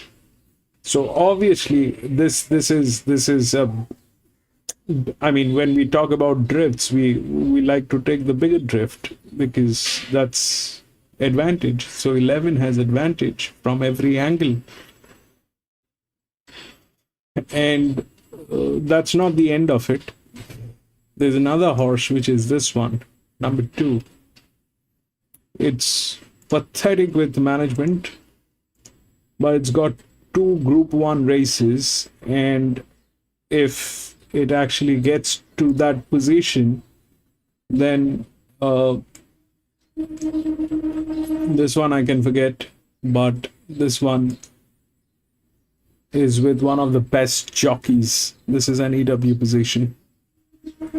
So this is a hodgepodge, and probably none of these are going to get in, and something else will work. And I don't know what will work. Maybe that 7. The 7 has a dedicated jockey. So maybe that 7. The 7 has a dedicated jockey. It's been on this distance ever since. It's got 40 races, out of which 50% have been on this distance on a 1600, and it is a BB. It is a BB. 1600 will take 2 BBs. So there are 3 of them here. So chances are immense. This is not what I like. This I do not like. I cannot go with this. 11 is a threat. 2 is a threat. 11. If that's a drift, this is a bigger drift. If that's an advantage, this is a bigger advantage. And above all, that 2 is there with, if we look through this, then that 2 is right here.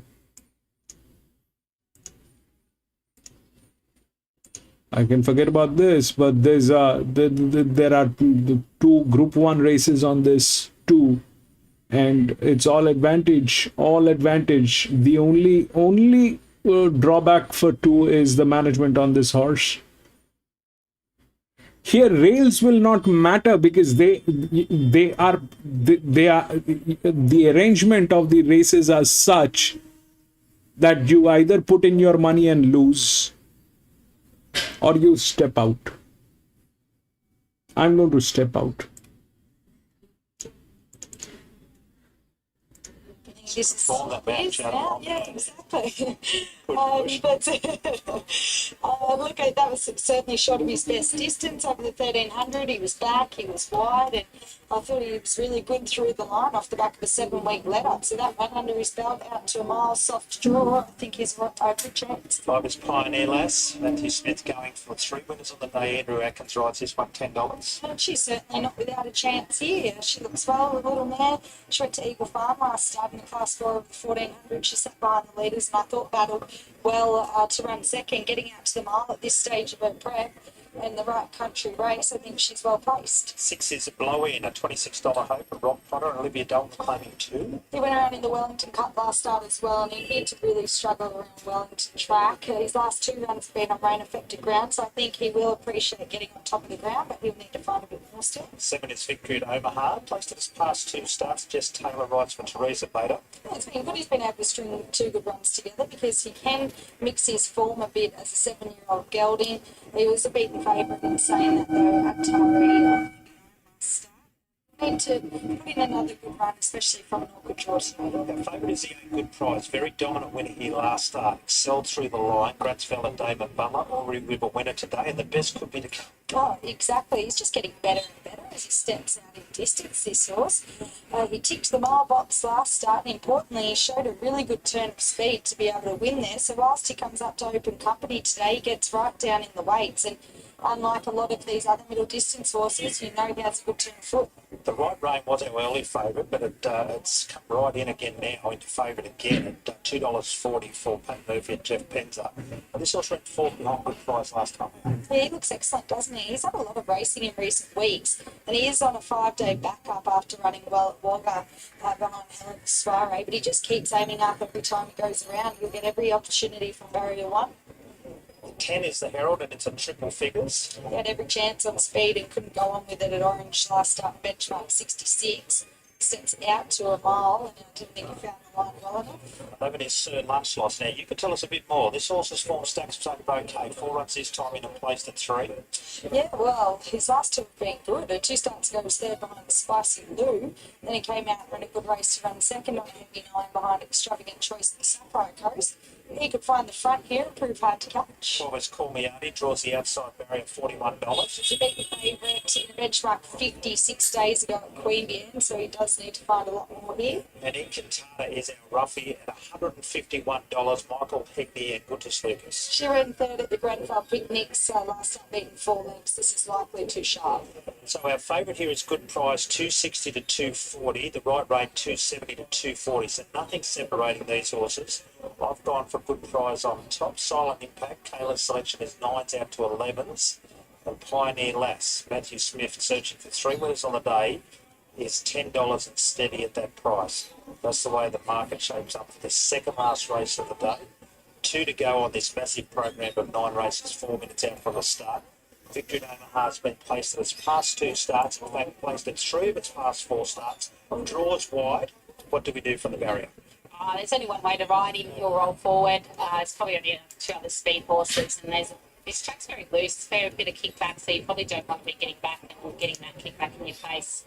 Look, he's tough and honest, and probably would like a little bit more give in the track. Like now that he's getting older, he really does appreciate the wet tracks, but he's been racing in great heart, and yeah, he'll be there for a long way once again. His run at Kembla Grange a couple of starts ago was a ripper. It was, and that was a tough. I thought that was a pretty deep race there, and he fought on really well. And there was plenty of speed that day, and he actually sort of took a sit in behind him, and yeah, fought on really strongly to the line, and it was good tough effort at Taree. He had to do a fair bit of work early to find the front, and the one that got stuck on behind him just got the better of him late. But yeah, he's just such an honest old campaigner, and just a tough horse that's a chance every time he goes to races. 3 runners for the day. You've got 1 go around. You've got a Raven Sue in the last as well. Been pretty close to 2 right back with a 7 and a 4. Yeah, she went off the boil a bit last prep, and both runs this preparation have been really good. Getting up to the 1200 today suits her. Inside doors, she did a nice run just behind the speed, and yeah, very, very even race, but yeah, she should be suited and should be somewhere thereabouts in the finish. Tomorrow, multiple runners. We've got that meeting down there at Maria, and you've got a couple of horses also acceptance at Randwick there on Saturday. Decisions still to be made. Yeah, I've got Tartana and Direct Fire both in at Randwick and Kembla, so still sorting out which direction both of those go, and a few heading down the coast tomorrow for the day. A big couple of days ahead. So here for our second last race on the program, 2.5 minutes to go. This run up Victory at Omaha is a $26 chance, but placed in 3 of its past 4. Good luck, Teresa. Thank you. Good chances here, good prize in the right rein. Nothing separating them, Kayla. They can't make up their mind. No, but then it's a big gap to the rest, isn't it, after that? Look, the right rein is racing really well. He's had a lot of racing, as I said, in recent weeks. He's probably a little bit more dour than good price. That is what I like about this horse. It's just quickening really well, and especially under the light weight period. Although it's great. Up in grade though from a bit of a Norfolk draw. He's going to need a good ride by Damon Butler, I think. But look, they are 2 nice horses. But I'm surprised to see them both so short and the gap to the third horse. I mean, 5 is our third favourite, Pioneer Lass, out to $13 and $16 of my on-top selection for Southern Impact. I've gone 8, 9, 5, 7. Good prize ahead of the right rein. The 5 Pioneer Lass and also the 7 there as well, Victory at Omaha. So we've got 2 races to go here. These horses mingling around. Just under 2 minutes off a start. Good starting point here over the mile at Canberra. We race here again next Saturday. Next Saturday will be the next port of call for Canberra. And as I've mentioned, we've got a lot of racing coming up Maria tomorrow. And then a meeting down there at Nowra on Sunday as well. A couple of weeks off to the Wanda Gold Cup tunnel, so a lot to look forward to. We love your racing. It's the best time of the year to be involved, isn't it? Well, you're saying that. Well, it's every week now, isn't it? Yeah, exactly. But no, it is good. We've had a busy weekend, but it's been enjoyable racing. Certainly has. Following off the back of that very successful Auburn Cup meeting yesterday. So 230 from 270. So this is the one they've come for, but then they hit back on good prize. It's been 260 to 220. So not much separating these 2 horses. Then we go out to the 5. Pioneer Lass, it's $10 out to 12s. And then Silent Impact for Kayla Likes, $9 out to 18s. And then Just a Brother is out to, Some Source is out to $23 for Sean Palmer with the right. Good race coming up. It's one of our features. We've still got 2 to go. Almost right on start time. Kayla's with 4, 8, 9 and 2. And I thought good prize. I thought actually Grandstand would be very hard to beat in the last 2 races with David Butler. So maybe a multi race 8. That was 8 and 9. Here's Blowing coming forward for Rob. Extremely sorry, Dowes, for the experience today. It's continuously getting disconnected. I can't help it. So 210, the good prize is. My sincere apologies to everybody. This is not what we expect. The right range drawn right up against the inside. So Call Me Arnie will be the last one to come forward. Cover it on cup. Victory at Omaha, still not quite right. Looks like it might have gone in now. Corbiani just circling around behind the stalls. Each over the 1600 metres. Nice run up along to the back straight. Horses get the chance from this start as they the stalls are filled now as Corbiani goes forward and completes the line, and we are set and ready to jump for the cup, and Starter hits the button straight away here. And they're off and racing. The Herald out wide with Victory at Omaha all well away with Spirit of Gaylord pushing forward. Pioneer Lass and Sir Luncelot's not too far away either. Then came next in the field Silent Impact, Blow In, Good Prize. The favourites out 3 wide with Coverdale at the moment. Then Corbiani followed next over on the inside, the right brainer. Then Incantata, Just Brothers up there as well. Sunsource is back near the rear of the field, and Corbiani in those green colours drops back to last. They reach the top of the track with 1,000 metres left to go, and the leader is the Herald, led by a length Victory at Omaha, Spirit of Gaylord third, the Railer. They were followed by Sir Luncelot's out a little bit deep. Then Good Prize has got no luck, it's out wider. Then Silent Impact, Pioneer Lass on the inside. They were followed by Blow In, then came Just a Brother. Corbiani's on the way forward, very wide. The right range shuffled back along the rail, then Sunsource on that 3 wide line. And last was Incantata inside the 600 metres. The Herald in front from Victory at Omaha. Spirit of Gaylord on the inside looking for a run, and Good Prize presents out wide despite being deep. Up to the 400 metre mark, Victory at Omaha reached the front. Put Pay 2 on the inside, the Herald. Here's Good Prize sweeping up on the outside with 300 metres left to go. Good Prize put a length on Victory at Omaha. The right rein threads the needle near the inside. Then Sir Lunchelots and Sunsource down the outside, 120 to go. Good Prize in front. This is going to be a big win because Good Prize was wide throughout, but it's too good for them. Good Prize wins the cup. Dow's 8 and 9. Brilliant. A breakaway third, a photo between Victory at Omaha or Sunsource and Pioneer Lass. Just a Brother, Silent Impact, Sir Lunchelots was That's a boom. That's a big boom. Sir, Spirit of Gaylord is back at the rear. Good Prize. Some sort of win there. 3 wide the entire. And close the below. 8 beats 9. So 8 and 9. 7 is third. 8 beats 9 and 7. And 4th place will go to number 2. That's Sunsource. 8, 9, 7 and 2. So the interim placings, 8, 9, 7, 2. Time was 1:35.55. The last 600 metres was covered in 34.93. Yep. But you played very nice. This is quite a good story, actually, Vanessa. You're obviously partnered with... That worked. We go to the 9th one. This one, 2 and 5 has been scratched.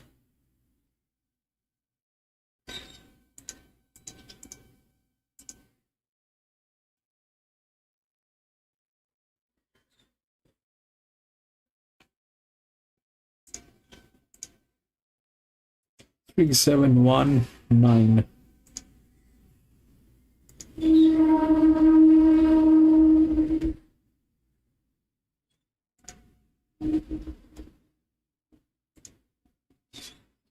Job with him and whatnot, but yeah, I think Quaid's sort of wouldn't be the same horse without him.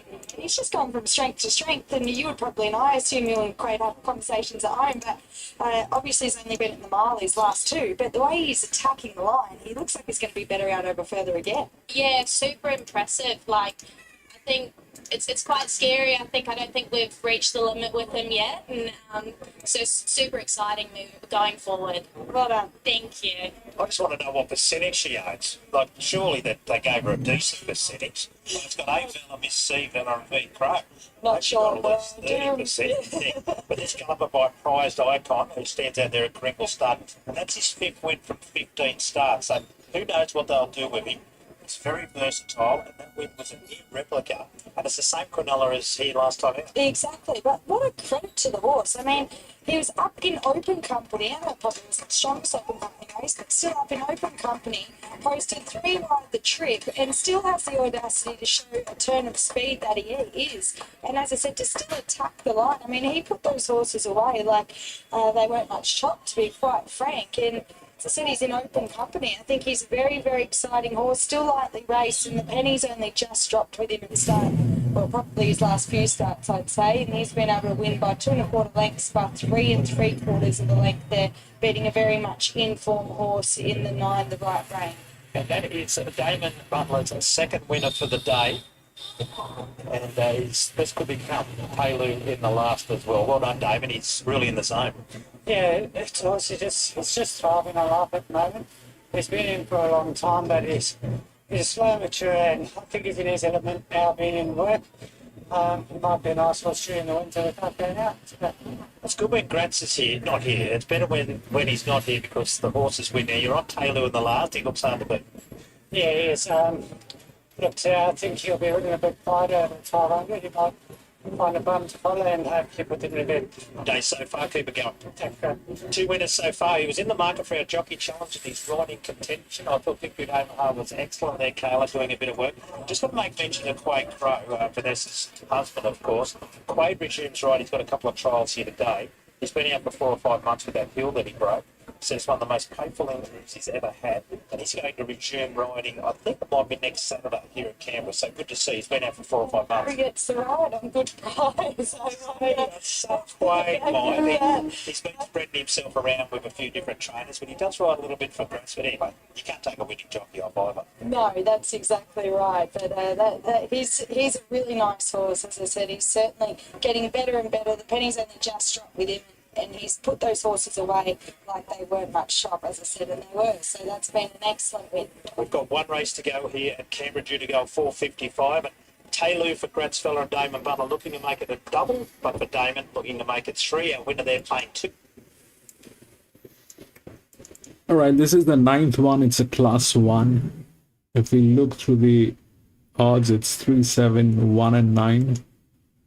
If we look through the rails, that's what the 3 looks like. It's a 324.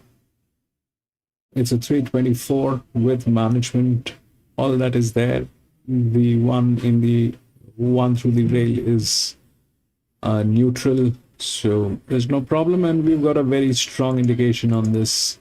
So that is good. And I'm not going to go clubbing anything. 3 looks clean, 3 looks linear, 3 looks all good.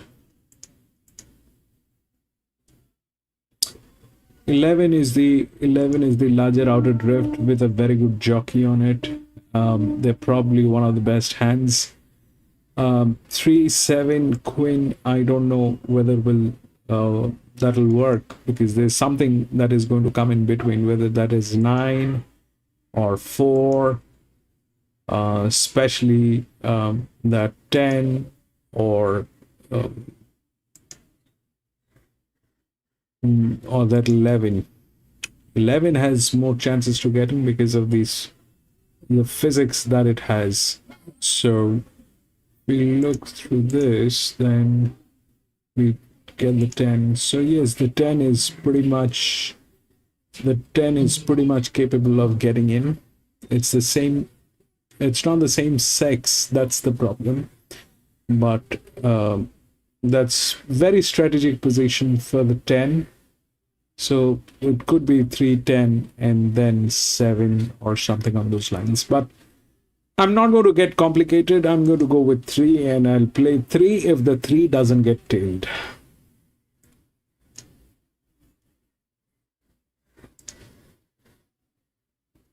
Market now, because he is our favourite and he's getting nice and short. He's $1.65 into $1.50. Power to Rule has been spec late. $16. I'm going to be back in a jiffy. Mama Bell is at $9.50. Old Mate Henry is $16. Canny Pep is a $19 chance. Got to get you now out to $20. Dubai Wicks is $8 out to $23. And Aphrodite Magic is 40 to 1 into $34 late. But Exceed the Planet is your favourite, and deservedly so. Scotty, how do you order the ball? Well, that set of silks from the yard of Goldfront Thoroughbreds are about to jump here at Echuca too in the other race that we're seeing on the Sky One screen. That's Acromantula going around there over 1,000 metres. So it's a lot for Sue Olive to keep her eyes on here, but hoping to see Exceed the Planet break through today and be a 7-star Class 1 galloper after he goes around here today, because we've talked about his run in the Belgravia, huge at 150 to 1. West Star has gone on now to beat the older horse in the 72 plus, lock away a slot in the $5 million Kia Quokka. And you've got this horse here who was only a length off him, who's now going around in a maiden. The runner-up of that event was September Born. He came out, won the Faritha when Exceed the Planet ran second. The form for him is sensational. He's $1.50 in from $1.90. So it's one-way traffic here with the short horse. I'm sure a lot of people have got multis that are running through him, so good luck to those that have invested at the shorts. 8, Mama Bell, I thought was potentially a danger. I liked what she produced on debut. She was pretty luckless behind a mare that went on to frank the form as well in Belter of a Song. 9, Aphrodite Magic, drawn awkwardly, but in a capacity lineup of 16 maidens, there's surely a 3 and 4 deep line moving. And 6, Old Mate Henry, bit of a watch here on debut from the yard of Steel Casey. 1, 8, 9 and 6, but I thought if he ended up midfield with cover, Exceed the Planet, he would pack too many punches for his opponents. 1, Exceed the Planet on top for Scotty. He is the short price favourite here in race number 4 at $1.50. Do you agree with Sorlov's assessment of this horse in the sense that he looks like a horse that will continue to get out in trip? He obviously found the line really nice there for 1,400 metres, and then he may have just had enough in the WA Guineas at the moment. Yes, I do share that sentiment here, Lockie. I think this is a nice starting point for them. If they'd found a 1,000-metre maiden, he was probably going to be vulnerable. They've got a 1,200 here, then maybe to a 1,400, hopefully. Class 1 company, or even probably test the waters and head back to where he starts his life, which is in Saturday grade. So I'm thinking here today that for him, it's the time to break through. He's got a minor placing over 1,400 as a 2-year-old as well. His form is excellent. He just needs to get the job done. He does look awfully hard to beat here in the 4th at $1.55 as runners continue to join the line well. Capacity line up in the 4th here at Ascot. The tap touch. Have you got the touch, mate? Here's Darren for the call. Like to come along, and also Old Mate Henry having its first run. By Steel Casey, more colours to come forward, also out of the gates, hope to admire. The rider here of Dubai Wicks is out of the saddle. So Dubai Wicks, rideless, God will get you.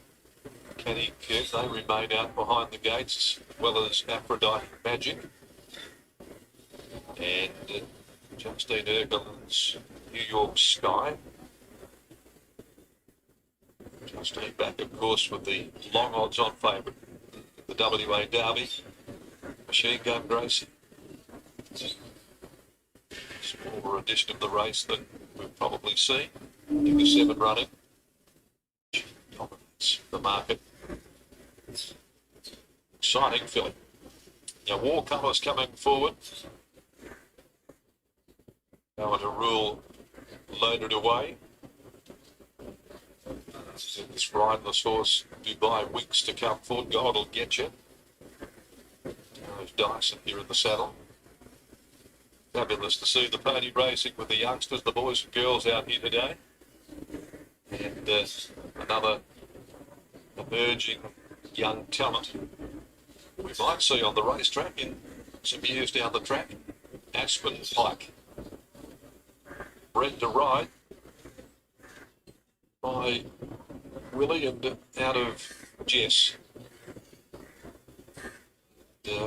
She won the larger pony race here a little while ago. Thrilled with the results as well, thrilled with her ride, no doubt, and she looked very, very good.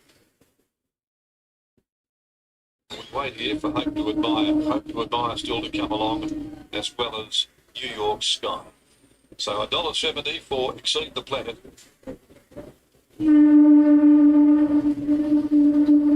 believe really that it's still a mate. Oh, one's gone through the front of the gates. That's Aphrodite Magic. Got a rivalous one here. Aphrodite Magic has gone through the front of the starting gates, and we will have a delay.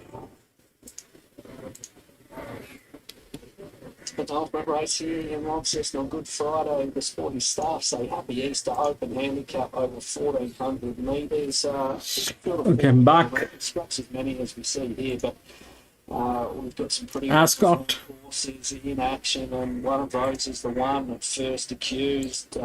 Look, he's been one of our best horses down here in Tassie for quite some time now.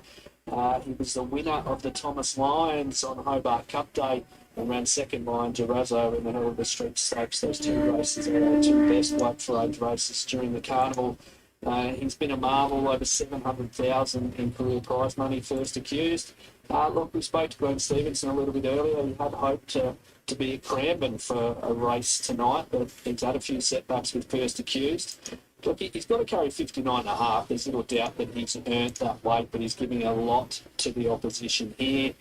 He's not going to be screwed right down for this, but class will take him an awful long way, and he's probably deserved race favourite. Scratch 2, 3, Jaguar Stone. Now she ran second in the Group 3 Vamos Stakes here on Launceston Cup Day, and she's placed third in her two subsequent outings, and probably been ridden a little bit upside down in both of those. She was up on speed when Romery beat her 2 back at a benchmark 76, and in a funny little 3-horse field, she was the pilot there and probably overdid things in front and was a spent force in the run to the line. She's 54 here. Senior rider goes back on in Anthony Darnana.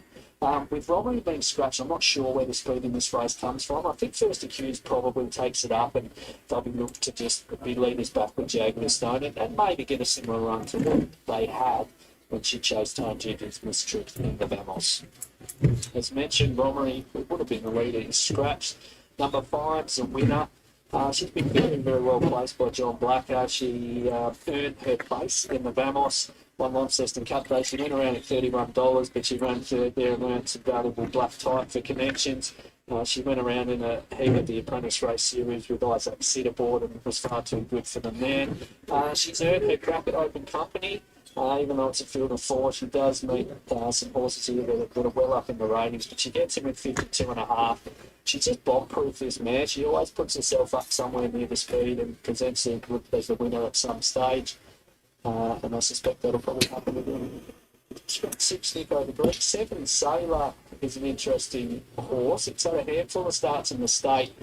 2 of them were at weight for age level on the Thomas Lyons and Hell of a Street, and it did have excuses in the Hell of a Street. He was hampered by the inevitable, and unfortunately he went amiss in that race, so we can't take anything from that. He was probably disappointing in that benchmark 76 won by Romery, but in turn he was wide there. He plummets in weight here. We'll get in with 53.5 for Lauren Bingley Sailor. He's a hard horse to line up. They obviously purchased him with high ambitions. He hasn't really fired a shot down here in Tassie, but this is obviously the easiest race he's contested here by some way.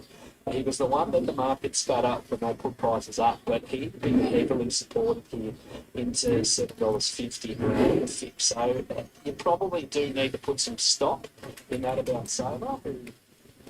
Aphrodite Magic is on late scratching. And the stalls are back. They're off and they're racing. God will get you jumped okay. Bread Not Brought also away well. And driving through soon after is Power to Rule, the newcomer looking for the lead as well, although God will get you's going to get there. Kenny Kim comes across. Dubai Wicks is out there wider, also driving forward. Sky River soon after the start. They're followed by Excelsimus down on the inside. Further back is Main Show in the middle. Mama Bell wide, then Exceed the Planet. Back in a bit of congestion here as they settle properly.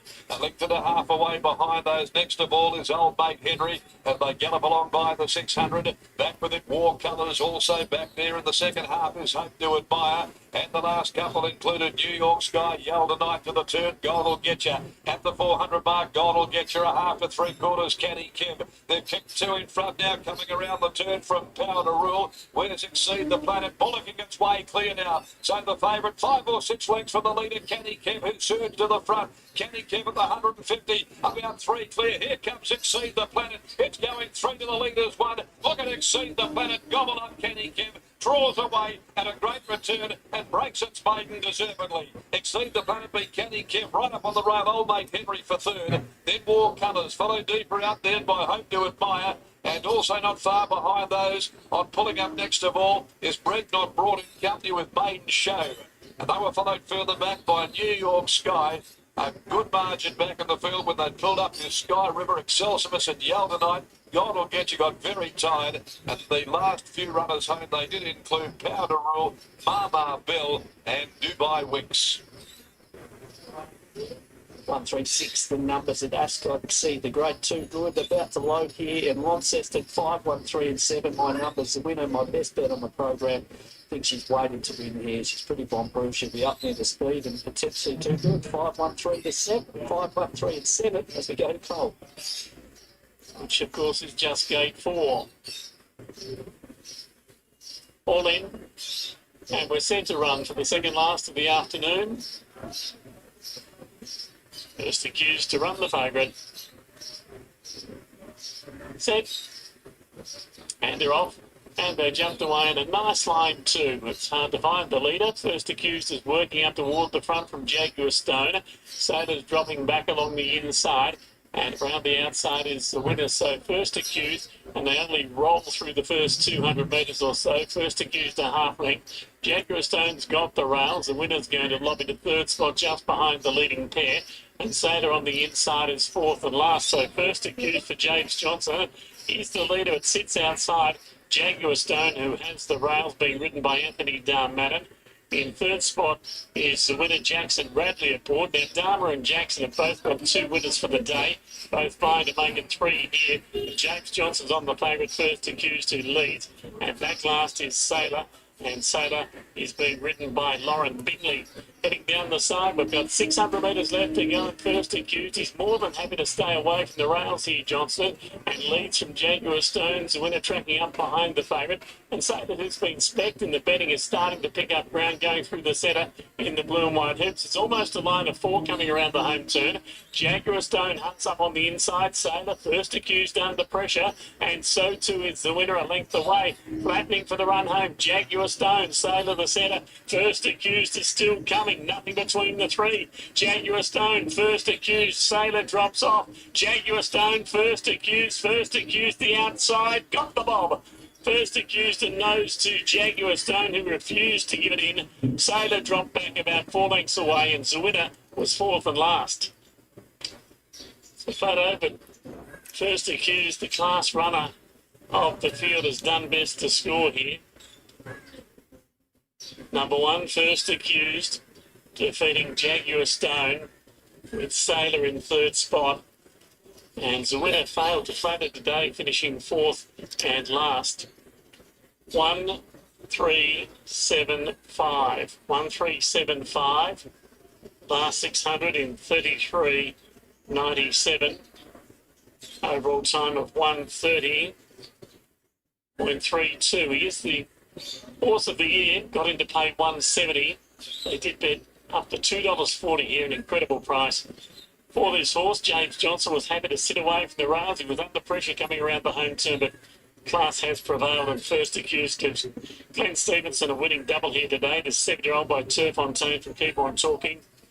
Beating Jaguar Stone, Adam Trinder, Anthony Darmanin by Speed from Leopard Skin. And third placing going to number 7, Sailor, who loomed up coming around the home turn. I just couldn't go with the 2 in the last little bit, trained by John Keys, ridden by Lauren Bigley by Ocean Park from Carib. 1, 3, 7 and 5. And there you go. Winning double for Glenn Stevenson on Good Friday. Best horse gets the result with first accused. These small fields are often tactical, but even by small field standards, that was an interesting watch. James opted to stay away from the fence. Was that the plan? Oh, I give him a little, no, not really. I was worried about it turning into that sit and sprint type, and I actually said, mate, don't, if Jaguar Stone don't lead, try and win some sections, don't get caught in this and go slow and sprint home. And that's where the horses got at him. And I thought, because I said, with the weight, we're not going to pick it up. So you need to be dictating certain terms if the other horse doesn't want to go. So, to be honest, it was good. I thought they were strong, gutsy, used a bit of work. top right off Triple Eight Melbourne, and they keep that job done. Absolutely, and I mean, small field, but you beat a couple of mares that are Group 3 placed as well. And again, this horse, I mean, he's not the inevitable. He's lived in that horse's shadow, but he's as good as anything else we've seen over the last couple of seasons. He's just always there. Sometimes, he doesn't have a crack, but he's really been trying his last sort of 5-6 runs. And look, honestly, he's a bit of a pain in the ass to have in the stables, but he's that good that you always like horses like him. And it's good owners have been good supporters of racing, so it's a good bit of done. You mentioned the race in Victoria. What have you got circled on the calendar? There's a 1400. It's about, I think, it's a couple of races. We'll see how he pulls up. But I'd say it's about a fortnight away. But we've got a few to go to. So best of luck. Cheers. Thank you. There we go, Glenn Stevenson. James Johnston gets the job done with first accused. James, talk us through the race. It was an interesting watch. Look, it was tricky. Based off the jump, I didn't want to lead. I know the rail is choppy and it's off. Whether I push a length and I reach the rail, I'm not sure. But the main instruction with the horse was to keep him balanced, keep him in a rhythm. So I thought based on my jump, it wasn't great, so I thought I'd just set him and get him in a rhythm, make him happy. And coming in the corner, he did take me into it, so I think his ability got him across the line. Absolutely, and for yourself as a young rider, it must be a great thrill to get an opportunity on a horse that's been one of the state's best for a number of seasons now. It definitely is, certainly. I appreciate him for putting me on. I appreciate the opportunity.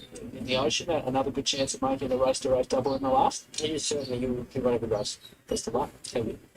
Judd Johnson on the board here with the first accused. Interesting little race sat outside the lead. He tend to stay off the fence and just too strong on the run to the line. It seems like we'll see first accused across Bass Straight next time we see him. The race number 9 here at Canberra. It's a Class 1. Moving the Dark is the top one. Nick Haywood rides for Dryden and Snow. He's only been with the stable for a couple of runs, and I thought he pulled quite hard last start, sitting behind the leaders. He was jumping from the 1,000 to the 1,300, and perhaps just raced a bit fierce, so he gets the blinkers off for the first time off that, which could help him settle and in turn find line a bit better. Our favourite is Taylor. Progressive sort of a horse. 3 runs this time in its campaign for a winner, second and a third. Damon Butler shooting for 3 and Gratzfeller looking for 2. He's been great, hasn't he? He does everything right in his races and he just keeps aiming up. Last start he was beaten by a handy one in One Heart Lady, who we saw go 3 from 3 yesterday at Albury, so form strength. Gets to 1,200 for the first time, which looks ideal in the soft draw. Certainly has the right form. Allegro Best jumps from a wide draw. Horse number 4, Conqueror Canada's the trainer. She's a very honest mare. She only ever put in one bad run, and she put up with cardiac arrhythmia and last prep off the back of that. Outside of that, she's always been a mare that's found the line well, and we saw her do that first up at Hawkesbury over the 1,100. So, look, back to country grade. She'll get back, but she'll be strong late. 6 is Hot Jive. Rebecca Bronick Prague for Terry Croft.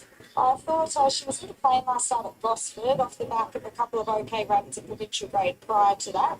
Although she's back in grade, she needs to find more. 7 from the inside draw is Hazel Jean. Into 250 from 290. Blake McDougall shooting for 3 and Richard Lind looking for a double. Yeah, she showed a sharp turn of speed last start at the jump from to the 1,300, so from the 1,000 to be able to just get there on the line. From barrier 1, she should be able to hold a bit of a closer spot, and she's got a good turn of speed. 8 is Lever's Criminal Life is $26 chance. He'll be fitter for his first up run where he led and was beaten on straightening there. He's a horse that has good early speed, but he's a little one pace with it, so he probably needs to have everything go his way up on the speed. 9 is She's a Dare for Matt Kelly. Last start winner here, then was on the quick backer. Yeah, it was. She was good. She had a lovely run there, and she let down well to win comfortably enough over the 1,200. This is obviously a little tougher, and she might not have quite a soft run from a bit of an awkward draw. 10 is Arabian Sue. Winona Costa rides for Teresa Butters. So the 2 runs back at 2nd and 4th are quite competitive in both and drawn nicely. Yeah, she's been good. She's raced well. She's been getting back a bit and finding the line well. I think getting up to the 1,200, third up and back on top of the ground will certainly help her. 11 is Jazz All Night. Second up from a spell, Joseph Jones, Alicia Collar.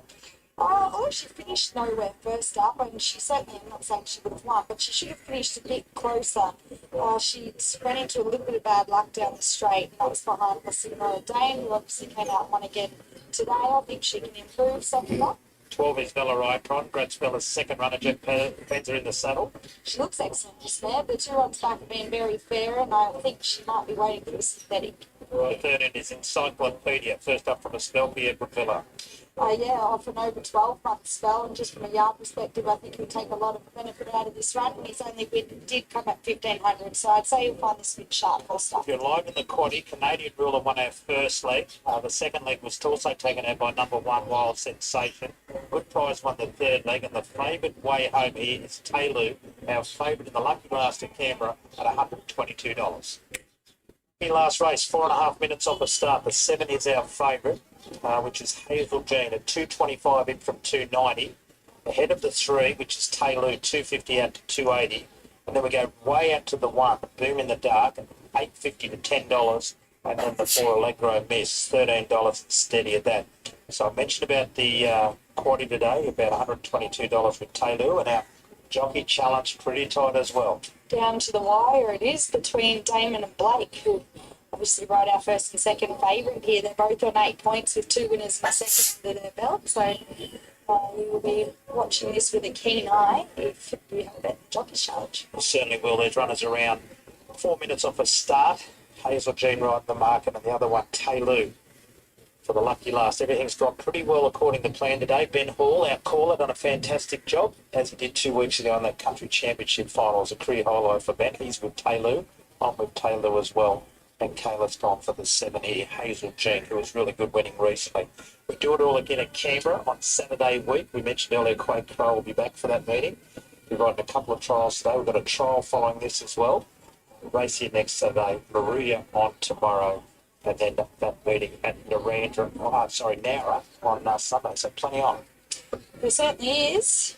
Plenty to watch if you're sitting at home over Easter and not doing anything, which most people are. It's been a good day's racing here today. They've had an excellent crowd, actually, as we've spoken about a few times today. But this Good Friday meeting is continuing to build every year. It's the 4th year they've held this meeting, and they'll continue to do it. There was a bit of opposition to it early on, but now that they've proven themselves, I think it just continues to grow in stature. So well done to all involved, a lot of organisation. And they've done a really good job with this meeting today. Not much else to report, Kayla. We head into the Easter period, and it's an exciting time. Yeah, it definitely is. We've had the Easter Bunny out here today, actually. Quite a few kids on track, which has been a nice touch by Thoroughbred Pike. It's been as I mentioned, a good day's favourite, good day's racing, and I think the punters would mostly be on top today, with quite a few of the favourites getting up. I'm trying to think if there's been an outsider. Not too many. Yeah, there has today, so that shows with our quaddie not playing a whole lot, but here I'm with the 7, Hazel Jean. I think she's got down the racing well. The 3 is getting tailed. Taylor. They're both doing everything right, but Hazel Jean's showing a really sharp turn of speed. From barrier 1, if she can box seat coming back 100 metres and trip, or at least be a touch closer in the run, and show that sharp turn of speed that we've seen her show, I think she can get over the top of the 3, Taylor, who's racing really well and likely will be ahead of her in the Let's see, we'll go with 3. It's getting tailed, but chances are nil. She's a dare. Any luck in the run, which she will need from slightly awkward draw. I think she won't be too far away off a good win last start, but I think it'll be a fast enough run race here. As I mentioned, Taylor has good at natural speed. Levi's criminal ibis. Imagine Levi Criminal Ibis in a finish with those 2 that we mentioned yesterday at Albury. Imagine that. IYKYK. Yeah, and the other one, there was another one too. Yeah. Imagine that. Don't know what some owners are. Levi Criminal Ibis has good early speed. As I mentioned, did the pre-parade. He's a bit one-paced with it, so I think his best chance is finding the front. She's a dare, we'll have to press forward. Arabian Sue, well, we heard from Teresa earlier, likely to take a sit behind the leaders here, but can be in the first 4 or 5. And Jazzle Knight, I think, will find herself a bit closer from a soft draw here, and also probably Boom in the Dark, although I don't think Nick will be coming out guns are blazing on him the way he did pull last start with the blinkers off. He might be looking for a slightly quieter ride. The Canberra Premiership's getting to an interesting stage, and Rebecca Brody-Prag actually leads at the present time on 11 wins from Nick Haywood, so not too many lady jockeys in one of them. One time, yeah, that's what it said. And Joseph Jones well in front of the trainers' title at last. Ignore a day. He won today is in front in the horse in the air title. So a few more meetings to go here, as I mentioned. A successful day. We've got Taylor on Cup, our feature race today. Won in great style by a very progressive horse in good price for Gradsfella and the owners there as well. And David Butler with 2 winners, looking to close it out with 3. But Blake McDougall's right in contention as well. We hope everyone has an enjoyable Easter with their family. On behalf of Kayla and myself and the Sky Racing Central team here, these horses are all locked up and nearly ready to go for the lucky last. Been a very good day's racing. I hope that happens, Dows, because the 3 is getting tailed. Feature for Gradsfella, Damon Butler. Sitting 3 wide the trip. Still being able to get the job done. It's not easy to do. And it's very impressive. So Levi's Criminal Ibis goes in, Allegro Miss and Encyclopedia, the last 2. Racing here next Saturday. I'll join you tomorrow from Kembla Grange. First there, 12:25. 4 place, all in. Races. Allegro Miss coming up. We are just about set. Don't know. And ready over the 1200.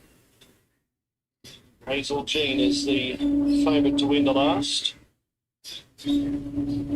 Starter about to release him now. The red light is turned on. 1 out wide, just going off. Just closing the gate in behind it again. Racing at the last. Taylor began fast, goes to the early leader. Driving forward in the early part on the outside there. Boom in the dark. Levi's Criminal Ibis is handy. Arabian Sue and She's a Dare together. They were then followed by the favourite Hazel Jean on the inside. Then came Bella Icon out wide with Encyclopedia. Jazz All Night's back in that second half of the field. 2 lengths away then was Hot Jive and 3 away Allegro Miss. Down the side, Boom in the Dark trying to cross over Taylor, but Taylor keeps kicking up along the inside. So to retain the rail, 3rd Encyclopedia. Then came Levi's Criminal Ibis, Arabian Sue, She's a Dare in the middle. Out wide, Bella Icon. Then Hazel Jean shuffled back in the second half of the field. Jazz All Night was next with Hot Jive and Allegro Miss. Top of the straight down. There's Right, a long no run, way. baby. In front narrowly from Boom in the Dark, letting down.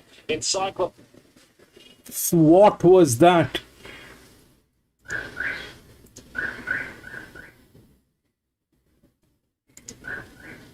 Phoenix out wide, Boom in the Dark, and She's a Dare. Taylor in front from Boom in the Dark, and Taylor. 3. Taylor beat Boom in the Dark. 3, baby.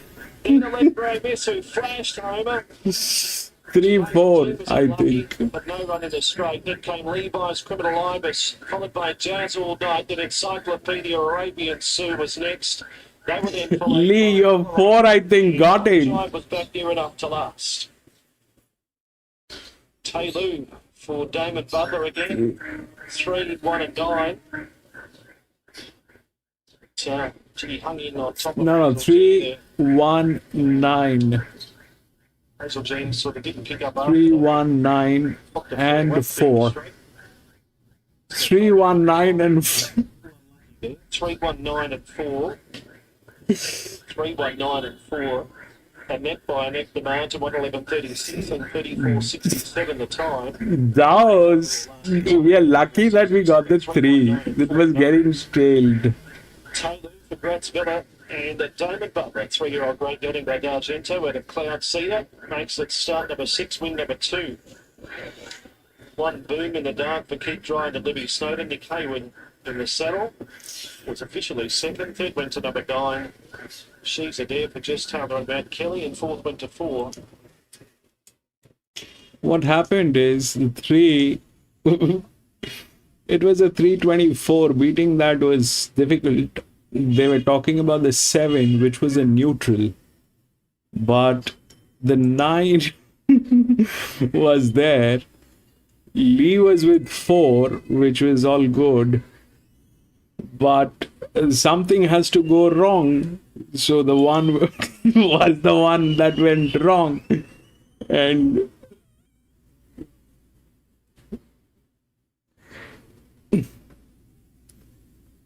there's nothing much, but it was within the odds. So What? That's pressure. 24 by 24.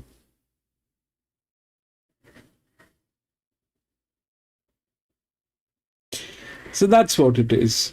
Anyway, that is it, ladies and gentlemen. We had 9 races today here at Canberra. That was the last one. But tomorrow is a big day. We're going to be racing at Randwick. So if you have a little time, please come and join me. We will race together at Randwick and do a little chit chat and try to have some fun here. And thank you so much for being there. I'm really sorry today, you know, things did not work exactly as planned. I got disconnected multiple times and I still don't know why that happened. It generally doesn't happen like that, but today was one of those days, and my sincere apologies for whatever that bad experience caused. But thank you so much for being there. Dowes, thank you so much, my friend, for being there. Lee, thank you so much for being there, my friend. Azhar, thank you so much, my friend, for being there. Arman, I don't know if you're there, but thank you so much, my friend, for being there. Tuna, thank you so much for being there, my friend. Lewis, thank you so much for being there. I